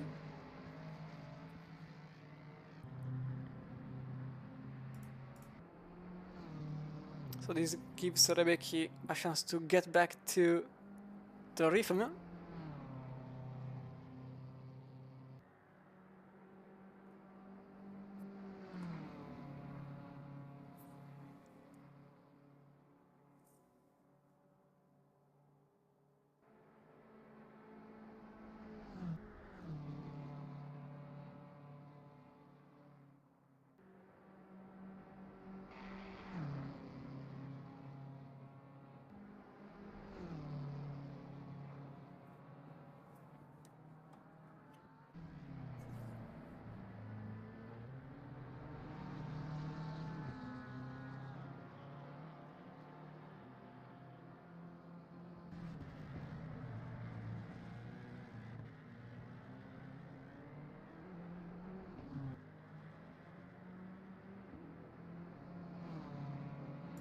There's also Karner here for the 934. The Austrian driver is only less than 4 seconds behind here in the 888.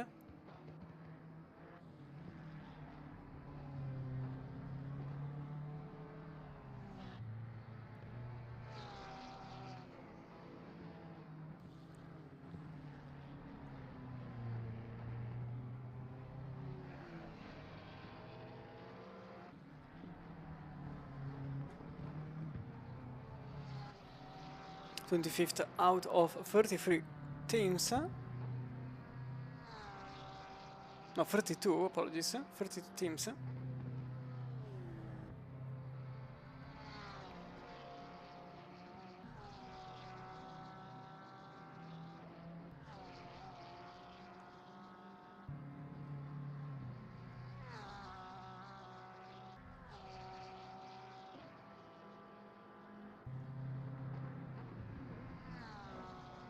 As we lost another team, now that I look at the seat.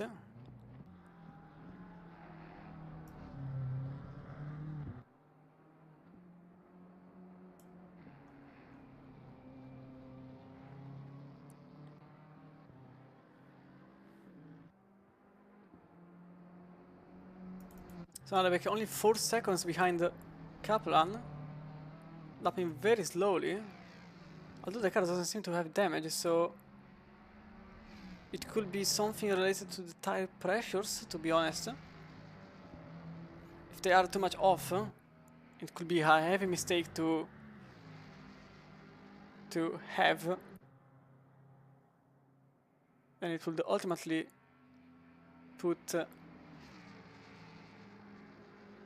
the car in a difficult position to attack and defend and simply go on.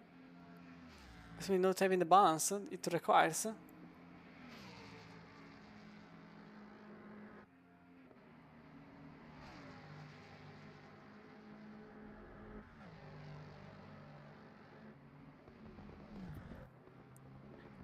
So now the Italian is just barely behind.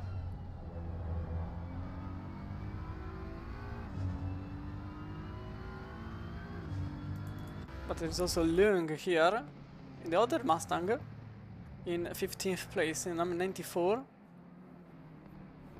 with Filipiak barely behind, barely in front, after repairing the car.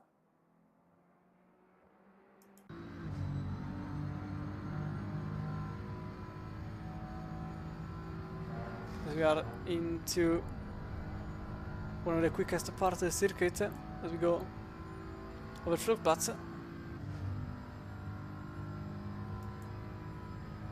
But that created some gap for the BMW to make it, at the very least, in front until Arenberg.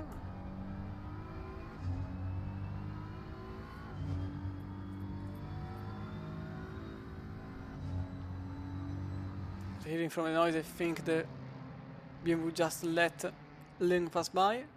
So that was the pass for 14th place for Simulation, leaving the place to them. And simply decided that it's not the race. They just want to continue go on.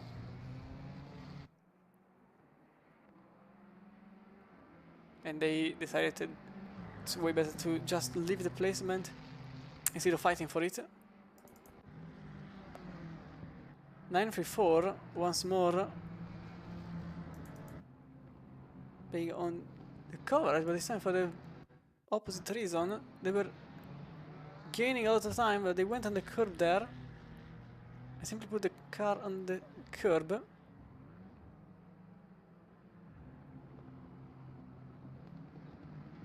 So now they have a 13 seconds of gap to Hill instead of the 2 they had seconds ago. This fight is clearly becoming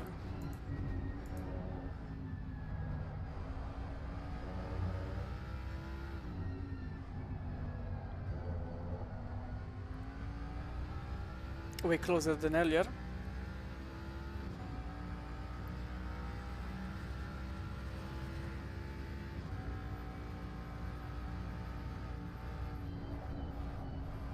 As the BMW behind is just 1.5 seconds behind.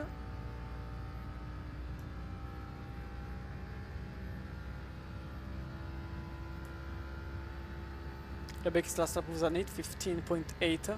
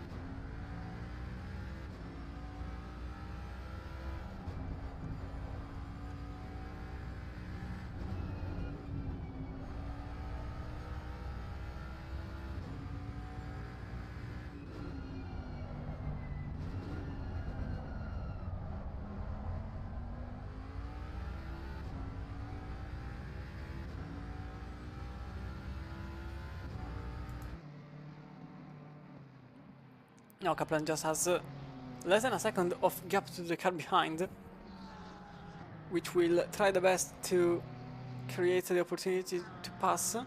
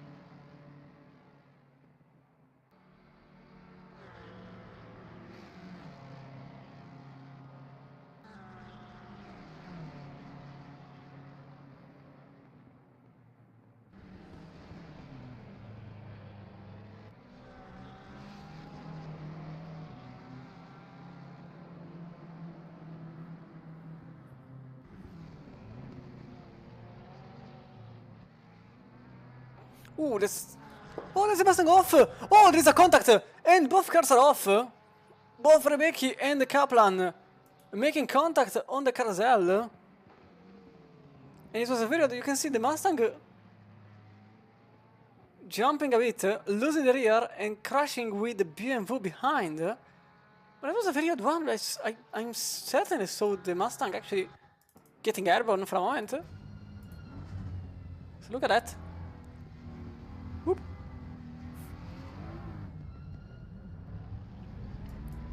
I just want to see it again from the Mustang point of view. This is pure curiosity of mine, I'll be honest.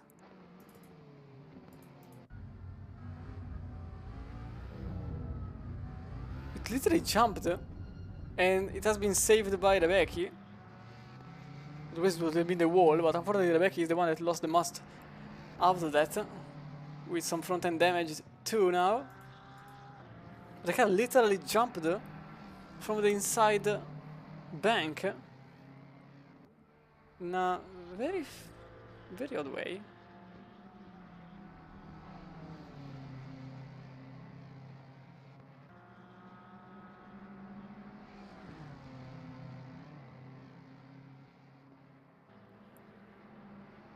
But I think, well, it's certainly not in the slipstream, but there certainly could be a chance in any of the 834 turns of this track.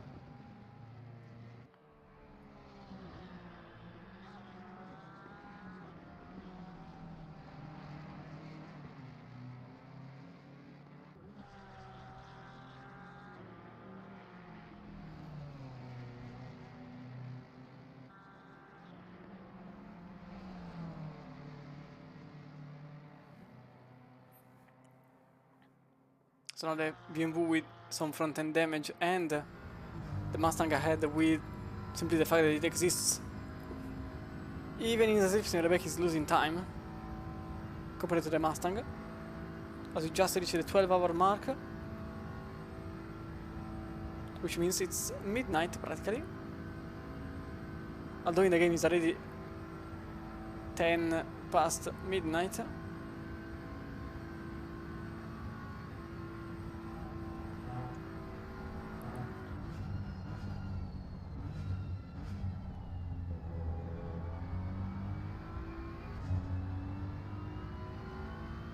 I'm quite sure the Italian will be quite angry with the fact that the Mustang kinda blocked their way, but it wasn't really their fault. It was okay. I said it way too many times. Simply, it's just was an unfortunate coincidence.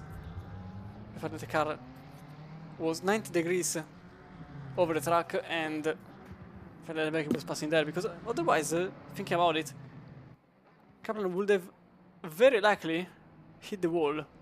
So it was a very... Yep, that's a contact. I'm quite sure this will be looked at, because Rebecca went for the overtake. Whether the Ford liked it or not. That's Kaplan losing around 8 seconds. Because I think they stole the car. So it's likely that Rebecca will also have a 5-second penalty for causing a collision. But on the bright side, they made the overtake. We're already dealing with the fact that the car is a rocket ship on wheels.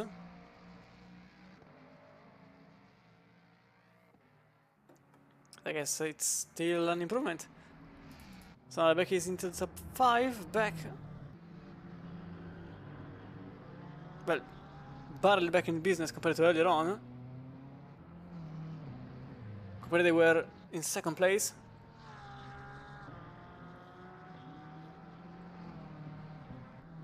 And then everything went downhill very quickly.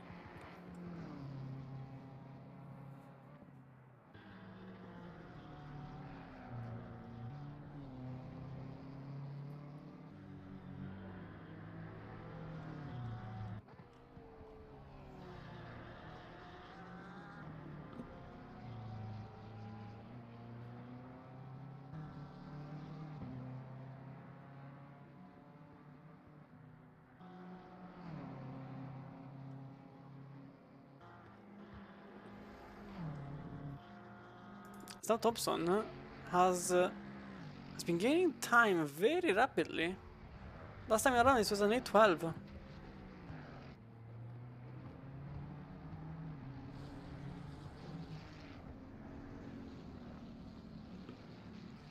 It was an 812 for Thompson, who gained 2 seconds on Larson. Obviously, I'm not counting the gap between Larson and Zakral because at this point it's an entire 90 seconds of gap.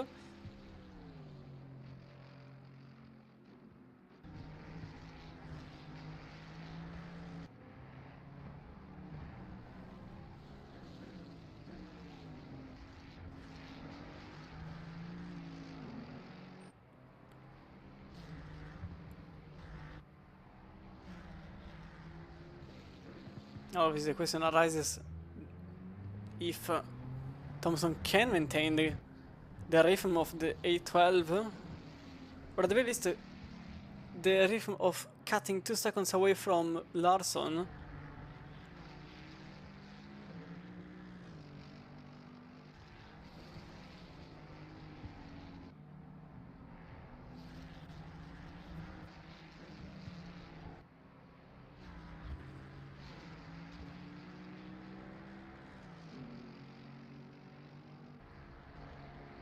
With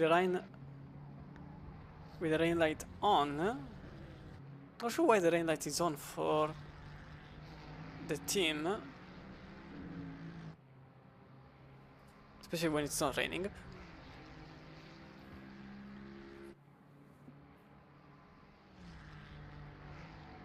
But in a few, I won't even say hours, I would say in a single hour, we saw a complete shift in direction of the leaderboard, to be honest, because earlier on we had the Ford in the top 3, we had the 77 completely outside this whole battle, we had the number 11 in second place, well, that was a few hours ago.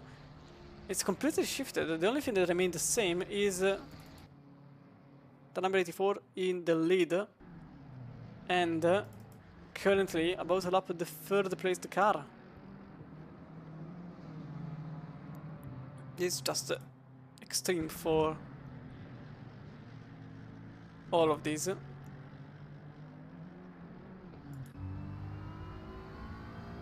I would honestly like to see a lap of there, because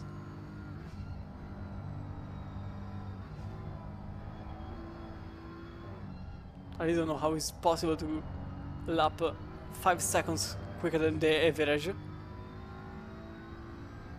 Because the last 8:10 is practically a slow lap for Chris Warner.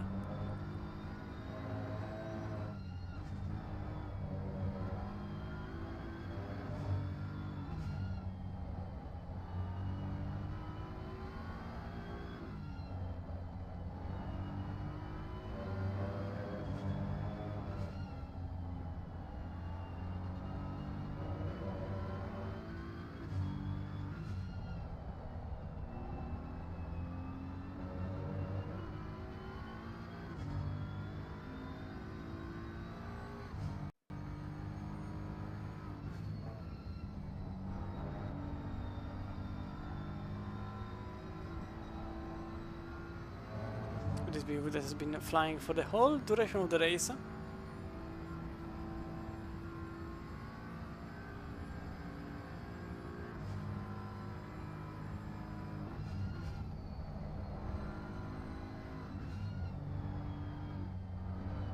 With a stop which is at this point practically perfect.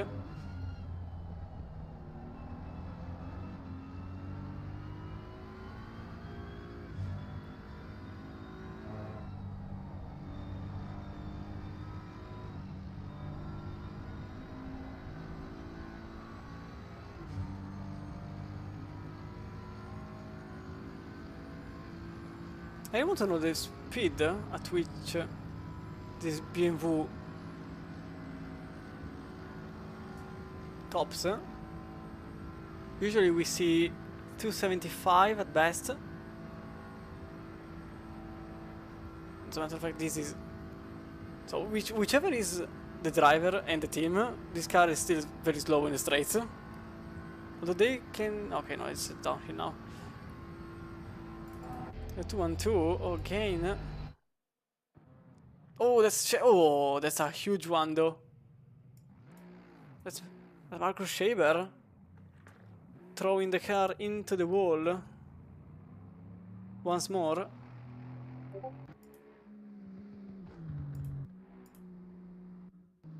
So we can see from here how it happened. Over the curb, over the gravel, and then heavily into the barriers. So now Larson into the pits.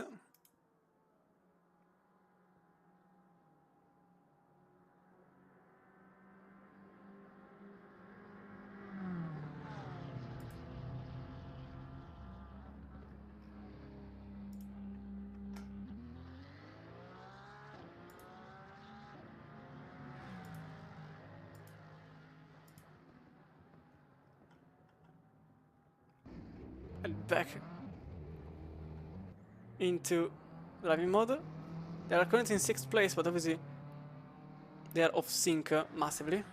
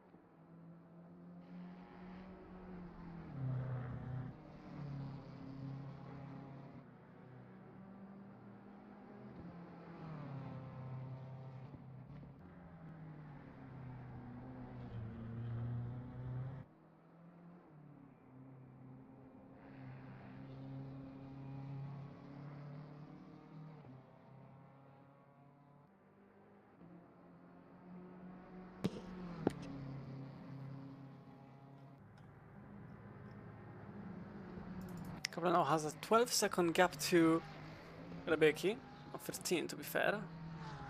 And Larson is only 10 seconds behind Kaplan. So, nearly the overtake again, but this time completely different from earlier on. Earlier on they were battling for 3rd, and they were on 2 different tactics. Now Larson is going to overtake the 3-2-1 Mustang, regardless of the pit cycle.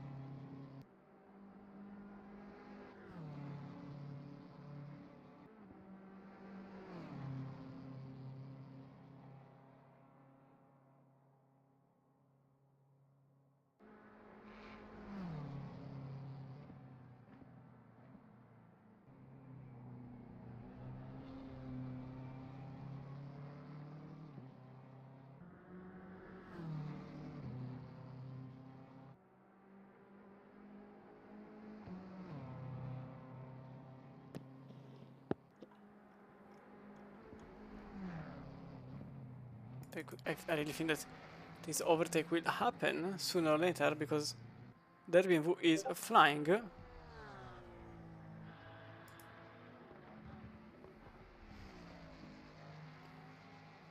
And really going quick.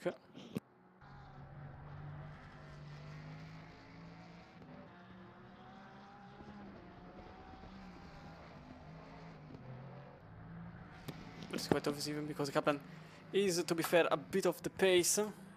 Last lap was a 28.9, but it's obvious the reason for that. But without the spin, it would have been around the 8.21, so really not the pace they can offer. And then 193 is currently 197, apologies. He's going to having some struggles there. Over the gravel, but I don't think there is any... Yeah, definitely no damage whatsoever for them. Little wheel spin and back to the racetrack.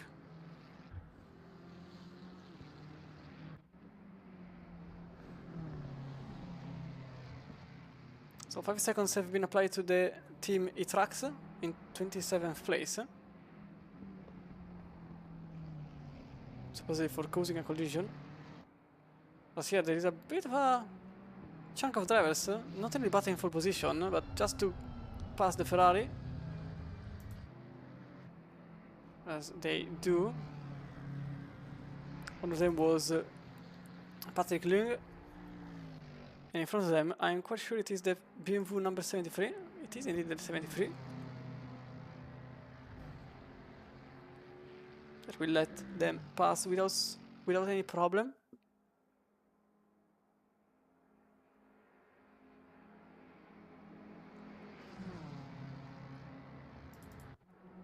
As they're young, just 1 second behind the Filipiak in 14th place.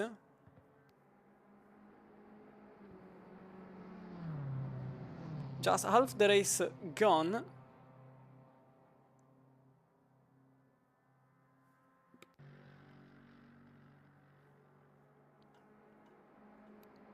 We unfortunately lost around 12 teams from the start of the race.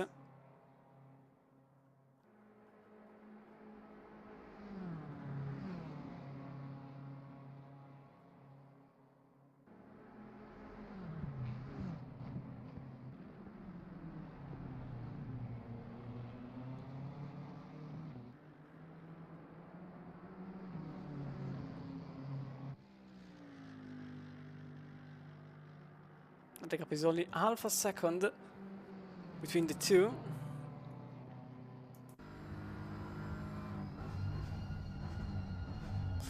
Not only missing on Filipiak's BMW, bit long on the brakes for the Wild Things Racing, which just missed the car ahead, but they will certainly have another try in very little time.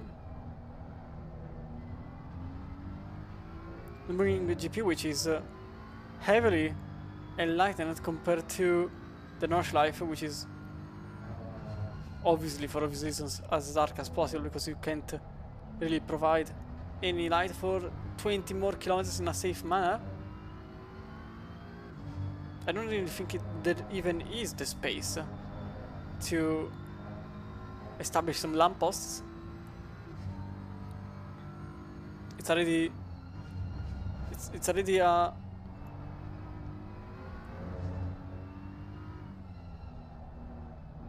victory that the track exists by itself, even if in every FIA book it will be illegal. If I'm not correct, they even tried to shut it down once. Was it number 41? Is now off track. That's way more than off track. Way more off track than expected. Oh, they just went straight into the wall. Oh, that's heavy. But I have the chance to go back into the pits. They don't really have to make the entirety of the Nordschleife, and they decide to go right. No, they will continue to go left, which is not the thing I would have done.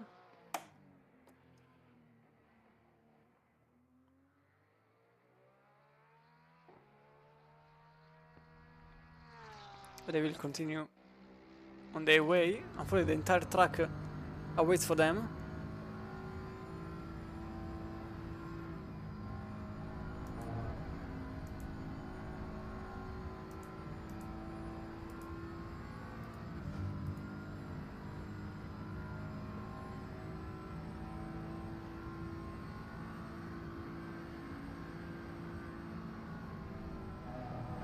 Track which I remind you all that it's 25 kilometers long, as the BMW goes extremely wide and leaves space to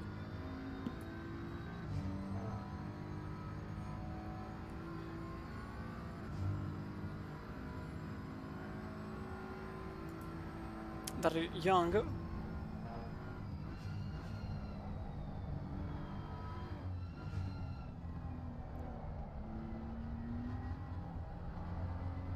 Kilometers of which with 185 turns, so this track is simply phenomenal in every number you see it. Now it's the final minutes of my stint. As Larson made the overtake easily on Kaplan.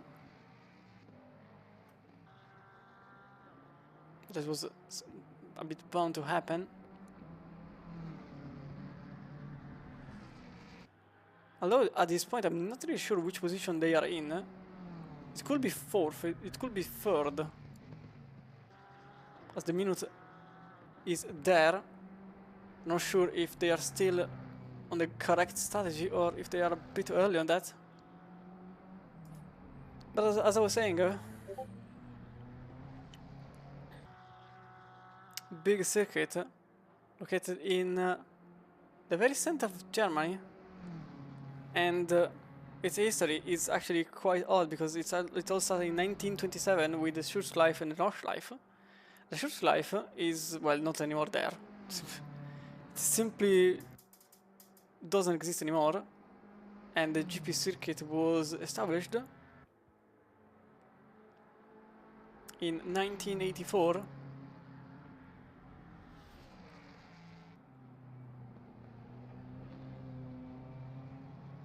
Whilst the 1985 was the first of many years for the F1 Germany GP.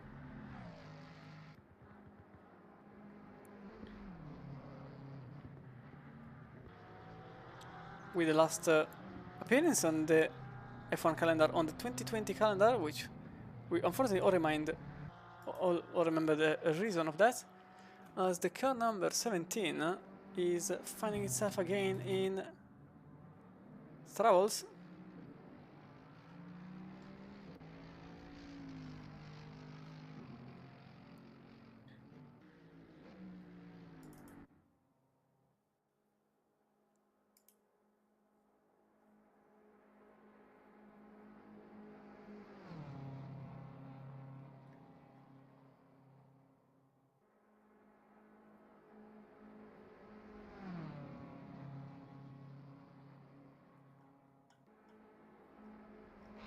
But this track is simply full of history, and its most important race, 24 hours of Nürburgring, obviously, is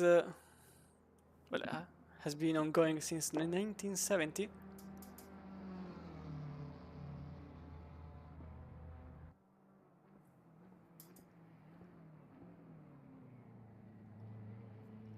Many are the drivers that won the race, but only 3 brands managed to do it in a non-German car. Those are Ford, Chrysler, and I think we all remember Ferrari in 23 with Fricadelli winning the race and making it first.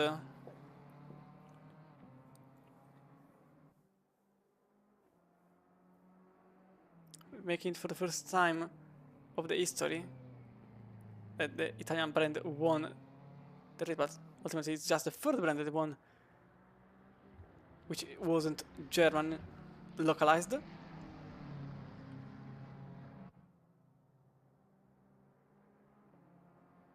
With BMW being the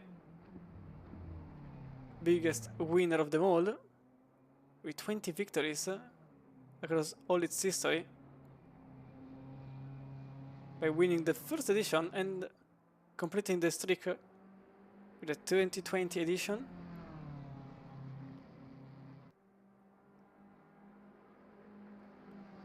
With the last one that has been won in a bit of a peculiar way, because the Audi Phoenix won the race, but essentially it was red flagged for fog, for practically half the duration. In fact, we kind of had the 7 hour of, or the 9 hour of Nürburgring practically. And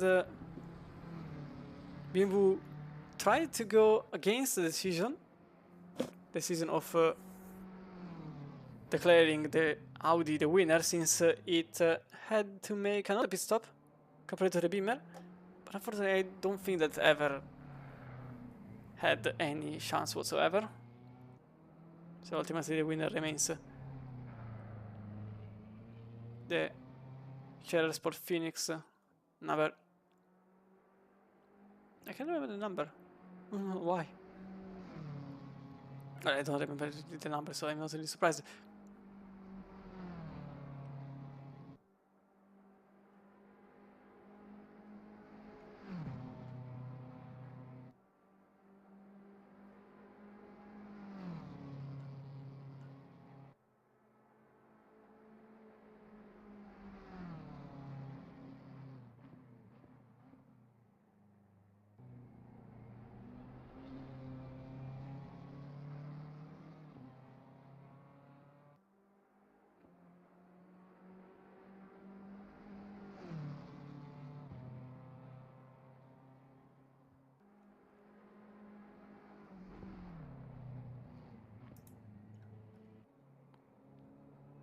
So at this distance, Warner is just now in front of Thompson, literally now.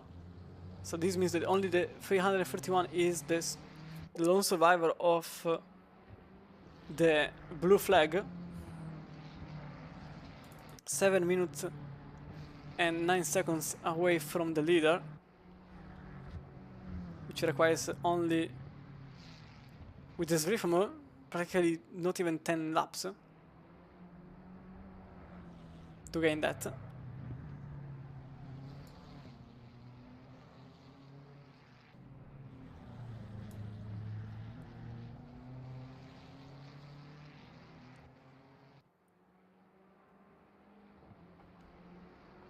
Larson just made the team's personal best, 8:12.1, so they cut another 3 seconds and a half from Thompson ahead, which translates automatically in the podium position for the car. But by pit stints, I still think it's not certain that one there. So 197 is showing yellow flags.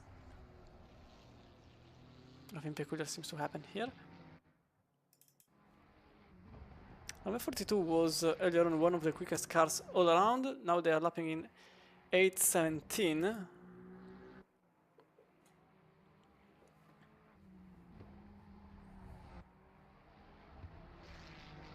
So not exactly the quickest car on track, but still they have a minute behind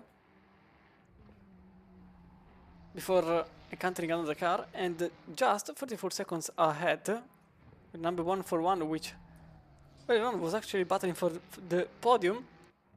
It already had some incidents, and now it's finding itself in 7th place.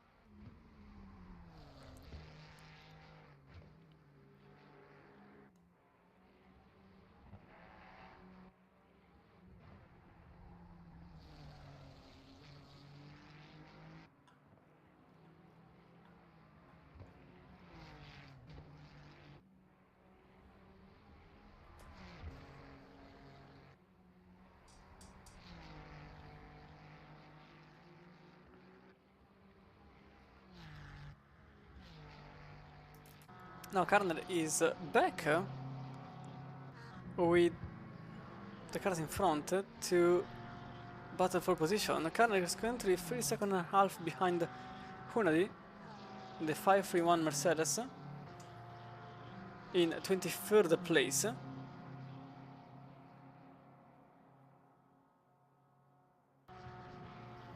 I mean that earlier on it was a bit of a mayhem because they lost the car on entry of the Nordschleife section. They lost 10 seconds, but apparently they gained them back, and now they are aiming for the Mercedes in front.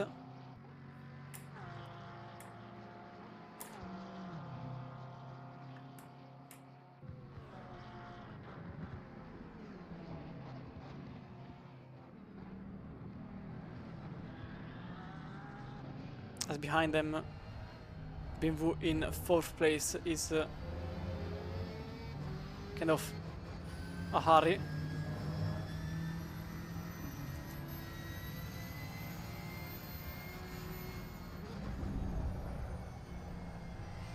It's number 14. Oh, it's number 14 having some issues clearly. That's a roundabout for the Belgian team over into the barrier.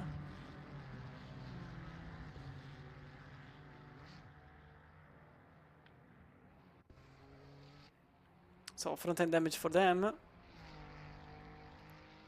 And the SimGrid in Belgium is not really having a good time here. 16th place for them, and now they lost another chunk of time. And I think more will happen when the pits will appear.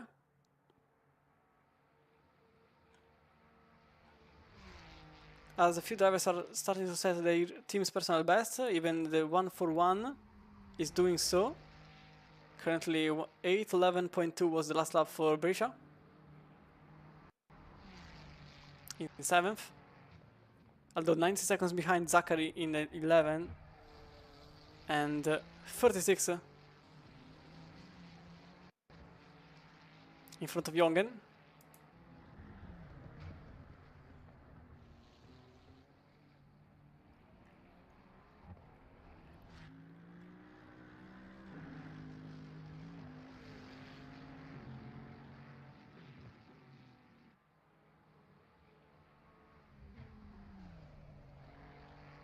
So another car is off track, currently just in front of Rambaud. It is the number 300, second place in class. We can have a look at what happened there.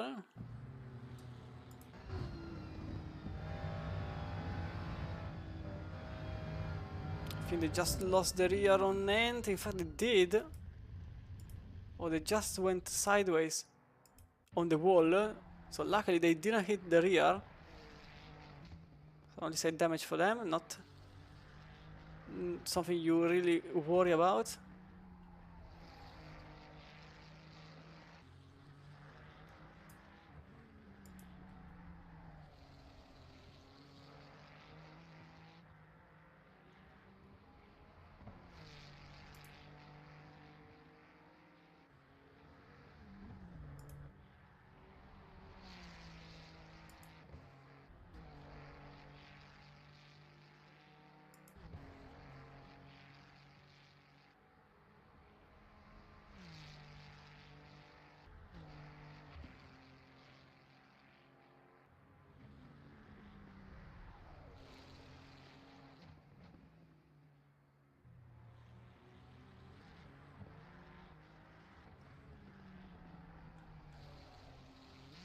Obviously, the second place in class is very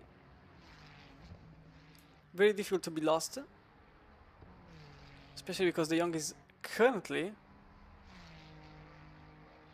around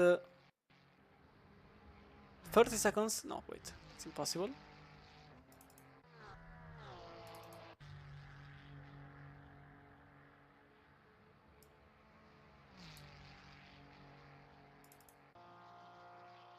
I think that's a bit glitched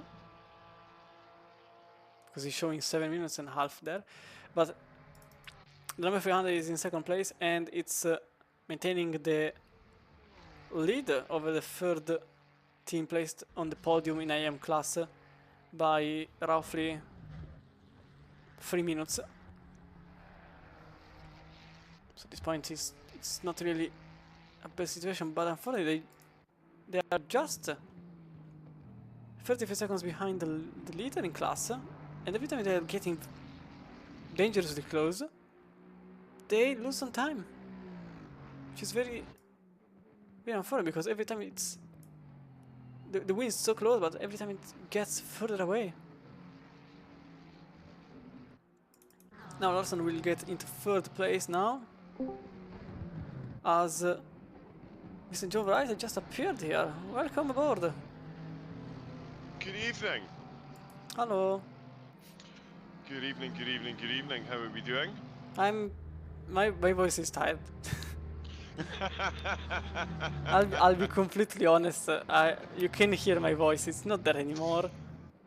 Indeed, indeed. It's been a long day, Christian. It's been a long day. Eh. How has the race been, though? Looks like it's been interesting. A few server disconnects. Yes. Yeah, it's fairly spiced up the running order again, but Hypex still comfortably out in the lead by the look of it.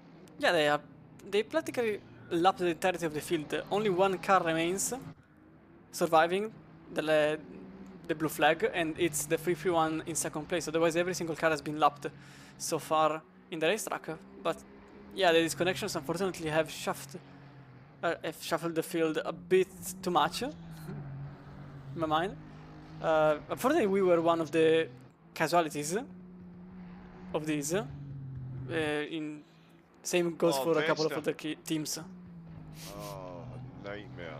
Yeah, well, my number 51, my teammates in the number 11, I noticed that number 441 had the same fate. The 212, which is not in the race anymore, had the same fate. And now we are down to 30 teams, not 41.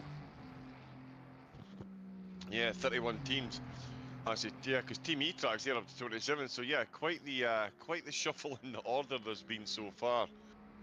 But yeah, it's good at least some of the teams have managed, although the server does look like it's having another bit of a hissy fit at the moment. Well, I mean, until it survives, I mean, it didn't crash, at the very least. But yeah, currently night shift, and this also means that I can complete my shift and have finally some dinner. Indeed. Because unfortunately, between driving and doing commentary and the issue about this connection, I couldn't have dinner. So I am slightly hungry. Slightly hungry. One pineapple-free pizza, please. No. I'll just go straight for. No. Yeah, no pineapple as well. You're banned. Pineapple-free. So I remind you, are banned from Italy. the ban is still in place. It doesn't go away. I have been known to drink espresso after 8 o'clock at night. So you're just extending your ban. You're not really helping us. At this point, the duration is beyond any limit.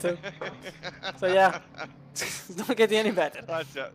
Straight to one border at Italy and thrown straight out the other into the Mediterranean. But yeah, Christian, listen, heroic effort today. It's really unfortunate the team disconnected because I know you were chomping at the bit to do more racing. But go have something to eat because I know that you will be back bright and early to bring us the closing 3 hours of the race as well. Yeah, exactly. I will do the final 3 hours. So on the clock, when 3 hours will remain to the race, I will be here streaming. So this means roughly at 10 to 9, roughly, because the start was at 10 to 12. So this means that roughly at 10 to 9 I will be on for you all. And in the meantime, John Wright will go along with you for the next 3 hours of the night shift. So I suspect some DJ songs are currently on queue. You better believe it. We have chasing status on the go at the moment. Fantastic. Truly the experience I wanted. Spirit of Le Mans. So well. That's the one. Awesome. Right, Christian, I am ready to go whenever you are. I'll tell you what, yeah. If you want to, take our microphones off, and we'll do the quick switch in the background, and then I'll bring us back in.